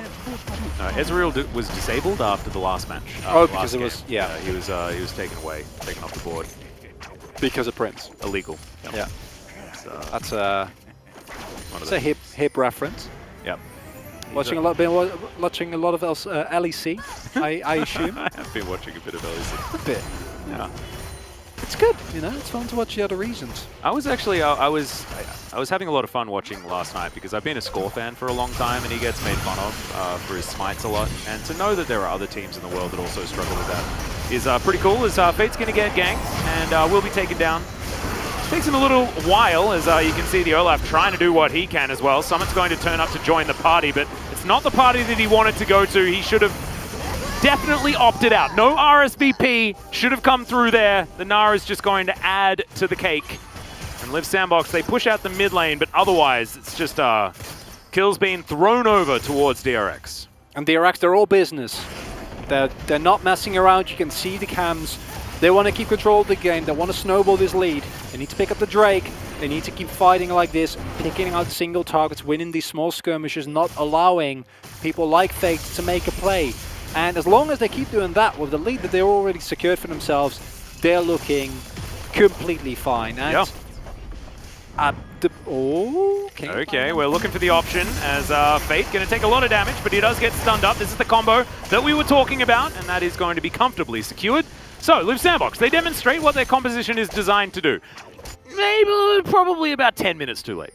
It is, but that might lead to them being able to contest the Drake here. And that's actually an interesting situation, because DRX, yet again, this is not as bad as the Ocean Soul, but a Cloud Soul is still not very nice for your composition. Your Jace and your Zoe are going to be very sad when your opponent has more resources. I like that you say Cloud Soul, even though it's a Mountain Soul. There we go. Oh my god, yeah. I blame that one on you, honestly. No, it's absolutely fine. This is part of my legacy, and I very much enjoy it. As Becca takes a little bit of damage, not going to be able to take down that control ward right there. It's 3 seconds until Kingen, but the Drake is live. Croco's still trying to farm this one out. He's behind POG by quite a lot. Yeah, they can't play this straight up. They need to find an angle. Good wards in this brush as POG not going to find the devastating charge just yet. Ulti at the ready, no ghost. I think you just leave it there as Live Sandbox. If you're not able to turn up early pick on top side, which is understandable, right? You need to get to the other end of the map. The timing doesn't really work out. You're just not going to ever make it work. You can't straight up 5v5. You need to go for the hit and run. You need to find specific opportunities and go from there, as we see here. Yeah, I don't know. Summit doesn't actually have the Magnar available, not in a position at all to fight. And I get the idea from Live Sandbox to try and like capitalize on something, but this is who you should be looking for, right? Individual players in side lanes. Just throw out a Destiny, see if you can gate towards someone, and then immediately the Kaiser comes in. Prince now level 2 on the Killer Instinct, so these type of plays are going to be available to you more and more. But then it's the problem, how do you actually bait that out of Live Sandbox is by putting people in side lanes. And what has been happening to Summit every time he gets put in the side lane? He gets run over by an angry horse. And it also doesn't matter whether there's a turret there or not. You can see bottom side vision now actually claimed for Live Sandbox, but unfortunately weren't able to collect the Mountain Drake. As you can see on your screen, DRX were able to secure it. So still a case of Olaf behind early. Does he ever do anything this game that's actually relevant? It's going to be a really difficult battle. Yes, if he has Seraphine, which is not in this game, so... Yeah, that's what I was thinking as well. Solar Flare is going to connect. Pop goes the Gnar once again. It was Gnar domination in game 1. Now he's just being dominated as Croco going to get booped over his wall, and the inner turret now going to fall down. This is turning into a extraordinarily one-sided affair for DRX as they move back towards the Baron. They have vision for days, and Live Sandbox's map on this top side is so dark. Destiny, it's going to help them when you need vision, certainly a good ability. However, what's the answer? What are you supposed to do here? No teleport on Summit, who's respawning in 7 seconds. Fate does find himself a flank angle, but it's 4v5, and the 5 has more money than you by a considerable margin. DRX definitely not wanting to throw at this point, as Croco doesn't exactly have the flash. As in goes POG, looks for this one more time. POG does get popped. It's Prince that grabs the kill. He's still at full health. The low health bars of DRX, they've been tanking the Baron and they didn't want to. The Zoe will be taken down. Becca will get executed as well. Is this the throw? Have DRX done it? I don't know whether it is. It's certainly not a good sign.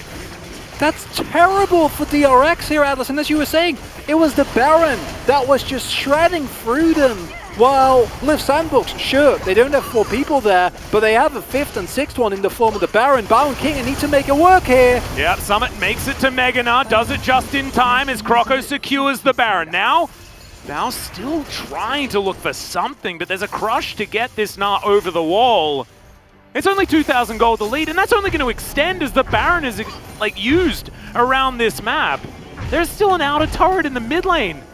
Kingen, oh dear, Effort's going to turn up. Don't risk it. Ooh. Very good. Oh god. Yep. You can see now, Solka coming on in, finds the bubble onto Effort. He's going to immediately use his ultimate. Everfrost's traded on both sides. Looks like Live Sandbox should be able to find their way out. And the accelerated shock blast ain't going to do it. All 5 members with a Baron outside of Effort. Operation Get That Baron Out Alive is a huge success. And we talked about what does Live Sandbox want to do. They want a side lane. Yeah. How can you side lane if you don't have winning matchups? Easy peasy. Just find the Baron somehow and allow your opponents to do most of the work on a Baron, take too much damage from it, then kill them and take the Baron. That's how you do it. It is an elaborate plan. I mean, the plots to Ocean's 11 and the Ocean's... all the Ocean series got worse and worse and worse. I guess it makes sense that Ocean's, like, what is it, 15 now, is one of these, as this is the storyline relived once again. It's honestly, it's just Baron and effort knock-up. Oh my God. And then you see that Prince is just moving around with impunity here in this fight. All the damage that DRX do have, and they do have considerable amounts of it, has just been thrown into Effort, who is completely okay with that, doesn't mind that whatsoever.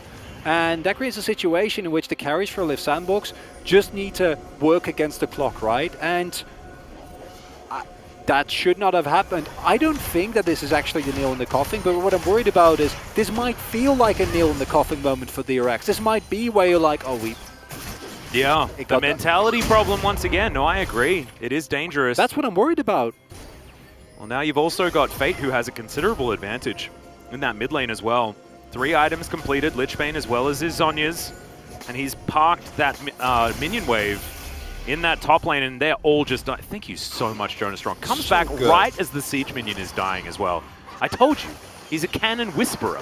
He knows exactly what's going on. As you can see, Destiny gives all of the information over to Liv Sandbox. And now, there's going to be a fight around this river. Effort looking for the opportunity. Headbutt pole. They want to take down the Zoe. They do so very comfortably. His Summit! He was smashed all game but finds a huge ulti into the backline. Bao, though, still finding the damage. Fate wants a little bit more here as it's a triple kill for the Horse. Pioshik has come alive. That's the Quadra. Could he be locking down the Penta? You betcha he is! Goodbye, Fate! And hello to a potential Game 3, as that is the Pioshik pentakill. It's the hero moment that DRX were looking for. Sure, that Baron play didn't work out, but if you lose that fight right there, I think that's going to be the end of it. And it looked so close as well. The damage comes through, but the disadvantage for Liv Sandbox in terms of composition, in terms of gold, in terms of items at this point in the game is simply too much. They can't make it work. The stalling from Bao's Featherstorm is enough. And then Pioshik says, hello, and thank you very much. Yeah. That's all over. I don't know what they were doing, trying to group up in the river, though. That's not what this composition is built to do. Effort goes for a hero play once again, but the pole landing onto only one is absolutely not what you're looking for. It is actually Pioshik that hard carries this fight, because what happens is Summit goes in, and he finds the backline. King and Bao smashed into the wall. But because of that fear, because of Pioshik zoning out the Twisted Fate, as well as the Kai'Sa, there's no ultimate. The Killer Instinct can't come through immediately, and because of that, no one actually dies. And Pioshik, he's tanky enough. This is no problem whatsoever from him, and he finds every single cleanup kill that he needs to. And you can look at that and go like, oh, that's a tank hacker. I mean, he just finds the Penta. Yes, but that onslaught of shadows means that Summit's play doesn't work out, and means that you don't lose the game, otherwise you very well could have. Well, not over just yet. However, DRX do manage to wrestle back some control. It's, you know, trumpets are starting to get warmed up. I can hear some tuning, absolutely, as Summit on this inner turret will be able to take this one. Top lane inner also has taken considerable hurt. So the gold, not exactly a terrible story right now. Does it teleport? So Summit's, I'm pretty sure Summit's dead. We don't see it yet. There's a bit of a delay. Oh, no, never mind. That'll do it. Teleport out. Okay, that'll keep him alive. As Destiny, just to make sure. Just double checking. It's going to spot exactly the location of everyone on the side of DRX. Does mean that Fate knows that he is safe to push out this this top wave. And I want to see Liv Sandbox actually play side lanes instead of trying to group up and denying these Drakes, but unfortunately now, they almost have to fight for the next one. I mean, Mountain Soul with Pioshik as massive as he is, as he looks towards the back line. Maybe he's a bit too far away. Decent pole, but goodbye, Prince.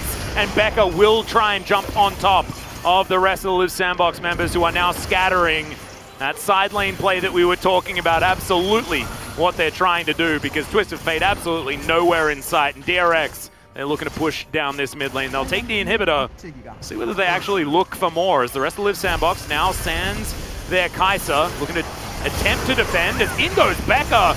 explodes the Olaf as now Pioshik wanting to get some more work done. Another Pulve only lands onto one. 3-man solar flare is beautiful as Everfrost is going to stop Fate in his tracks. Bao grabs the double kill, and this will be the end of the game. DRX will make sure that the final series of Spring 2021 goes the distance.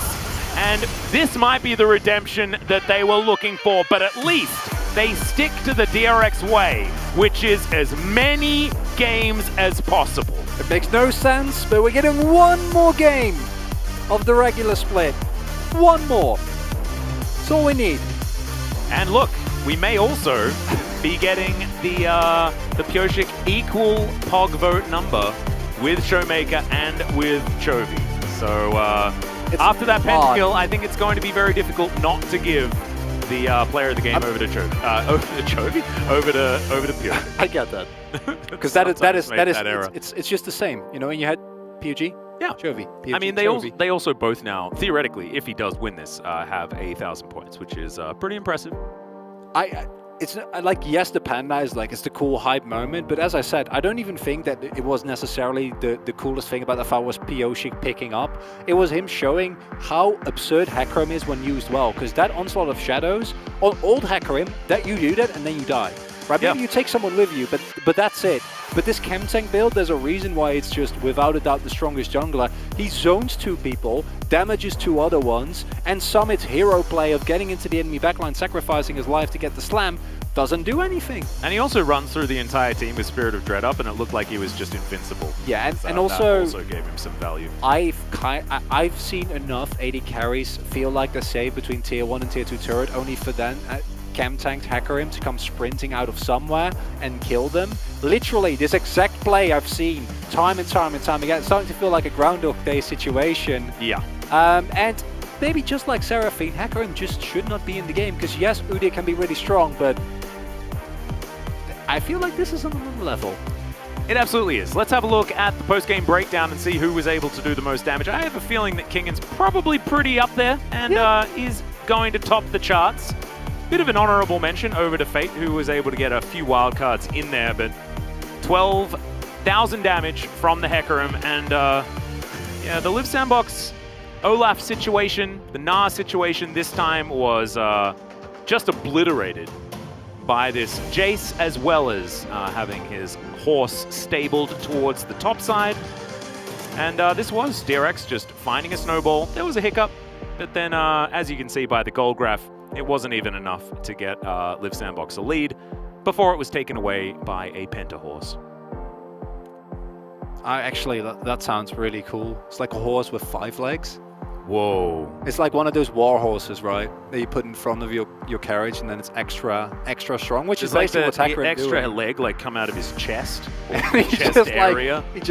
He runs at you, he tramples you, but he also like hoofs you in the face. I don't know. I'm not talking about War Machine. I'm talking about, does that give him extra power in his stride, you know? It might break it. I don't know. Yeah, not entirely sure. Anyway, ladies and gentlemen, we are going to go to a short break. When we get back, the analyst desk and that game number 3. Don't go anywhere.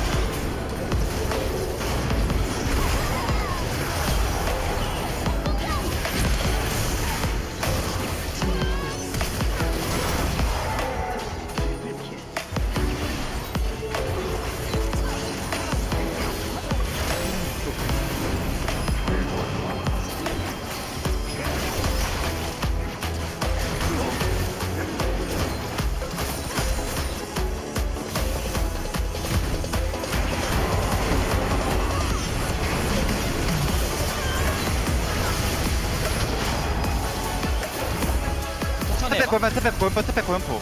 야 이거 얘궁 없어. 올라프 노고. 스텝 고연포야, 스텝 고연포. 오케이. 앞에 거 타워 먼저. 봐줄래 이거? 각성 걸었거든. 오케이. 알리 노플 노고. 알리 봐줘 알리. 타워. 네. 끝날 듯. 야, 카이사 10초, 터져. 끝내. 타워 맞춰.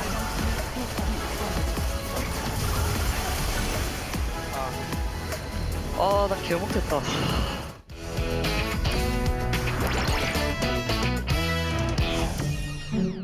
다빈이 형. 맞아줄까 방어될까? 전까지 설마 맞아도 알고. 뭐 태민아. 별소자 마피아. 이겼던 걸로 가자. 이겼던 거 다 이겼어. 하고 싶은 걸로 가. 너가 형이야 별소자 마피아. 별소자. 오케이 별소자로 가자. 그래, 끝. 먹고 빼. 빅토르. 뒤에. 빅토르 마무리했고. 나이스. 야, 빅토르 노플. 그래. 빅토르 노플이야. 끝내. 미드 가면 끝난다 이거. 미드 가보자. 맞아. 가이다. 사연. 펜타강인데? 나 살려줘. 아니, 펜타 달라는데? 아 이제 1킬 했으면 뭐 펜타야 못할 것 같은데? 펜타 줘?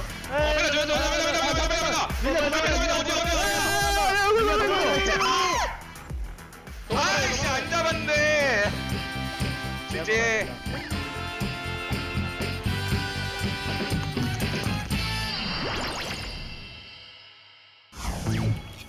얘들아 4용 때도 한타 줘도 된대. 용 줘도 되니까 용 쌈 이기면 바로 먹거든? 그냥 쌈만 봐. 오케이. 나 먼저 안 먹을게. 달려 잡았어. 가자. 끝까지 가자. 이거 다 잡고 끝내도 돼. 다 잡고 끝났어. 끝났어. 나 지금 다 찍을게. 끝났어. 앞에 나오긴 하는데 그냥 무시하고 때리면 그냥 무시하고 때리면 돼. 나 궁시 무시하고 때리자. 끝내려나? 끝났어? 오케이. 얘네 바로 먹는 거 느리거든? 이거 그냥 가서 끝낼 생각으로 해도 돼. 이거 끝낼 생각 하자. 그러면서 그냥 마크해. 그러면서 밀어줘. 마크해줘. 오. 가려고 하네. 오, 씨. 야, 5대5 하자. 5대5 하면 이겨, 5대. 그리고 여차하면 내가 그냥 백도어 가면 돼. 백도 한다고, 형? 얘들아, 이거 끝났어. 갈게. 너네 리콜 끊고 텔 박을 테니까 텔 타줘. 못 끝내려나? 가긴 한다. 야, 이거 쌈 봐야 돼. 이거... 너... 살쌈 잘하겠다. 이거 그냥 이제 쌈 보면 그냥 이거. 카이사 가인 빠져가지고. 이번엔 확실해. 오케이. 나 살았어. 걸렸다. 갈게, 나도. 블러프. 차이 잡아. 내 볼게. 낙궁 있고. 잡았어. 끝낼게. 게임 재밌네. 아, 근데 그걸 못 끝내네? 나 공속이 너무 느려.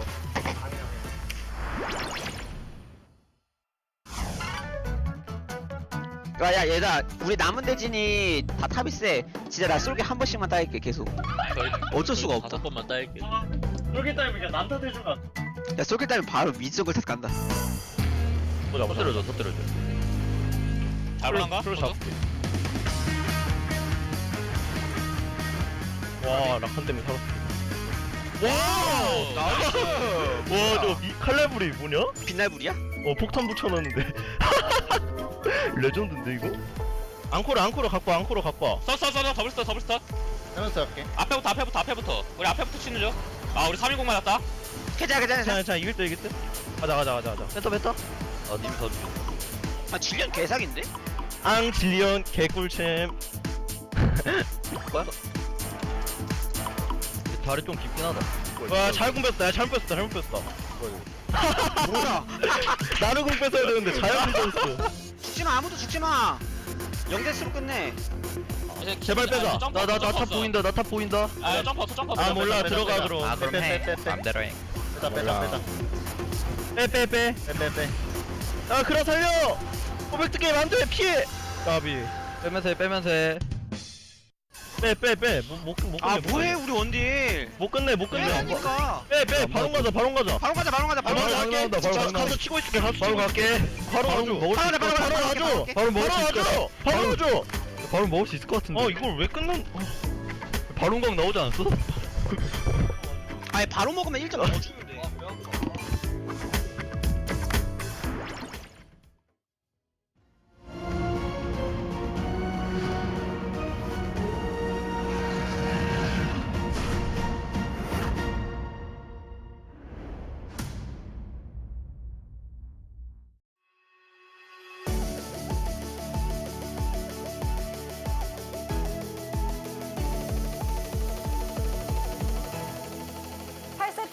We are heading to the distance after DRX stopped their 8-game-long losing streak. We had another Jace into our matchup, but the biggest change happened on the mid lane. We were once again surprised by that Leaf Sandbox love for the blind pick Gnar, but they were not able to repeat the same success that they had in game number 1. In game 1, we had more of a classic AP matchup on the mid lane, but this time around we had a little bit of an adjustment. Joey versus Twisted Fate. TF can add more damage on the side lane onto Jace, and DRX was supposed to be easily exposed by the power of the rotation of Leaf Sandbox, but that was not the case in this game. And in the end, DRX was able to take that Herald and win the top side of the map. And now we had the bad scenario of the blind pick Gnar game.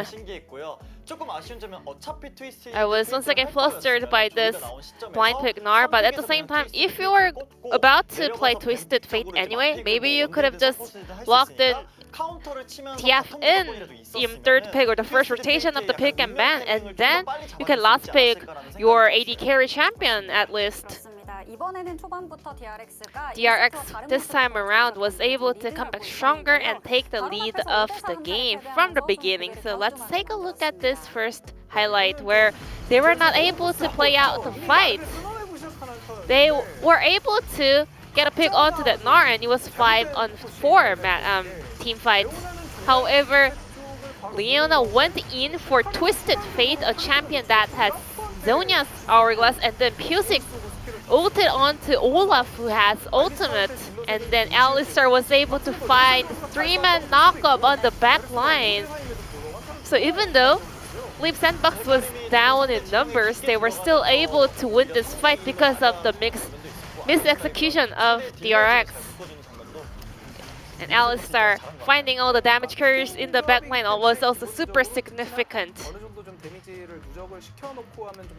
Well, DRX, they can easily win teamfight if they can trade first and then engage, but because they got kind of overextended after getting the pick onto Gnar, they were forcing a fight onto the opponents in a rush. So that was the point where Leaf Sandbox was able to slowly come online. However, right after that, Pusick was able to pick up a pentakill, the second jungler pentakill in the LCK history. First one was Canyon, as we all remember, on Nidalee. Hecarim, I think that ultimate was so huge. So Twisted Fate wanted to join this fight with his Destiny Gate. So he finds his location around that boot camp, but even though Soka died immediately, Hecarim was able to find that ultimate onto Prince and Fate. Both of the carries on the side of Leaf Sandbox, and Fate got too disconnected from his teammates, so he was not able to get any work done in this team fight. Kai'Sa also got drawn into the middle of the opponent, so she got caught out, and then because Fate was disjointed for a long period of time, he was, in the end, was able to pick up a number of kills, but still, Pusick was there to pick up the last kill of that team fight. And solo ace picked up by Pusick. It's really rare to see a pentakill from a jungle position. DRX has always been posting their feedback from Song, and they keep mentioning that they are working really hard to overcome the slump, and I'm pretty sure they are close to it, and Pusick will pick up this POG, 1000 POG, tying up with the leaders, Chovy and Showmaker. And Pusick was actually the weak link of DRX in the recent slump. And I think this could be a sign of him overcoming this kind of a hard time. Jace and Gnar matchup is usually about Jace getting super ahead, but with that gank coming out from Pusick, well, actually, they could turn around the situation. And Pusick as well, he's always just running around the map, always winning the mind game up against the opponents, but these days, after a bit of a losing streak, POG, I think he kind of lost his color, but today POG was able to be who he is, and he was able to even pick up a very historic pentakill as a jungler. And POG is also tied up for the first place in the POG standings, together with Showmaker and Chovy. Three-way tie for the POG leader, and POG has the chance to be the regular split MVP if he gets the POG in Game 3, and a very well-deserved POG 9 out of 9 for POG in order to get on top of others. And let's head over to a very decisive one between Leap Sandbox and DRX. Thank you so much, Jisun, as per usual, for the Analyst Desk translation. Big congratulations there to POG, of course, the second in the LCK to pick up a pentakill as a jungler. Of course, you guys might remember On Fleek's pentakill, but that was in the Kesper Cup, and it doesn't actually get counted towards that one. So Canyon and POG, the only two junglers to pick up a pentakill so far in LCK history. Let's see whether he can get another one in game number 3, because of course, as you can see, three-way tie for player of the game. Do we want that, or do we want just one? And there is an opportunity for that. It will just be worth it for the winner interview, because I don't know what POG has planned, but I'm sure he has something planned, and I'm sure it's going to be amazing. I don't know, he looks a little bit tuckered out at this point. Maybe he just has prep for the playoffs planned. I don't know. Atlas, you know what I'm worried about? What are you worried about? Liv Sandbox, straight up B or R1ing now. I think, yeah, Liv Sandbox have this weird relationship with drafting that I don't necessarily like. Actually, this dates back from before they were these colors, right? This was a Sandbox problem. Has been. They have been the sinners of the LCK for a very long time. I was just looking at like how the draft went, right? And they first picked the Hecarim. Sorry, DRX first picks Hecarim, and then it's Olaf straight out the gate. And I'm like, they could have been any other picks, and it's likely a better choice. So let's see what they do as we hop into the draft here for game number 3. Seraphine already taken off the board. King in.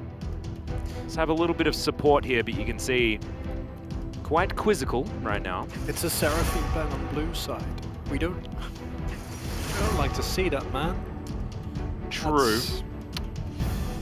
Oh well, let's not get bogged down to it. As long as it's not a B1 nah from Liv Sandbox, I'm okay. I can accept it. I'm also okay with Seraphine bans on blue side if they're the last ban, but I think that you try and bait your opponents into banning away first. Yeah, I'm just of the firm belief that you never ban it, because even though Hecarim's broken, Seraphine is more broken. I will stand by this.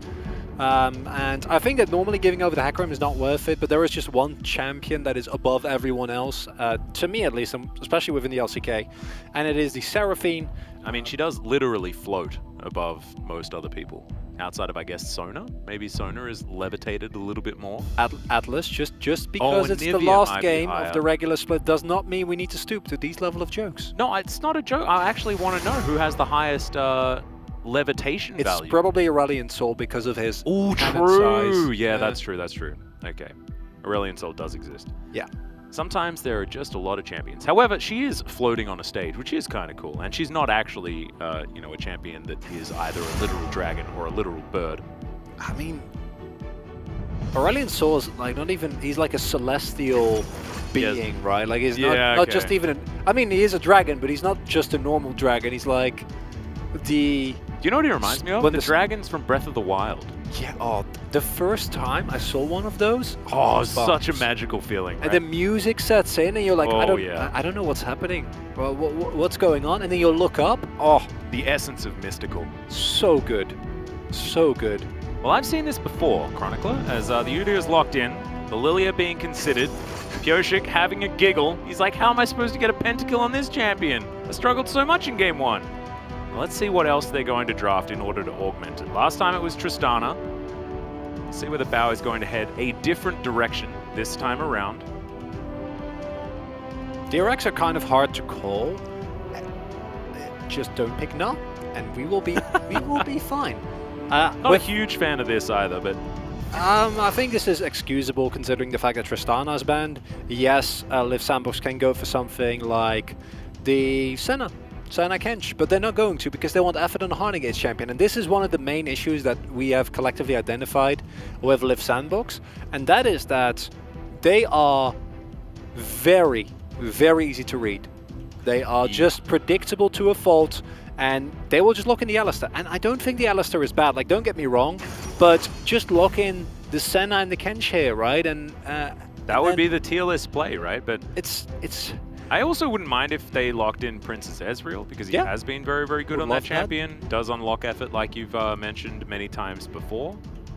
But I can't help but think that it's going to be no. Syndra's okay. I can accept that. I'm okay with it. Same. I think that Liv Sandbox, you know, the problem in game number 2 was not necessarily your draft. Like, I disagree with the draft. Actually, I think the Gnar was a problem, but the rest of that, with better execution, I can see that work. Right? Yep. Like, and it is on brand for Liv Sandbox. We need to rate the draft of these teams within the context of the team.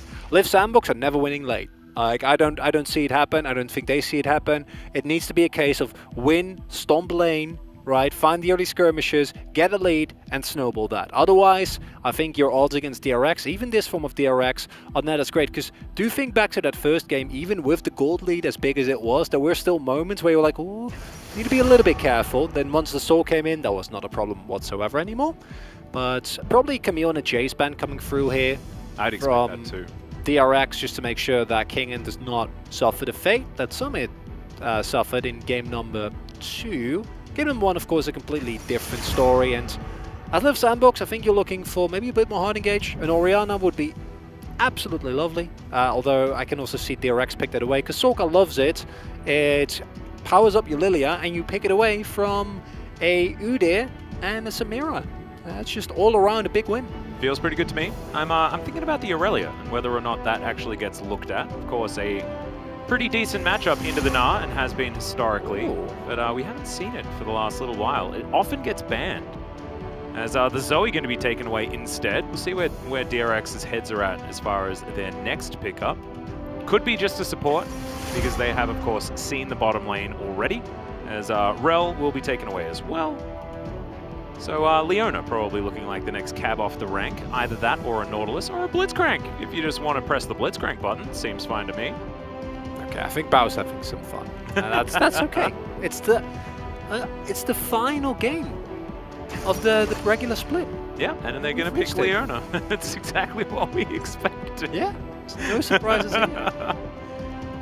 That's a Pantheon. That would be reaching all the way back into the history books of what destroys Gnar. This makes a lot more sense. And there's the Jace. So no surprises? Summit is going to give Kingen a taste of his own medicine. Okay. I personally would have been a big fan of an Orianna, and I think the Jace is fine, obviously, for the counter matchup into the Gnar. It wasn't banned. Summit hopefully will be able to punish that matchup as much. Do it, Solka. Don't be scared. Yes. Oh, no, that's not. That's not what I wanted. Take it away. Honestly, Atlas, there is a Samira in the game, and at this point, Samira is a champion that we don't see very often anymore, right? She fits into specific comps. I think it's a decent pick. It's not nearly as mind-blowingly strong as it was at the beginning of the split, and even then, teams identified that it could actually be exploited. It could actually be played against pretty decently. A lot of CC is one of those ways, and there is a considerable amount available here for DRX. But simultaneously, I like this Liv Sandbox comp a whole lot more. I think it is much more well-rounded, and I think that even though they still need to win the early game, I think they have a lot more tools. I think the individual matchups are looking a lot stronger, although you won't have Prio on mid lane. Your bot lane, your top lane are looking peachy. Croco can hopefully get something done and put POG in his place again, and otherwise, it will be the most DRX thing to win this in a 45-minute comeback victory after having a gold disadvantage after a fumbled early game. That's what the script reads. Okay, we are, because we're getting a little bit lax. There's not quite as much at stake. for this particular match, we may as well give you guys a peek behind the curtain. We, of course, have absolutely everything laid out. We're not paid as commentators. We're paid as actors. We need to pretend that everything is a surprise. And we know how this one's going to work. So I guess we'll just, we can share that with you this time around. And that is the DRX. They will have a decent time in the early laning phase, and then someone will make an error, they'll fall behind, then they will find a heroic skirmish around the mid-game, and then we're going to be tussling for about 10 to 15 minutes, and then something will happen. Live Sandbox will leave a foot out of place, and DRX will get an ace and take the game. That's at least what the script has said, and it's not often wrong. Main question is, how many Monster Hunter references are you going to make while that is happening? Oh, none. I am a professional. I would never talk about the game that I've just sunk about 25 hours into. When did it come out again? About 25 hours ago. No, it was a bit earlier than that. I got lucky because I have an Australian Switch, and so therefore, in comparison to Wolf, who had the American one, I had the game for time zone wise. That's not it. Like an extra 12 hours or something like that. It was pretty dope. I felt like I had a cheat code. It was pretty exciting. But I also still have to, like, if we're gonna play together, have to just do stuff at the same rate as you guys anyway, because I'll have to go back and do it. But still, has been a lot of fun. As is this Udyr skin, so I guess there's that. And on the side of Live Sandbox, like, all jokes aside about scripts and things like that, like, this is a composition that can certainly get some exciting things done. I do like Samira just because she's fun. And Fate has had some decent Azir games in his time. Summit has also crushed lanes as Jace before. And I want to see some vintage Summit really put it to Kingen, as we can see right now. Trading some autos. That was a Narnian chocolate blast right there. His headbutt going to get Bao completely out of this fight. Narnian, is that a word? I mean, I know what you meant. I don't think it's actually a word, no. Yeah. If you come from Narnia, I think you're still a Narnian. We'll need the collective to confirm that. That would make sense. Yeah. This is something that's really interesting to me, right? Because how is it that it was, of all like children franchises, Narnia that really became so commonplace within the League of Legends scene? But like as a skill shot that just goes to nowhere, because there's so many. For that one. It was just Egypt. There's Hogwarts, right? Like there's so many popular franchises that it could have been. There's Middle-earth. Yeah, Middle-earth. That's not bad. That's not bad. But it is a little bit wordy. Narnia is just so easy because it's like 5 letters. I'm into that. You know, you can knock out Narnia quite comfortably within a play-by-play moment. As in goes Summit once again. Not exactly trading super effectively, as Kingen is going to give him the good old thumbs up. Oh, we've got mental warfare at play here as well. Not what you want to see here on the bottom side of the map. DRX still shoving in, and they have control of almost all of these lanes. Not exactly the greatest news for an Udyr, but Rocco not looking too perturbed about it, as he's just going to come through, clean out this ward. Shock Blast going to go wide yet again. Kingen is actually absorbing a lot of this pressure quite effectively. Yeah, sidestepping super well. It's going to be a even trade. Nani is 6 letters. I'm an idiot. Oh, man. It's been a long day. Or is it just NA? NIA. No, that's NIA, isn't it? Yeah. Being from Australia, you know, NA, NAR. It's the same. It's all the same. Yeah. I can use excuse as well, but it's more about my use of language and accent than it is about specific phrases. Yeah. I mean, I have no excuse, really. You've told me it's a separate language. Australian, that is. Australian, yeah, but we like to pretend that it's English. So I need to try and keep that ruse going for the rest of my countrymen. For the collective. Yes. Exactly. Well, let's not a whole lot of action in this early stage of the game as Kingen will land the wallop there onto Summit. There's the flash forward from Kyoshik, lands the bowling ball as well, and watch out, Eep, you are dead. First blood over to DRX's jungler once again. He's going for that 1100 POG point. You want to make it worse? That's after Summit teleported. That entire wave is going to get shoved into his turret, right? Like, oh, that is just painful. And I'm trying to do some analysis. I love that his name is Effort, and that looked like the most low effort freeze that he could possibly try and get. Beautiful. It's getting late. We're getting giddy. It's so good. I hope we get it. Oh no, it's the top lane. I wanted to see that again. We are going to check this one out. It was actually pretty well played here from Pyoshik. It was. Not just Pyoshik. I think the setup from King is really nice as well. And this is a problem with Summit that we've seen time and time again, where even though he's, I think, one of the most reliable hard carries if he gets a lead, he's also the most prone, next to perhaps Grocko, that we've seen on Live Sandbox. And now the lane is going to be shoving away from him if Kingen finds a freeze here. Pyoshik is in the top side of the map. Grocko is nowhere near. I guess you could say he is in a different world, which will not be named through a wardrobe, but it's definitely far away. Yep, got it.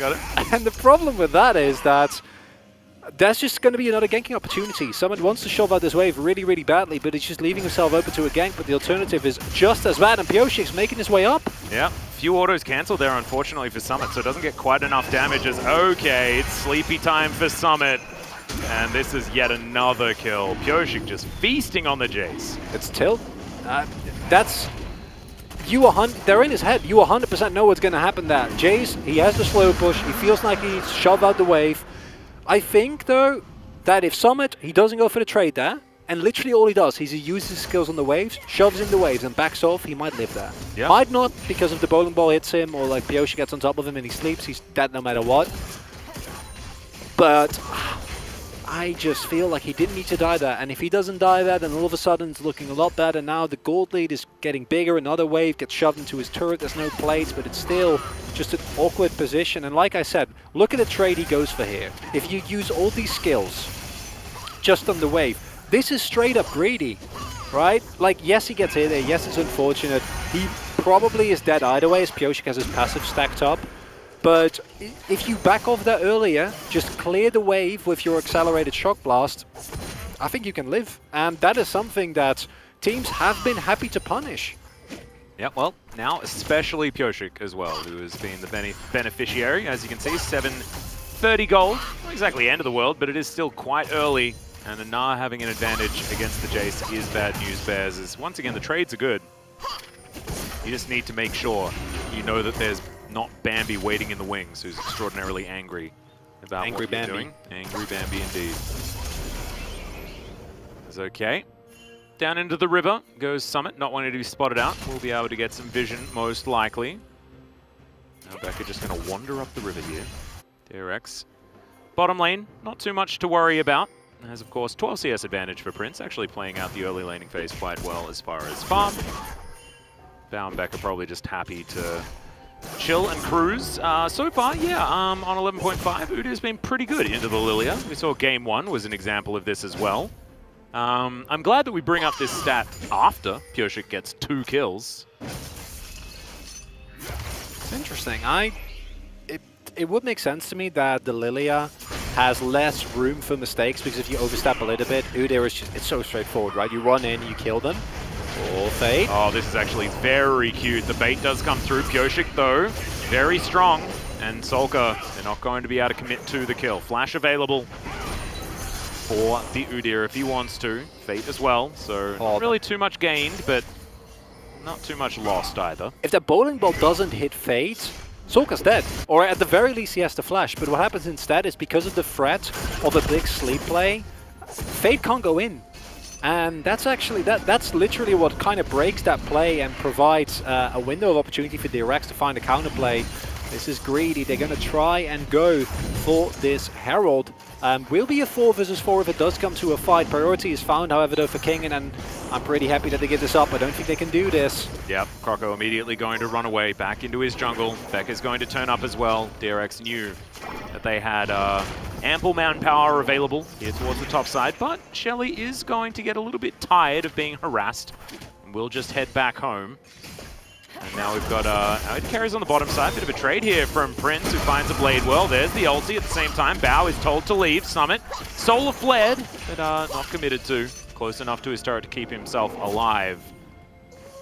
Prince actually pretty aggressive, actually laning very nicely towards the bottom side. As devoted to Samira pick, especially in isolation, you can really put the hurt towards Bao, who didn't flash or heal, so your actual kill pressure is still fairly negligible, especially on the turret, but still nice to see. As I feel like we're collectively wasting a lot of time here on this Herald. On both sides, right? As Becca gets shock blasted, Kingen very close to the Mega Gnar as he throws a screw into this minion wave. Just not going to happen, I guess. Yeah. Rocco's going to start it off again. Attempt number 14. HLE is getting the most exercise that she's got in quite a while. With the amount of times that she's been wandering out of this pit. She's once again going to lose her patience and walk back again. So we will need to once again go for another releash for the 4th time. It just keeps going. This is a lot of milling about. As you can see, Fate's the beneficiary in the majority because he's been shoving wave after wave. But I think it has been answered for the most part. 4 members of DRX now in this area. Now Fate is going to wander up the river. Let's see what the Emperor is actually going to be able to do here as Kingen decides that he wants to get rid of him. Pyoshik should be able to get the smite at Summit, not going to land it onto Shelly there. It does eventually mean that Pyoshik grabs that Herald. The Jace also going to fall down. Effort gets a pulverize, but it's just not quite enough as now Becca, he's the one that told Croco that he wasn't allowed in this battle, and goodbye Fate, you are dead as well. Meanwhile, the bottom lane is just a 1v1, and that's absolutely fine as Becca's getting hunted down by Croco, but Croco knows that DRX have a lot more buddies available, and now it's 4-0 in the kill score. And after an insanely well-played first game with Sandbox, we see the tilt. How Summit played out that skirmish was just disrespectful, right? He goes in so aggressively into a Gnar that is about to hit ultimate. So King didn't even have to flash. He was just right on top of him, and we've seen this matchup 3 times now, and Summit smashed it, even though he shouldn't have in the first time. But Kingen then not only smashes him in the second try, which is tilting in of itself, but then also flips it around and does what you did in the first game. Yeah. That's just painful. Yeah, you mentioned it being pretty tilting, and I agree with you. It's going to be quite difficult. And playing as the Jace right now, when you're like, this is where I should be really getting my aggression on, you feel like that extra layer of pressure in the matchup as we have a Mountain Soul yet again. This time it could have been Cloud, and we hadn't even discussed it, but it is going to be the Mountain, so I've partially redeemed myself as Kingen's sidestep was actually beautiful here as well. I have nothing more to add to that. It is a 4 versus 4 that is playable. Maybe if you get some poke, it might look a little bit better.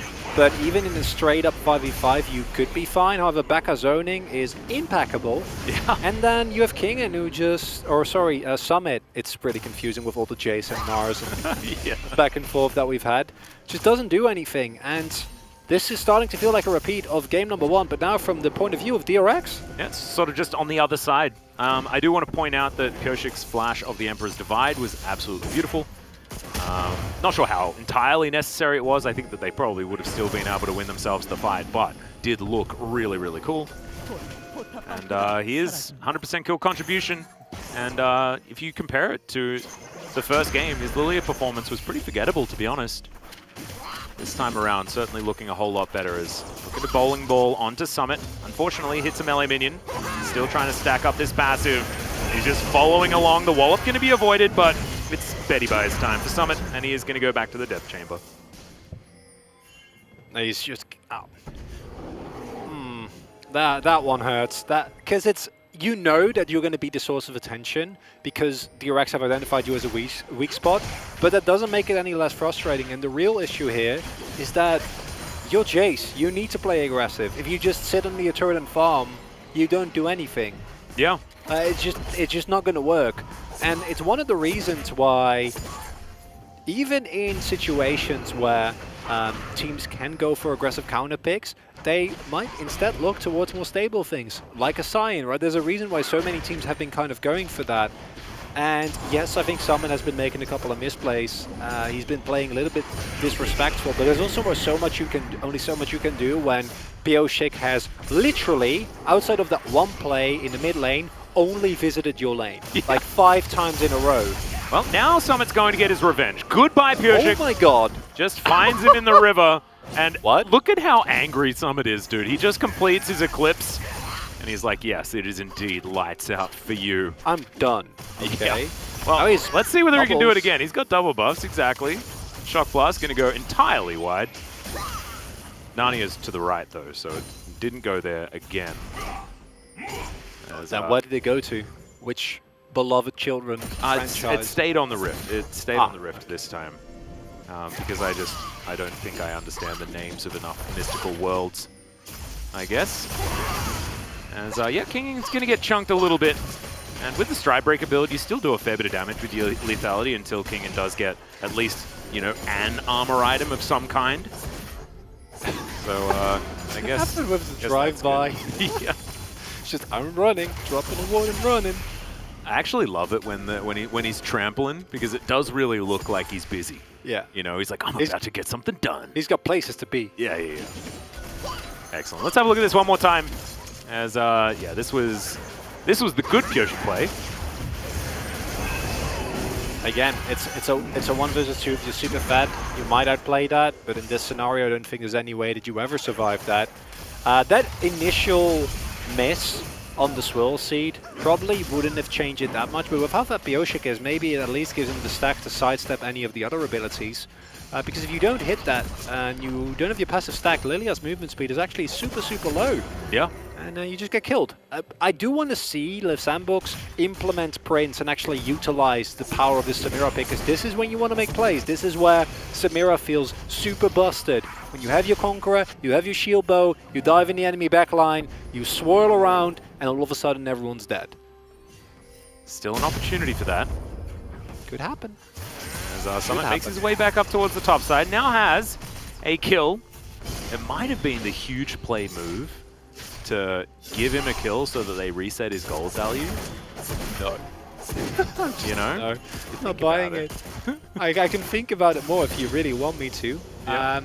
Still remains a bad idea? Okay. I'd personally argue no. If this was Cyan though, I'd be like, okay, you know, then it's worth. Or if it was Singed, yeah, exactly. Or if this was an older iteration of the game where that worked out a little bit better, then perhaps that's a thing too. As that's a Pulverize only onto Becca though, as the tower does go down. Zenith Blade, maybe not the one that Becca wanted, but Kingen's going to be here to help him out. Fate also going to die as POG grabs that kill, and now he's booking it towards the bottom side.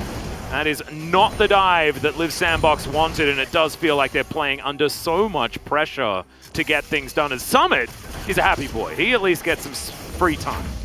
I think if you don't lose both people there, that's actually a trade you take, because you get first turret blood and you force a teleport, so if you can then disengage, you're completely fine. Prince can't die here though. Yep, Solar Flare going to be Captain Jacked very nicely there, as the Blade Whirl also pretty good. Shield Bow will keep him alive for the moment as Bao, one more turret shot and he's dead. Prince keeps himself alive for the moment. Gets that S-Rank to tidy up the minion wave, and POG just gets to work on the turret. He'll be able to take that one down while the rest of his team was putting that pressure on the bottom side. Yeah, I think that if you played a little bit better, that might be worth it. If you just sack Effort and Fate doesn't die, you're okay. But Fate goes for a really greedy jump over the wall there because he thinks I have vision, and then it's Scatter, Everfrost, bowling ball into sleep, and you just immediately lose any semblance of life that you might have. I think giving up effort here for a first turret is completely fine. The flash is very unfortunate because Leona obviously follows you, especially when you flash in line. And because you get the turret on top, you get the turret on bot lane, and you force a teleport. But it's a little bit of a stretch coming out. But Liv Sandbox are not as far behind as the score might suggest. And I do legitimately feel that if they find a good angle here, if Prince can pop into a team fight, not get CC'd, and get into the enemy backline, this is still a point where I say they can win fights, especially if they play well around Kingen's Narbar. See whether they can make it work. Speaking of the Narbar, Kingen does go to Mega Knight here, but he's just chilling on the bottom side. Very even elsewhere on the map, outside of the kills that DRX have been able to entirely mop up. See the Jace, like, Summit after that kill, like he's put together another half an item or something like that, has tidied up that CS deficit.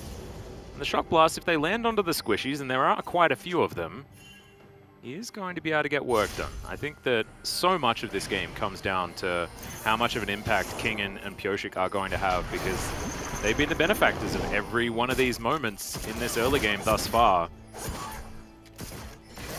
And, okay, Prince just going to run away. Sidesteps the Solar Flare very nicely, so Becca is just going to sheepishly wander away. Especially with your cleanse, that is a guaranteed death if you get hit there.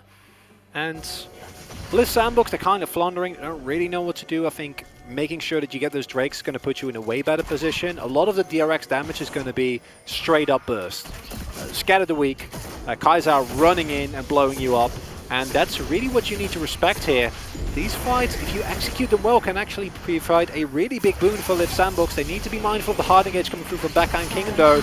Yeah, Kingen looking for his opportunity. Nabar at a really good position.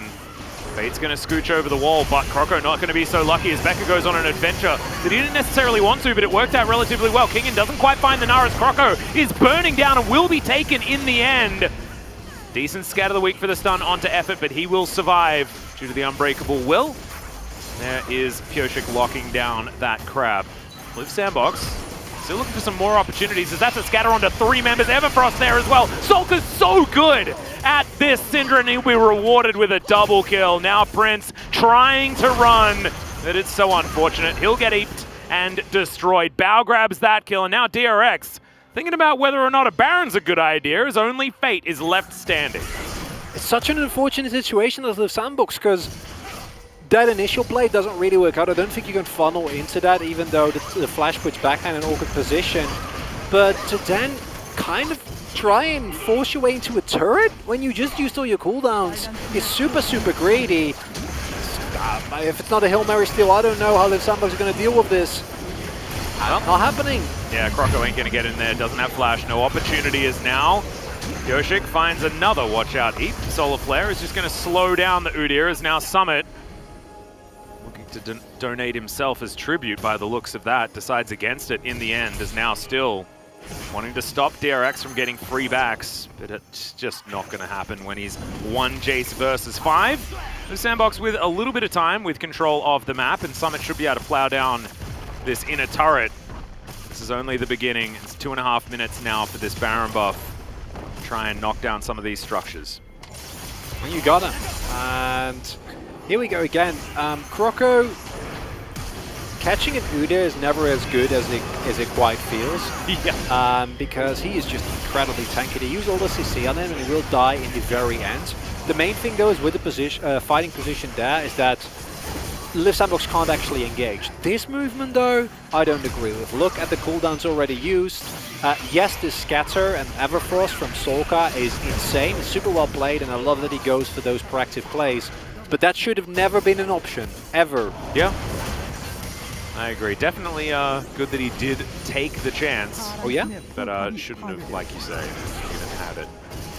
As here in the mid lane, Baron is going to help them shove down this outer turret. 2 seconds on that Mountain Drake. DRX looking for Soul Point. They will be able to find it. No way that Liv Sandbox can actually answer as Summit. He goes home, managed to shove out the bottom side. That's going to put a little bit of a dampener into DRX's power play. Regardless, anything that Liv Sandbox does here is just kind of running out the clock, because I feel like their comp has missed its natural spike, right? You're looking for the 1-2 items on your Samira and on Summit, and then you go from there. Sure, you have an Azir, but just an Azir is not going to do it. Yeah, POG is going to put people to sleep. Gets a flash already as there's the Killer Instinct to answer. Cal falls down, Summit also in trouble, and they'll grab themselves a red buff as well. DRX feels like they're having their cake and eating it too. It's feeling pretty nice for them here in game number 3. A game that they flourish in. DRX have the most practice in game 3s out of anybody else in the LCK for spring 2021 by a large margin. Atlas, does that mean that best of 5 power? Yeah, that they scale exponentially, so when they get to 5 games, it's even more insane? Yeah, Kingen actually bouncing out here as he spends some time underneath the turret. Solka going to teleport in, give him some support. We had a look at that gold graph. It did stagnate a little bit, but you can see based on the kills alone, it looks like this is an absolute shellacking as Bao looking for some extra damage. Becca not going to be as lucky, and Prince is going to be able to lock down that kill. Inner turret on the bottom side is going to fall, but now 4 versus 5, DRX do have to back away. And I'm looking for the win conditions here for Liv Sandbox. It's the final game of the LCK, and Liv Sand, or for the regular season at least. Liv Sandbox, they've drafted the most Liv Sandbox comp that you could possibly see, with a Samira, with a Jace. If you then miss your moments, it's like you want to go and catch the train, right? In this case, the hype train. And then, actually, I missed the train. Can I still go? And then people are like, no, because you missed the train. Like, there's not actually an opportunity for you to go anymore. And then it leads to situations like this, where, yeah, that went very haywire very quickly, and DRX can just move into the enemy jungle repeatedly, do whatever they well please, and go from there. Sure, Becca gets taken down. This is a free kill giving over to Prince, which is not something that should happen. Yeah, it was a misposition of Becca. He just walked a little bit too far into enemy territory. But does it matter? No, in 3 minutes you're going to get your Drake, and I talked about how good it would be for Liv Sandbox because the DRX is a lot of burst. Guess what Liv Sandbox have in terms of consistent damage at this point, outside of Fate? I mean, it's an Azir wall, I guess, and a Dream. It's Azir, yeah, and that's it, basically. Prince can get some work done, but the amount of CC available by DRX makes me believe that he won't actually get the opportunity for a big pop-off. And if he or Azir doesn't pop off, Summit at this point just doesn't have the raw damage available. It's not where the Jace excels. And I wasn't joking about missing the train. That's legitimately how it feels now to play like a 1-in-5 Jace 26 minutes into the game, knowing that your opponent is going to get more and more resistances. None of your accelerated shock blasts are actually going to have the impact that you want them to have.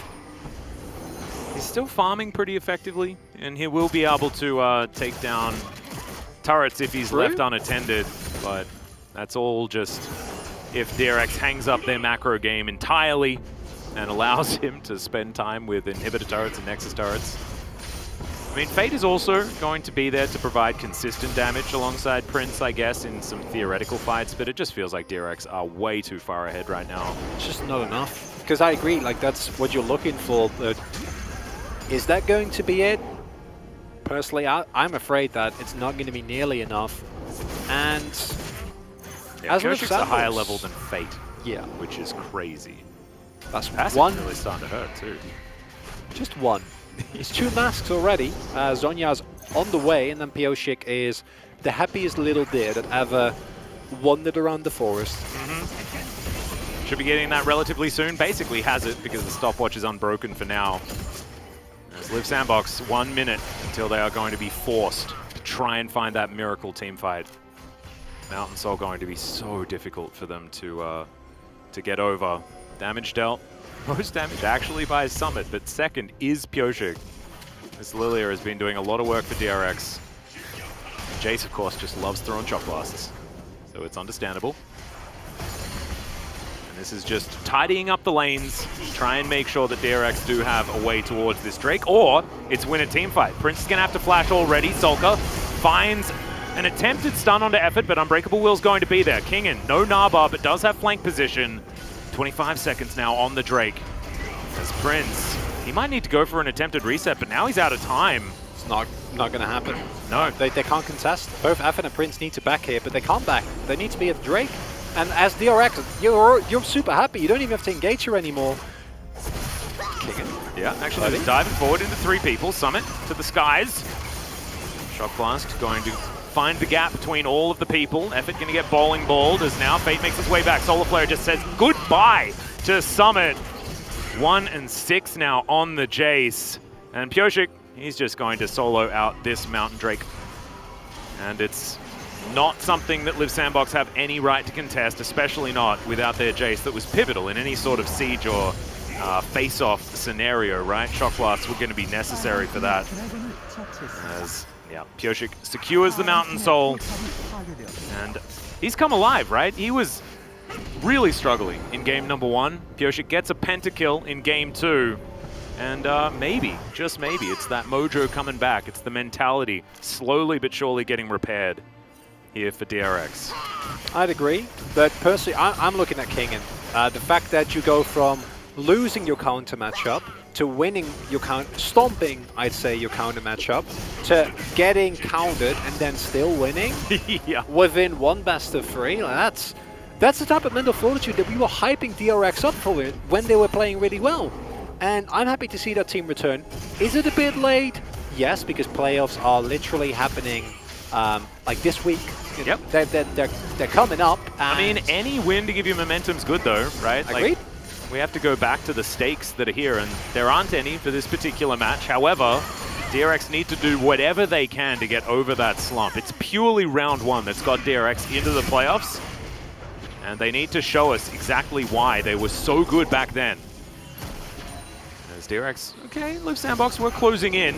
That's because DRX backing away because Kingin's on the top side, getting another wave in, slow push on the bottom lane as well. As Live Sandbox, they have some homework to do. They are putting it off. It's not a time for procrastination, but unfortunately they feel like they have to try and put on as much pressure as they can, as Jonas Strong, thankfully, down here. There's a season, so of course he's going to get there, as we've got a couple of sleeps. On 2 of the tanks, actually, is now Kingin looking for Croco. Becca comes on forward as well. Decent knock-up from Effort, but some very low health bars here, as DRX may have just bought themselves a Baron without even needing to get a kill. And here you see the problem. There's no damage. There's Mountain Soul available. Live Sandbox are too far behind. None of their poke sticks. The only one doing consistent damage at this point is Fate, unless Prince finds the biggest all-in that you've ever seen. Yeah, well, we'll see whether he can actually go for it, as Kingin stride breakering forward. Effort doesn't have the ulti available, as there's Becca finding the Zenith Blade onto Summit, who immediately flashes out of there. Croco, Effort's still extraordinarily low. Prince at full health, Blade Whirls the bowling ball. DRX, they're not looking for any Barons or anything, they're just staying grouped up as a team. No. Wanting to make sure that they have all the options possible. See that damage? Yeah. No. I mean, no, we didn't. It killed the shields. We didn't see that damage. Then they came back again. That's the problem, Atlas.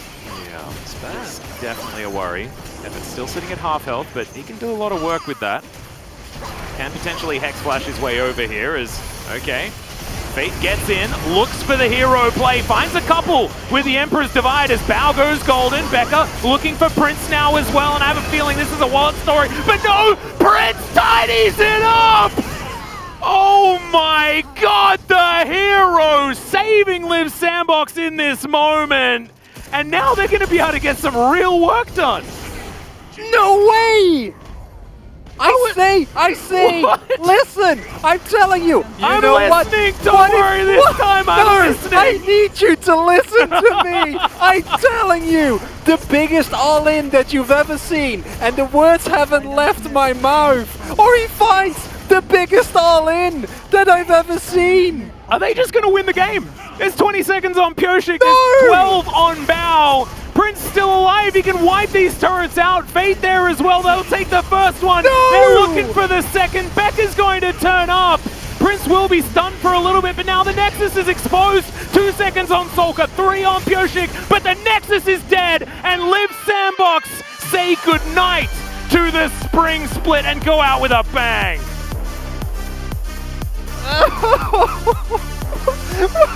Oh, that is the best possible way to end the regular split, Atlas. Oh my goodness. You gotta vote. Oh no, DRX. Oh no. They had so much control. That game was almost 100% theirs. But then sometimes Samira's just find a way. Let's have a look at the replay of the moment.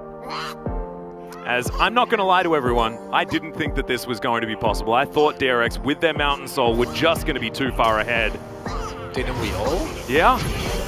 Because listen, he cleanses, he Blade Whirls, and you're like, nah, surely he wouldn't. But he doesn't die. No, and he's in there melee forever. God, I didn't believe it. I said it, but I didn't believe it, and I should have believed. Should you? I mean, I don't know. I think you're Actually, allowed. You're allowed that. that's- You're entitled to that. To not necessarily assume that Prince is going to pop off, chill out in the back of a team fight, just slashing people with his sword, and then murder everyone with his ulti. Like, I even tanked the Baron like multiple times and waited for Kingen to jump on him just to dash out of the way and kill him. It's the most DRX ending possible, but it got done to them. Yeah. This is actually, I love this for Live Sandbox. It is very sad for DRX, and look, it's far more relevant for DRX as well. Like, this is the end of the run for Live Sandbox. They have to wait until the summer split. They do have a lot of time to get their ducks in a row to sort themselves out, and this is a team with a lot of promise. But for DRX, it is heartbreaking to have to go out losing to one of the bottom place teams. This does mean that Live Sandbox do manage to get themselves, I believe, up to at least 7th place. Agreed. Which is pretty cool. It's losing to a lower team is one thing, but the problem in this game, and the one that's really going to stay in the head of DRX fans and presumably the players themselves, is not just that you lost, but it's that last game was under your control. Like game 1, you can forget about it. It was upsetting, but you got outplayed in every lane. It happens. Game 2, much cleaner, able to take control, take the victory, and then game 3, you're like, we're cruising towards the same path, and then that happens, and this is gonna stick on your mind, as if their playoffs match wasn't hard enough. Yeah. Oh, it's very, very sad for DRX, but I think we have to focus on the victors here, right? We have to focus on the fact that this is Live Sandbox, and they had some odd drafting choices throughout this series, but sometimes you got to give it to them, right? Like, this is what they wanted to play, and in the end, it worked out throughout the entire game. It's the classic Skara moment. They were winning until they lost, right, on the DRX side. Let's have a look at some of the highlights that are mostly going to be of DRX smashing Live Sandbox, and Summit in particular. Summit really got smashed. This is some Dyrus level treatment that he got here as a top laner. Oh, yes. It's not a Cyan where I'll tank it, guys. It's fine. Make cross-map plays and we'll be okay. It is a Jace, which does not provide any considerable value outside of the early and mid game, unless you're really fat, in which case you can, of course, skill decently into the late game just from like the value of your items. Obviously, this is a personal turning point for Summit, because after this, I think he dies like once or twice more, but he's playing with much more vigor. And I think this is the moment where I'm like, okay, listen, together with the... I was ready for it. You caught it yourself. Together with the amount of pressure and importance that they put into the souls, it was just not looking likely anymore. And these kind of macro mistakes with Sandbox, these need to be erased. These are not allowed to continuously be made as we go into the season. But I also, again, want to make the case for let this team stay together. Yes, their lows are low, but if you can smooth out this team... And it's not based on individual play. No. Like, these are all really good players. Exactly. You gotta arm them with all of the information on how to make it all work. So I completely agree with you. There is, we've said it so many times, the old potential. I want to hear this. Yeah, let's have a listen to this one. 볼만해. 죽여봐. 야, 살아봐. 미드. 미드가 맞다. 갈만하다. 제발. 할만해. 일단 봐줄게 내가. I want to see if we can get the next end as well. Yeah. 사람 템포거든? 아니 안 끝날 수도 있어. 아니 끝났어. 진심으로 해봐. 끝났어. 진심 퍼트로 갈게. 동방군 동탱 잘 부탁해. 나갈게. 바로 가자. 죽으면 안 돼. 아 다음 열심히 끝난다 이거. 끝났어. 제이스도 먼저 나와. 열심히 쳐봐. 나도 텔 탈게. 15초. 끝났다 얘들아. 상대 19초. 잠깐만 아래 거부터 아래 거. 뭐 먼저 끝났다 얘들아. 아래 거. 아래 거 위에 거 바로. 제이스 바로 텔 타주고. Go with all of your heart, guys. 퍼져서.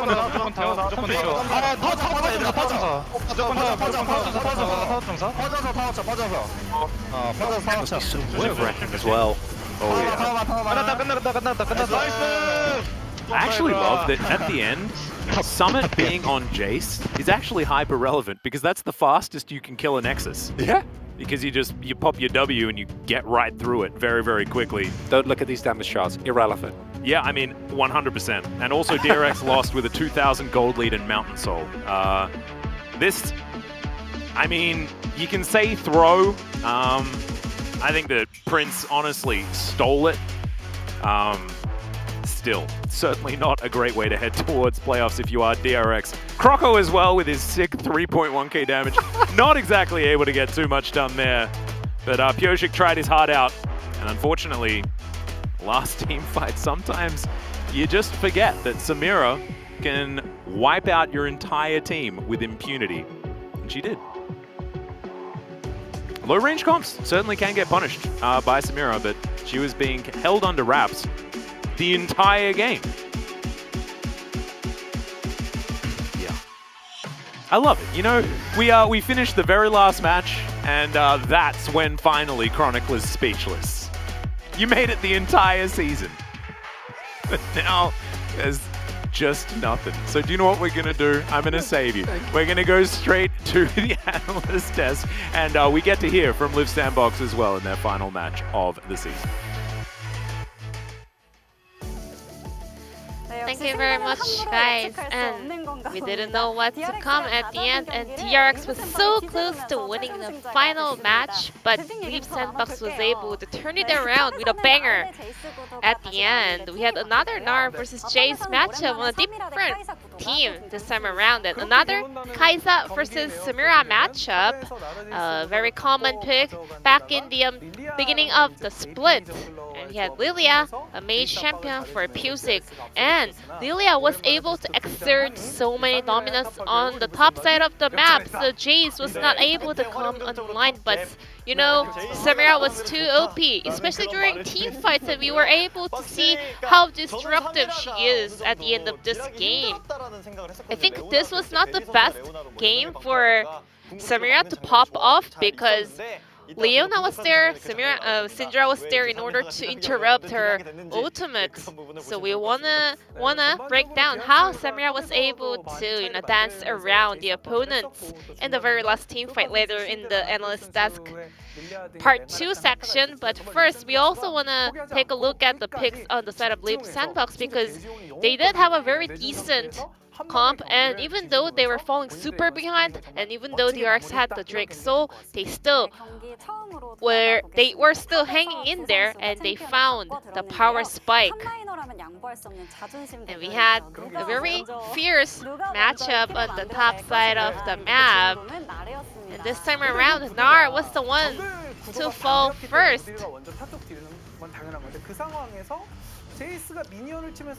Jace was not able to actually push in the waves. The Summit had to recall. Maybe he could have just called Croco to push the wave, but Kingen was able to easily interrupt that back. So Jace was in a very awkward position. He was not able to reset with the best minion wave manipulated up there. So he had to just recall and then TP'd back onto the top lane. However, because Summit was wasting his time and Croco was not able to make his backup for Summit, POG was able to clear all the camps and gank Summit. And it was a very easy kill picked up by Kingen and POG.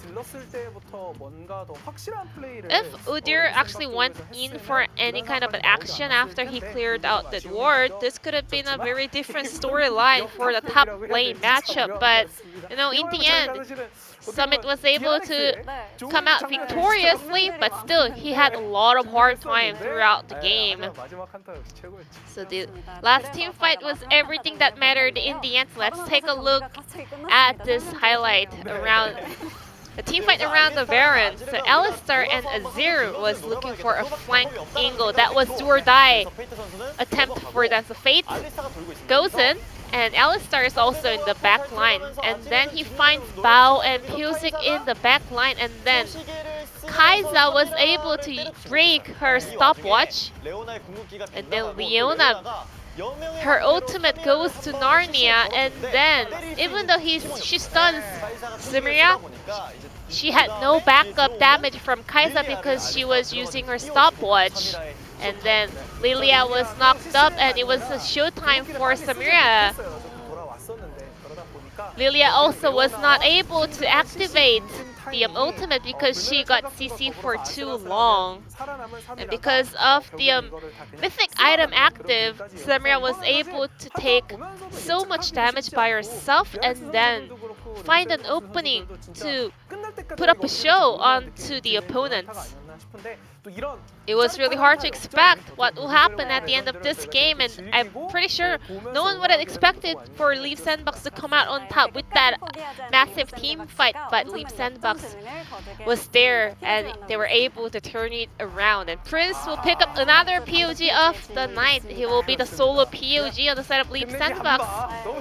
That one team fight victory was all on Samira, a champion that has been nerfed critically recently. I think this is a good signal for this champion as well. I think this could be pretty much viable, especially during the playoffs. She always had a great synergy with the tank village support champions. Very thrilling team fight pulled off by Prince, and one highlight tells it all. And unanimous POG secured by Prince on the Samira performance. Now let's invite him for a victorious POG interview to wrap up the split. Congratulations on your win!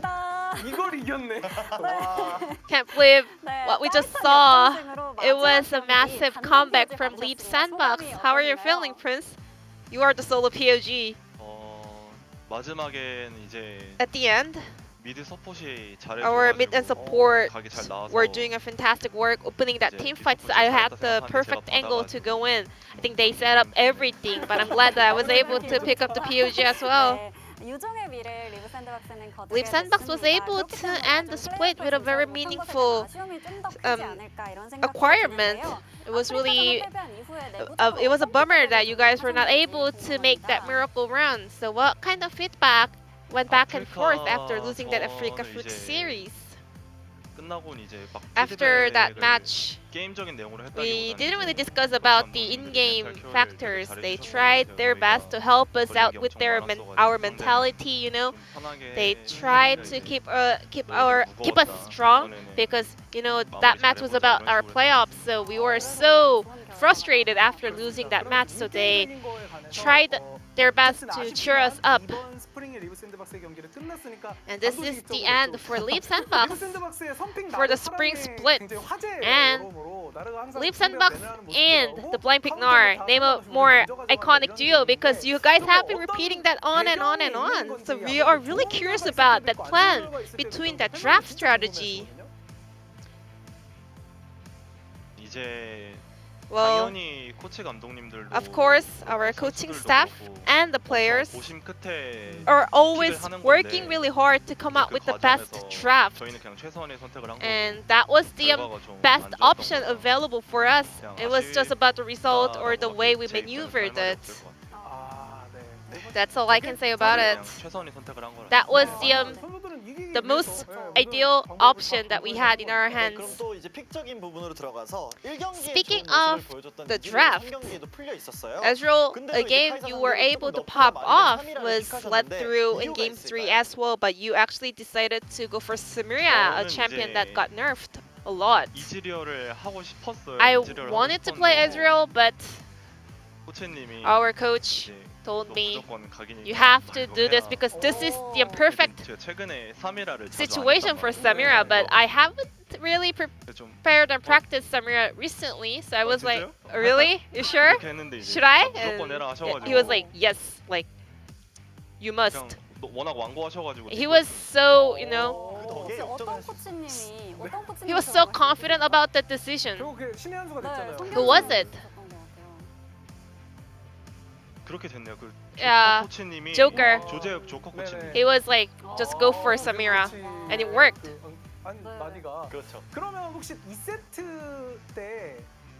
In Game 2, when Nar got locked in, we could see Summit laughing and the coaching staff were telling him something. Was that something about, like, let's get back to this Nar pick, or was that something about Summit, like, I'm pretty confident that I can go back to this blind pick Nar? In Game 2, well, because we lost, so I don't want to really like call out the names or reveal what kind of communication happened there because we lost that game. At the end, We could hear Summit saying top gap at the end in the mic check. 저 뒤를 쳐다보려다가 I was trying to stare at him, give him the eyes, but I just did not. I just resisted. 올라다가 상호야 수고했다. 이번 주도 수고했다. I was like, yeah, good game, Summit. I was like, at first I was almost giving him the eyes, but I decided to just say GG, good game, well played. 가서 마지막에 정말 좋은 3이라 궁. Yeah, I mean that Samira team fight was so disruptive. Did you have this feeling that this is gonna be your show, or did you just follow your instinct? 마지막 3이라도 That last Samira team fight, 피 상태가 진짜 I was super low. 죽었어도 이상하지 I was 않은 so 레이스여가지고. close to dying, 아 제발 제발 I was 하면서 like, 치다가 please, 이제 please, 각이 please, 나온 and 이후로는 then I 무의식 saw that 속에서 angle. I was just like dancing without even noticing, Maybe I was in a flow state. So DRX was having a solid lead and control, and you guys were behind in gold even at the end of the game. So did Live Sandbox find any opening to turn the game around? 운영으로 해야 되는데 Usually we had to play around our macro, but we were so behind, so we could not 팀적으로 know, 한타를 잘 해보자. be reliant on the macro decisions. So we wanted to actually find some openings and breakouts through team fights. 프린스 선수 이제 좀 개인적인 질문을 And Prince, 드려볼게요. 2라운드부터 LCK에 you joined the LCK starting from the second round robin. So how was your LCK run so far in 2020 LCK Spring Split? 이제 오늘로서 끝이 났는데. Today, marks the end of my spring split. After losing the last series, I was so depressed. I was crying, But I'm glad that we won. It's a bit of a chance that I had to prove myself. So I'm happy that I was able to pull it off. Watching today's performance, yeah, we are definitely getting excited for Live Sandbox there's summer split. So any message over to your fans, any mindset preparing for the upcoming summer split? I think our team has a very high, We have a very high ceiling, but still we have a lot of work to be done. We have a lot of room to improve. So I think if you guys continuously watch us improve, I think it's gonna be super great, and we always appreciate all the love and support. This will be the end of the interview from Prince, the solo POG from Live Sandbox, and I'm gonna toss it back to our casters. Thank you. Thank you so much, Ji-sun, for the amazing translation of both the analyst desk and the interview. Great to hear from Prince. I think it's one of the first times that we've seen Prince just there by himself, just chilling out. And Chronicler, we got a play of the day coming up. Let's just drop it. I hope it's what I think it is. It can only be one choice, and otherwise we will be very upset. I think it is. Is it? Yeah. Yes. No, it's the pentakill. Oh, I got so excited. I was like, it's the right series! It's not. It's not the play. And yes, Miyoshi carried this fight and really showcases yet again why the Hecarim is just... It's not the strongest character. I think that award still goes to Seraphine on 11.5, but it is the strongest jungler by a large margin. Because just the amount of consistent DPS he has, in addition to the amount of life gain, the damage, the burst, the CC, it just does it all. Yep. He's got a lot of consistent CC, consistently never loses his health bar, and runs too fast and does too much damage, especially to a whole bunch of squishies. Let's have a look at the standings. Live Sandbox do finish off in 8th place, so we're not able to tie with KT. Not sure what that head-to-head looks like either way. I think it needed to be a 2-0. Yeah, it needed to be a 2-0 for 7th. However, they would have been 9th alongside Afrika, I believe, if they had have actually lost, right?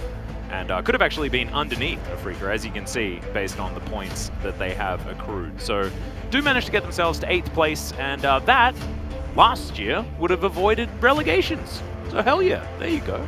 Take those. Fate's still in their own hands, as of course he is also in their mid lane. Let's have a look at the playoffs though. We only have a few days until we're getting into our very first one.